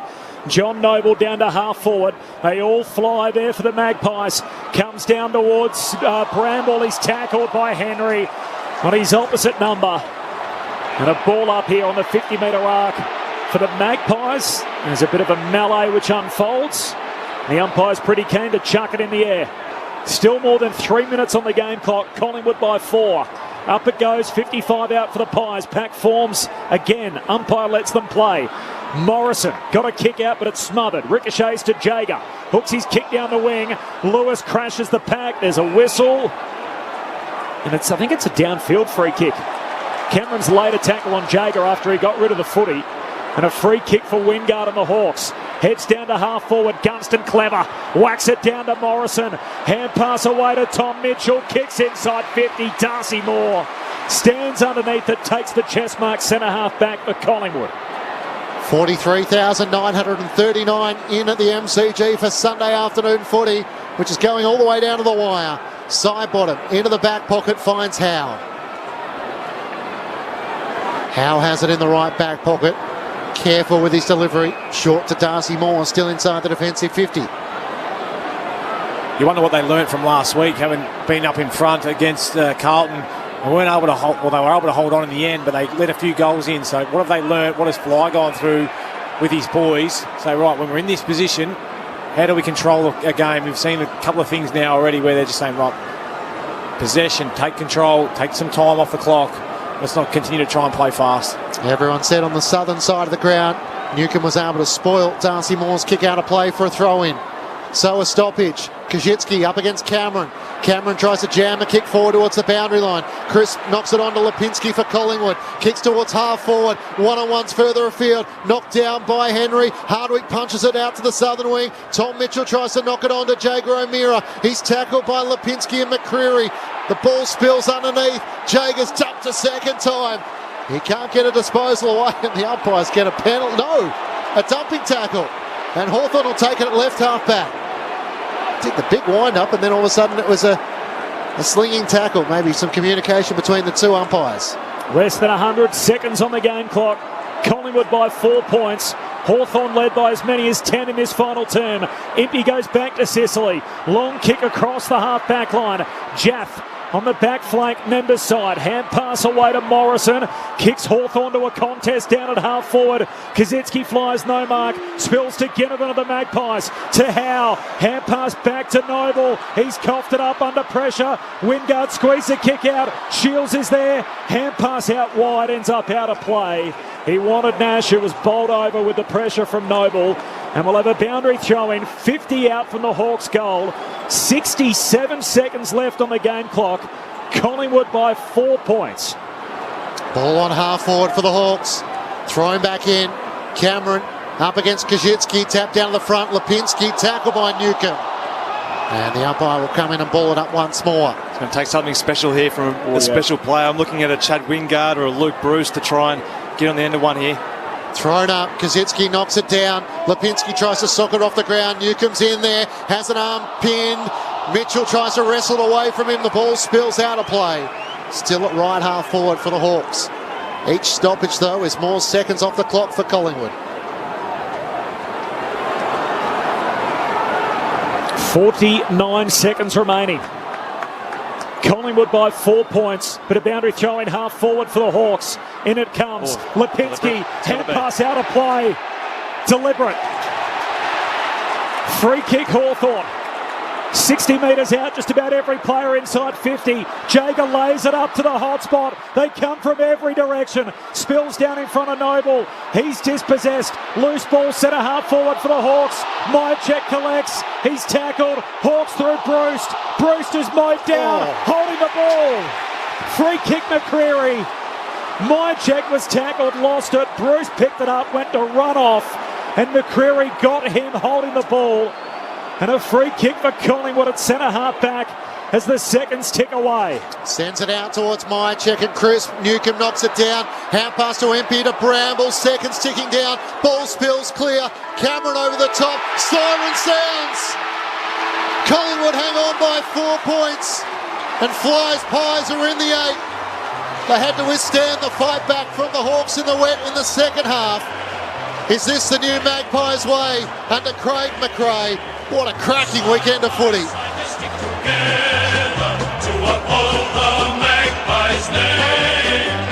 See the barricades are shouting as all barricades shout.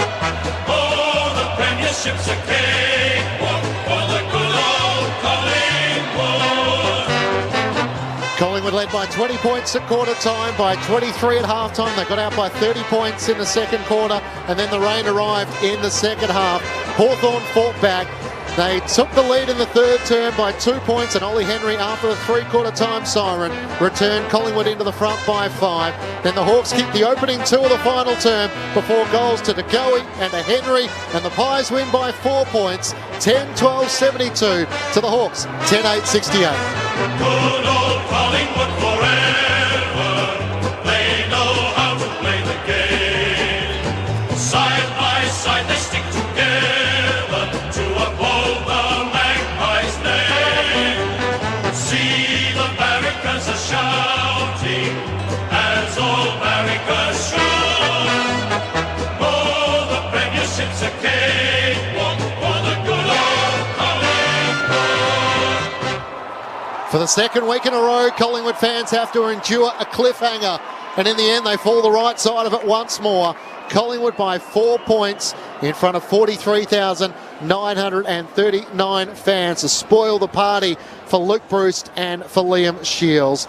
A couple of goals to Ollie Henry, including a big goal in the final term. Jack Ginnivan with a couple. Individuals to Lipinski, De Goey, Cameron, Sidebottom and McCreary. Meanwhile, for the Hawks, 4 goals to Mitch Lewis. Individuals to Jaff, Wingard, Bruce, Kajitsky, Butler and McDonald. The Pies win by 4 points, and they're in the top 8. Mark Murphy and Brett Delidio sum it up for us on ABC Sport. Well, it's a bit to unpack there, Lids. They looked like the better side by a long way at half-time, the Pies. The Hawks didn't probably adjust to the conditions well enough, early enough, but in the third quarter they really came out really strong and attacked the man and the ball really well and just were really clean around the contest and got their rewards on the back of that. And to the Pies' credit, they were headed and they responded quite well and just adjusted their game style, and it was basically down to a bit of class from a few individuals that really got them over the line. And De Goey's goal was a real sort of tone setter, wasn't it, in that last quarter? And 2 close wins in a row for the Pies. That's huge for the footy club, isn't it? To win last week against Carlton in front of 80,000 fans, and then to back that up today when they'll certainly expect to win. But Hawthorn have been a really good side this year in terms of against the really top teams, and there's no doubt they would have set themselves to perform at a really high standard today, especially when they've got 2 blokes at their footy club playing their 250th game. Big contributors to their footy club over a lot of years, and they managed to find a way over the top in the end, the Pies, and find a spot in the 8. They were impressive, the Pies, because it looked like Hawthorn were going to run all over them, didn't it? And I like the fact that they went back to what they knew at the start of the game. It dried off a bit, but then the rain came again, so they had to adjust on the run. So well done to the Pies and their ability to get the job done in the end. But tell you what, if you're a Hawk supporter walking away, you're probably not too concerned, I don't think. I think that the foundations are really starting to build well at the moment in terms of what you've got. We've seen some incredibly good performances from some younger players. That I thought Bramble was really good today. Obviously, John Newcomb, hard as a cat's head. He's impressive, isn't he? I reckon he played in a few wet games down at Poowong, that's for sure. So 3 on the trot for the Magpies. All of a sudden they're 7-5, and it sets up a mouth-watering Queen's Birthday clash. Melbourne having lost their last 2, Collingwood having won their past 3. And the Hawks have got Freo before the bye. So the Beyond Blue Cup is being presented to Scott Pendlebury.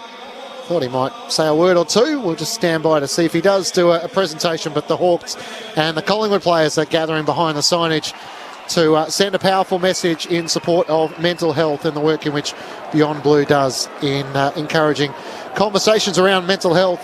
So the 2 playing group standing side by side and posing for a photo here. And on either side of that, Sam Mitchell, the coach of the Hawks, and Craig McRae, the coach of the Pies. Of course, would still have a lot of friendships from his time at the Hawks. He would have played a pivotal part in players like Mitch Lewis, who had a great game with 4 goals, but in the end, it's Collingwood who are smiling at the final siren. Yeah, I was impressed with Mitch Lewis, as you spoke about. I thought his ability to compete all day. He used to be just that key forward who only got it nice. He wasn't able to scrap and fight his way, but he's put size on. You can obviously see the belief that he's got in his legs, but his ability to catch it as well, and he finishes really well, doesn't he? So great set shot. Yeah, I think that's really something to work with. Kajitsky's probably his partner in crime down there that just needs to develop that consistency as well. But they're just a developing side, Hawthorn. I certainly feel like they're on the right path, but they'll be disappointed today. I feel like they've let one slip. To fight back, they probably spent a few more tickets trying to get back into the game, which ultimately cost them at the end. The impressive part about Collingwood over the last 3 weeks has been their defensive work, whether it's Justin Lepage coming to the club or whether the conversations in which they'd had in recent weeks. But from the side that got towed up by Richmond, where Tom Lynch had an absolute day out, they've improved enormously in their team defence, but also in that dying stages where it felt like the Hawks were coming with a surge, especially once the rain arrived. Yeah, that's it. And I feel like what Fly and Lepper and Bolts are really starting to build down there, and their belief in their defence is what's going to hold them in good stead. And I think we're seeing that probably with Fremantle as well, their ability to defend the game. We're just seeing Luke Bruce and Liam Shields being chaired off the MCG. Collingwood on the left-hand side, Hawthorn on the right. 500 games between them and 3 premierships in one of, the most successful eras in Hawthorn's history. A club which has had a lot of good times, and these two guys have played a pivotal part in that. So hugs amongst the Hawthorn players with Luke Bruce and Liam Shields in the centre of that, but not quite the celebration in which they would have hoped it to be. And they're running out of premiership players from that great era. Of course, the last of those flags now in 2015, and it's probably the last major milestone of Liam Shields' career. It'll be, obviously, we'll still wait and see what Luke Bruce has ahead of him, but 250 games, and we do that really well in our game nowadays, don't we? With 2 teams lined up and the Guard of Honour as both guys made their way off. Both 31 years of age, so, questions at season's end. Liam Shields has spent a bit of time with Box Hill at the start of the season to force his way back into Sam Mitchell's side, and Luke Bruce is just so consistent in front of goal. Another goal this afternoon, up to 20 goals for the season, behind just Mitch Lewis with 4 today to 27 for the season. Can I just touch on Collingwood? And so they're 7-5 now. As Clinchy mentioned, they're in the top 8. They own wins over St Kilda, Carlton and Fremantle on the road. And of their 5 losses, inexplicably they lost to West Coast, which just makes no sense at all. And they were also 5 goals up at three-quarter time against Geelong and let one slip here on a Saturday night at the start of the season. Their run home's fascinating. So they're on 7 at the moment. Say they're trying to get to 12 or 13 or somewhere in that range. These are the games inside the top 8 they've got to come again. They need to play Melbourne twice. Yep. They've got Sydney and Sydney and Carlton again, which they're current top 8 teams. But apart from that, they play the 15th place Giants, the 17th place Roos, 14th place Crows, the 16th placed Bombers, Port Adelaide and Gold Coast. Yeah, absolutely. Well, I think those ones that you mentioned where they've got to run into again, they're free hits. You just come out and you try and play your best footy and see how you stack up. It's those ones where the expectation comes is where that's when you really got to test yourself, and they're the ones like that West Coast game that you don't want to let slip if you've got finals aspirations. I mean, just looking at that, it's hard to blue sky anything in this competition because we see results all the time that go the other way, but it feels like those kind of games against the Suns up on the Gold Coast, maybe even Port Adelaide, they're going to be the games that'll probably decide Collingwood's season. But from where we thought they were going to be, 17th last year, it's amazing they're in the hunt, and they're 2 games better than 500 as they get ready for their bye. Well, that's the thing. They've now won 7 games after 12 rounds of footy. They won 6 games of the season last year, be it when Nathan Buckley departed. We thought whoever took over the Collingwood coaching job potentially had a slightly better list than some of the other clubs that were looking for coaches, but the improvement for Craig McRae to instantly have, I think that's the upside for Collingwood fans, with a few players over the age of 30. So while they might not have as many young kids as what some of the other teams do, there's the possibility that they could be scrapping for one of those last spots in the 8, be it 7th or 8th, and all of a sudden it might come quicker than what they expected. I'm sure the brand that they're playing as well is a little more attractive for Collingwood fans as well, to at least be able to see them move the ball. Obviously today, a bit of an exception given the weather, but it's much easier on the eye, Clinchy, for Collingwood fans, I'm sure. Well, they lose Brodie Grundy. Darcy Cameron all of a sudden plays well. Jordan Ngoe out of contract, but kicks a big goal in the final term. He's probably not kicking as many goals as what he might have in previous seasons, but he's making sure he's having an impact, isn't he? Yep. Yeah, I think the fact that they're not relying on Pendlebury and Sidebottom to be absolutely best on ground for them to get wins anymore is a real sign of maturity in the rest of their group. We saw Nick Dacos today. Jeepers, he's put together a fairly handy game off half-back. Lipinski's been a great addition. I think you'd agree, Murph, that he just adds to that all-round ability for him. And the guy that keeps just performing week after week, Jack Crisp, how good's he been in their midfield? So, There's plenty to like, but still so much improvement. Let's head down to Jess Webster.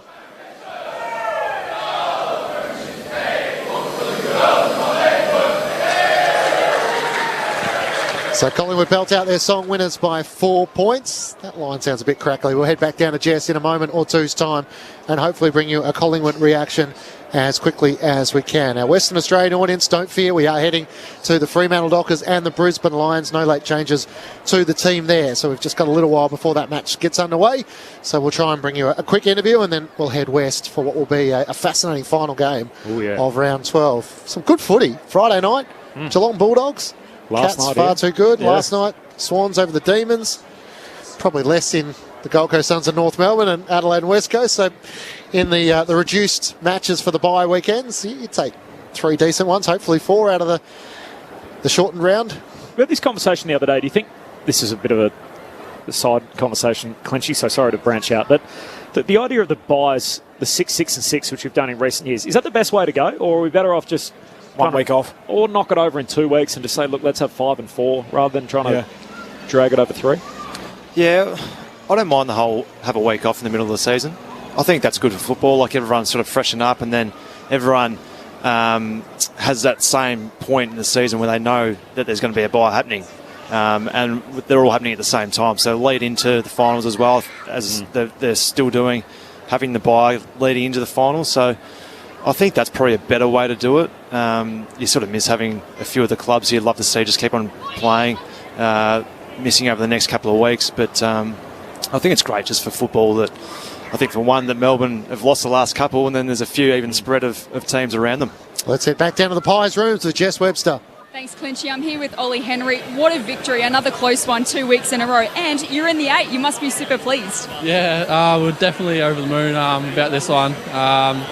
It was a good start for us, but then we lost our way in the middle of it, and to claw our way back shows a lot about our group. And talk us through what was going through your mind in that final quarter. You missed a set shot, and then you managed to get one through to put you guys in front. How were the nerves? Yeah, no, the nerves on the second time were actually a bit less. I knew which way the wind was going, which helped. And yeah, no, a lot of my teammates got around to me and settled me down. So yeah, great leadership from them, and yeah, it's gone a long way for our young boys. And as we've mentioned, 2 really close wins in a row, but how much does that give you guys belief and growth, knowing that you can win in those tense moments? Yeah, it's such a good thing to have that fighting spirit in our group, and yeah, we're not lacking any fight, so yeah, it's all positive for us, and on to the next one. Ollie Henry with us on Grandstand AFL. Let's head upstairs to the box. Brett Delidio and Mark Murphy. Ollie, well done today. It's Lids. I just wanted to get your thoughts and whether you can remember. I've asked this of a few players, and they never seem to be able to, but Craig's message at 3/4 time, you've obviously just kicked the goal yourself. What was he saying in terms of trying to get the win? Yeah, most of it was playing our footy. We didn't want to focus too much on what we had to stop from them. We wanted to focus on what we bring. We know that's good enough. So, yeah, he really emphasised pressure fight and territory to get it our way, and I think that's what clawed us back over the line. Ollie, Mark Murphy here, mate. Well done today and last week. I thought you were fantastic last week, but backed it up again today. Brendan Bolton, I'd like to know, how have you found him coming across? Have you had much to do with Bolts? I obviously had a fair bit to do with him, and such a great teacher of football. Have you had a lot to do with Brendan? Yeah, Bolts is he's a ripper. He has so many good analogies and so much knowledge of the game. So whenever he speaks, yeah, he's really engaging. I learn a lot from him. As a midfield coach, as Bolts is, I don't directly have a whole heap to do with him, but when I do speak to him, he's really encouraging and tries to make us young boys feel really confident going into a game. And so, yeah, that's taken a long way for me. So you haven't seen him angry yet? No, not a whole heap. No, sorry, I haven't. So what about some of the senior players? Who's taken you under their wing and trying to show you the way down there? Because you look like you're coming on leaps and bounds from week to week. Yeah, well, our leaders are really good at making our young boys accountable for their training standards and their 1%ers off field, like diet and whatnot. So Pendles is great for that. He really pushes the young boys to be better, and having a leader like Pendles is what the group needs, and it doesn't stop there. We've got Howie and Darcy Moore, And I think Darcy's been one that's been really, really good for me. He's been similar to me in aspects of footy and mindset. So I've worked a lot with him, and he's been great. Ollie, it's Matt Clinch here. You played 10 games in 2021. Your last 3 weeks have been phenomenal. What's been the biggest difference as you try and get accustomed to playing at this elite level? Yeah, well, that's the thing. I'm trying to get used to playing at the elite level. Still learning, and I think as I get more experience, I'm starting to feel a lot more at home. And within the group, I feel a lot more comfortable. I think that's what's been the main difference for me. And I'm really starting to enjoy playing my footy. And Craig McRae joined us a couple of weeks ago. He said he was chatting to you about your goal kicking and you didn't quite have a routine. You were hoping just to not miss when you came in. How have you changed that, and how did that help in the big moments today? Yeah, well, the biggest thing for me was practicing a lot during the week. It's something that I haven't really practiced a whole heap growing up, but getting used to my routine and changing my thought process going into a set shot's been something that I've really had to try to work on. I think that's what's been the biggest change for me. Ollie, I know Jess asked you about it, but can we just go back to that final moment of the game and what proved to be the match-winning goal? So you leap forward and take the mark moments before that and miss, and then unafraid, happy to come back, do the same thing again, go back to take the kick. I mean, so many people would dream to be in that kind of moment. What's going through your mind while you're going back to have that kick, knowing that the one previously didn't go the way that you wanted it to? I think just backing in the routine and not changing anything. I kind of knew what I did wrong in my first set shot. So I think fixing that small error and then just backing it in was just crucial at that time. A lot of people, I guess, would shy away from it, but I don't know. I had a lot of people come back and say back myself in, so I've done a lot of work on it. Two things on that. First of all, what did you do wrong the first time around? Well, obviously I didn't really account for the wind, and my ball drop was a bit off. So that were the only two things really. And you touched on it. There's a lot of people that would be thinking, I don't want this moment again. It didn't go my way last time. Where does that come from? That belief that I want this moment. I want to be the guy here. I think just staying in the moment, not thinking about what previously happened with the last set shot, just kind of living in the moment and taking each opportunity as it comes. It feels like you've got a bit of competition down there with Jack Ginnivan as well. There's a lot of guys that are more than happy to sort of stand up and put their chest out when it's time to win the game. Is there a little bit of competitive tension with your forward teammate down there? No, not at all. We're all teammates, and we stick together, and it doesn't matter who kicks it as long as the team gets the 6 points on the scoreboard. I think everyone's going to be happy for it. Two really quick ones before we let you go. Mark Murphy was concerned about the pointy nature of the footies in the first half. Did you notice that? No, I didn't really have many kicks in the first half. Ollie, come on, mate. I reckon the balls weren't kicked in well enough. But you didn't get a touch early in the first 10 minutes, so maybe you didn't realise. Sorry, Murph, that's a no. And you played in front of some big crowds. Collingwood Carlton last week, 80,000. You've got the Fight M&D game against the D's for Queen's birthday. As a young player at the start of his career, how enjoyable is it, the opportunity to play in such a big crowd and big occasion?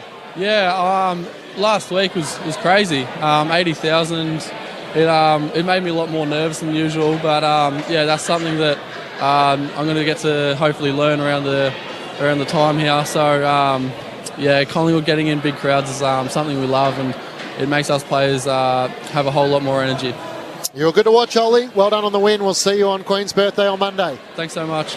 Ollie Henry from the Magpies. They now move to 7-5 in season 2022. They're inside the AFL top 8. 10-12-72 to the Hawks, 10-8-68. To our Western Australian audience, you're heading to Fremantle and the Brisbane Lions. We bid you farewell from the MCG.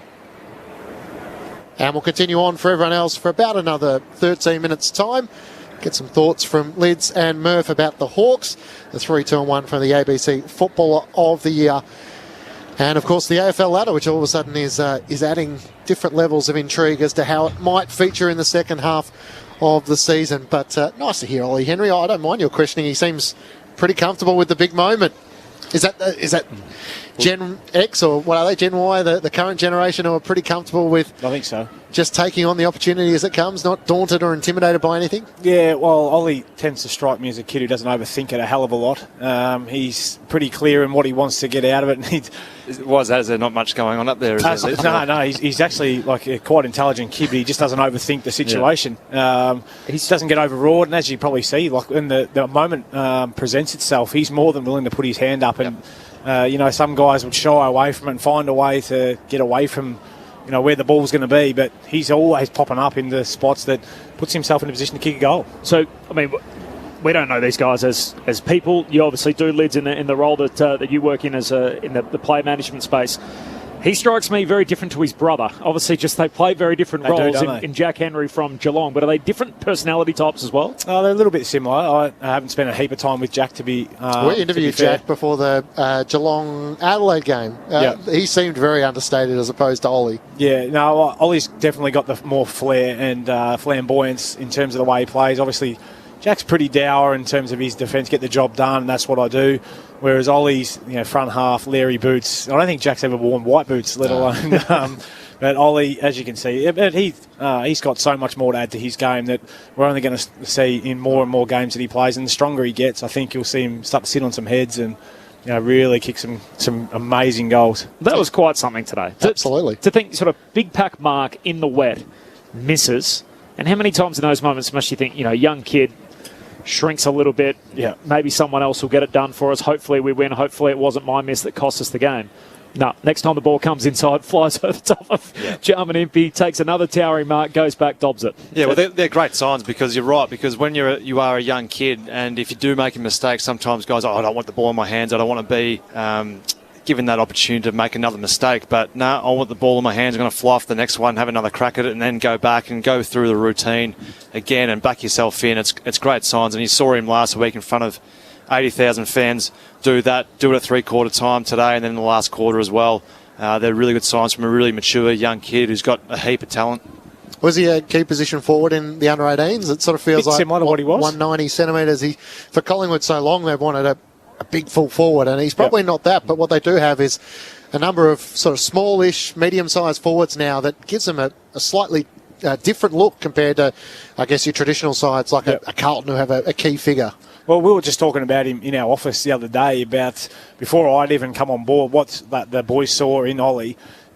As a bottom ager, kicked a bag of 5, but then the week after played down in defence and took 15 marks in the wet. So he's got that ability to go both ends, but it's just a natural belief in his own ability that we just haven't seen yet because he's still learning his craft. And there's so many more elements to it than just being, the ball's going to get kicked in, I'm going to try and take a hanger. You've got to be thinking defensively when the ball's exiting. Where am I going? My opponent's getting the footy as well. So there's a lot to take on that, he's learning. He's just at the start of his career. I love as you touched on, Corby, the family dynamic between Ollie and Jack Henry. You've got the Mackays with Ben and Harry, who sounds like Harry's got a fair bit of swagger, and Ben doesn't mind saying his bit as well. You've got the two DeConings, all of a sudden, Tom at Carlton and Sam at Geelong, and a couple of 10 siblings, aren't they? So there's a lot of them. Sam all of a sudden is starting to get more and more comfortable with the ability to speak his mind in front of the media. So he was a forward traditionally with Geelong, and now all of a sudden he's found his way as a defender. So for kids who are trying to break their way into the AFL system, it can be the challenge of the coach of trying to find out what's the right role for them exactly now. Yeah, you're right. And I was speaking about Nick Dacos today. I think it's a really smart move, putting a young kid who's going to be a natural midfielder over his entire career, but to go to a half-back flank and learn how to defend an opponent is really important. Even though he's had 36 today, probably didn't have to do a lot of defending when you're winning the ball that much, but you learn a lot about that side of the game, which I'd assume over his whole career of playing juniors, he'd never played defence whatsoever. He's always been probably the man inside, getting 30 every week and kicking 2.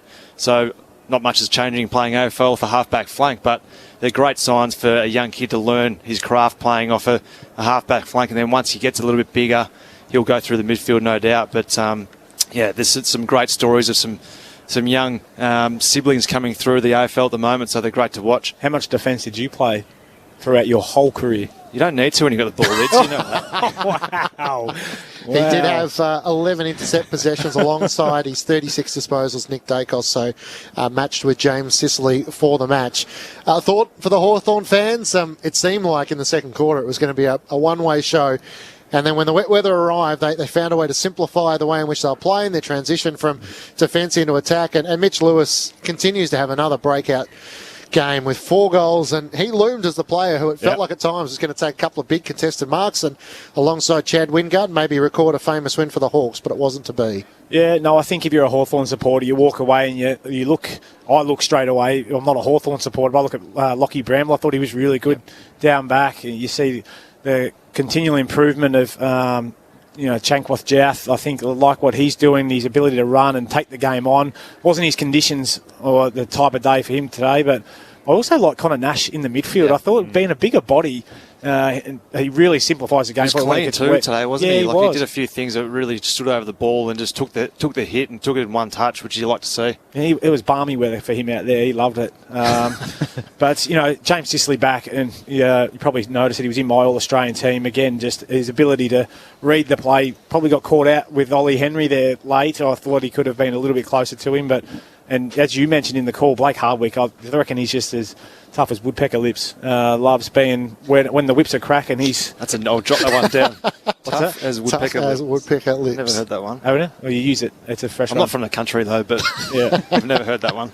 No, but I think you can be certainly pretty comfortable walking away, saying, "Well, yeah, we didn't get the result, but." You can see the things that they're working on, and the ability to make the change at half time was impressive. Albeit the conditions probably helped that. But go, right, we're not handballing anymore. We're just going to take some yards, and that's when they really started to come back in the game. So they're going to earn their bye. They were in Launceston, then went to Darwin, back in Melbourne, and then next week they're in Perth before they get the week off. So they've got Fremantle waiting for them next Saturday. Of course, the Dockers to play next. And we are getting that game, by the way, on ABC Radio coming up. Clinchy, you mentioned how good the round of footy was. So good games Friday night, Saturday night here, hopefully still to come. Just a little sneaky look ahead to next weekend. Please. So only 6 games, obviously, the second of the bye weeks. Richmond, Port Adelaide, Thursday night. Very interesting game. Obviously, 2 teams both in the... It's an 8-point game, though. They're just outside the 8, but both trying to close the gap. That's at the G, so back here. Friday night, Carlton front up without a centre-half back up against Essendon. The Bombers trying to celebrate 150 years. Ordinarily, against your arch-rivals, these celebration games don't go too well. The Bombers haven't had a crash hot year so far, so that's Friday night footy. How much do you reckon? How many by? I think only a couple of goals by the Dons, I reckon. And then Saturday night will be a cracker. Brisbane and St Kilda. Yep. So the Lions at home, obviously the Saints get a bit of a gauge on them. And then Collingwood and Melbourne, obviously it looks like a bumper game. Pies all of a sudden on a little hot streak, and Melbourne have dropped 2 in a row. In between then we've got Fremantle, Hawthorn, and boys, we're back on Sunday for North Melbourne GWS. Oh, yes, the Aiden Core Cup. I can't wait for that one. That's going to be there'll be more seagulls there than there will be fans, I reckon. The Roos and the Giants is the Sunday fixture. So standalone game on a Sunday, full build-up. Roll it in glitter. We'll have all of it.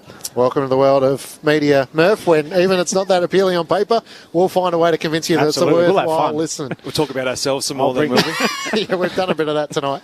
A 3-2-1 in the ABC Football of the Year to come. I just want to ask you about that moment in the third quarter where Sam Butler got the goal for Darcy Moore, sliding in the wet, made contact below the knees. I'm sure that'll be replayed as to whether that's the type of decision we want sort of paid in greasy conditions. Were you happy enough with it to stand? I didn't like it at all. I thought both players were going to ground and Darcy Moore's trying to stop a goal from going through. So I thought you're allowed to dive when you're trying to, if someone's going to try and soccer a goal. Well, I think the conditions didn't get taken into account, did they? Because it was really wet. Moore got there before, I think, the outstretched boot anyway. So it was more just he fell across him at the end just because it went over the line. And I think the whole crowd here had no idea that. If that's what it was for, do we even know that that's exactly what the free kick was for? Yeah, it was definitely contact for that. below the knees. Right, there you go. Well, I thought it might have been something for it. It wasn't any good. 3-2-1. Yes, please. Little mention to Mitchy Lewis. I thought he was very good up front for Hawthorn. And there's probably a couple of Collingwood midfielders that have missed out. I speak of probably Jack Crisp, Taylor Adams, Pat Lipinski were very good. But I've gone one vote for the Hawks. John Newcomb, he's second half in particular, or his last 3 quarters, 24 touches, 14 of those contested, 7 clearances and 12 tackles. So did it both ways. Absolutely built for the wet weather conditions. 2 votes. I've gone for a big fella. Had 26 touches, 15 of those contested, 6 clearance, 8 score involvements. I reckon nearly this had to be his best game. Darcy Cameron. I thought he was outstanding today. And 3 votes. How about doing this in your first year? Getting 36 touches at 95% by foot. 22 of those were kicks. And 11 intercept possessions and 798 metres gains. Nick Dacos. Wow. Yeah, it's a huge game, isn't it? It takes me back to when we probably first started Lids. I reckon if you had 20 touches, you're wrapped. You were absolutely pumped as a first-year player, but he's just getting better week on, week out. And to have 36 today and just looked really composed, didn't he, when he had ball in hand? And just easier game, though, now than what it was. Yeah, isn't it? I'm getting worried. There's a little bit of back in my day, and these guys have only been retired for, what, 4 years? 29, I think, yeah. 6 months and 4 years. Yeah, it was... he's very impressive. His brother was terrific last week, I thought, but Nick was sensational today. And to be doing that in your first year of football, in your first half dozen games, he's going to be a player to watch for the next 15 years, isn't he? 3 to Nick Dacos, 2 to Darcy Cameron, 1 to Jai Newcomb in the ABC Footballer of the Year. Give me a minute on Freo and Brisbane. Attack versus defence in Western Australia. Who's going to win? Oh, geez, that's a good question. I think I like Freo at the moment. I just feel like their ability to defend the ground and choke the good teams, I think they're going as well as anyone. So, but yeah, hopefully we get a high scoring affair, even though we saw Fremantle kick good goals last week, even though they were so good defensively. So hopefully a high scoring one. It'll be interesting to see if they decide to tag Lachie Neale, because he's just been in unbelievable form. So the Brisbane midfield is one of easily the better midfields in the comp, along with Melbourne, I think. So Fremantle are no slouches in there either, but it'll be interesting to see if they decide to go head-to-head with someone in there. You didn't give a tip. Lid said Freo. I hadn't really finished until you started looking at me, so I thought you had something for me. I'm going to go for Brisbane over there. Yeah, you can't go against your old team. You got all the in-depth loyalty to the Brisbane Lions. Geez, I'm loyal to the Brisbane Lions. So no Walters, Taberner or Chapman for the Dockers. I didn't know about McCluggage returns, so you can ponder that, Lids. The Magpies win 3 on the trot for the first time since 2019. 4-point winners over the Hawks, 10-12-72 to Hawthorn, 10-8-68 in front of 43,939 fans at the MCG.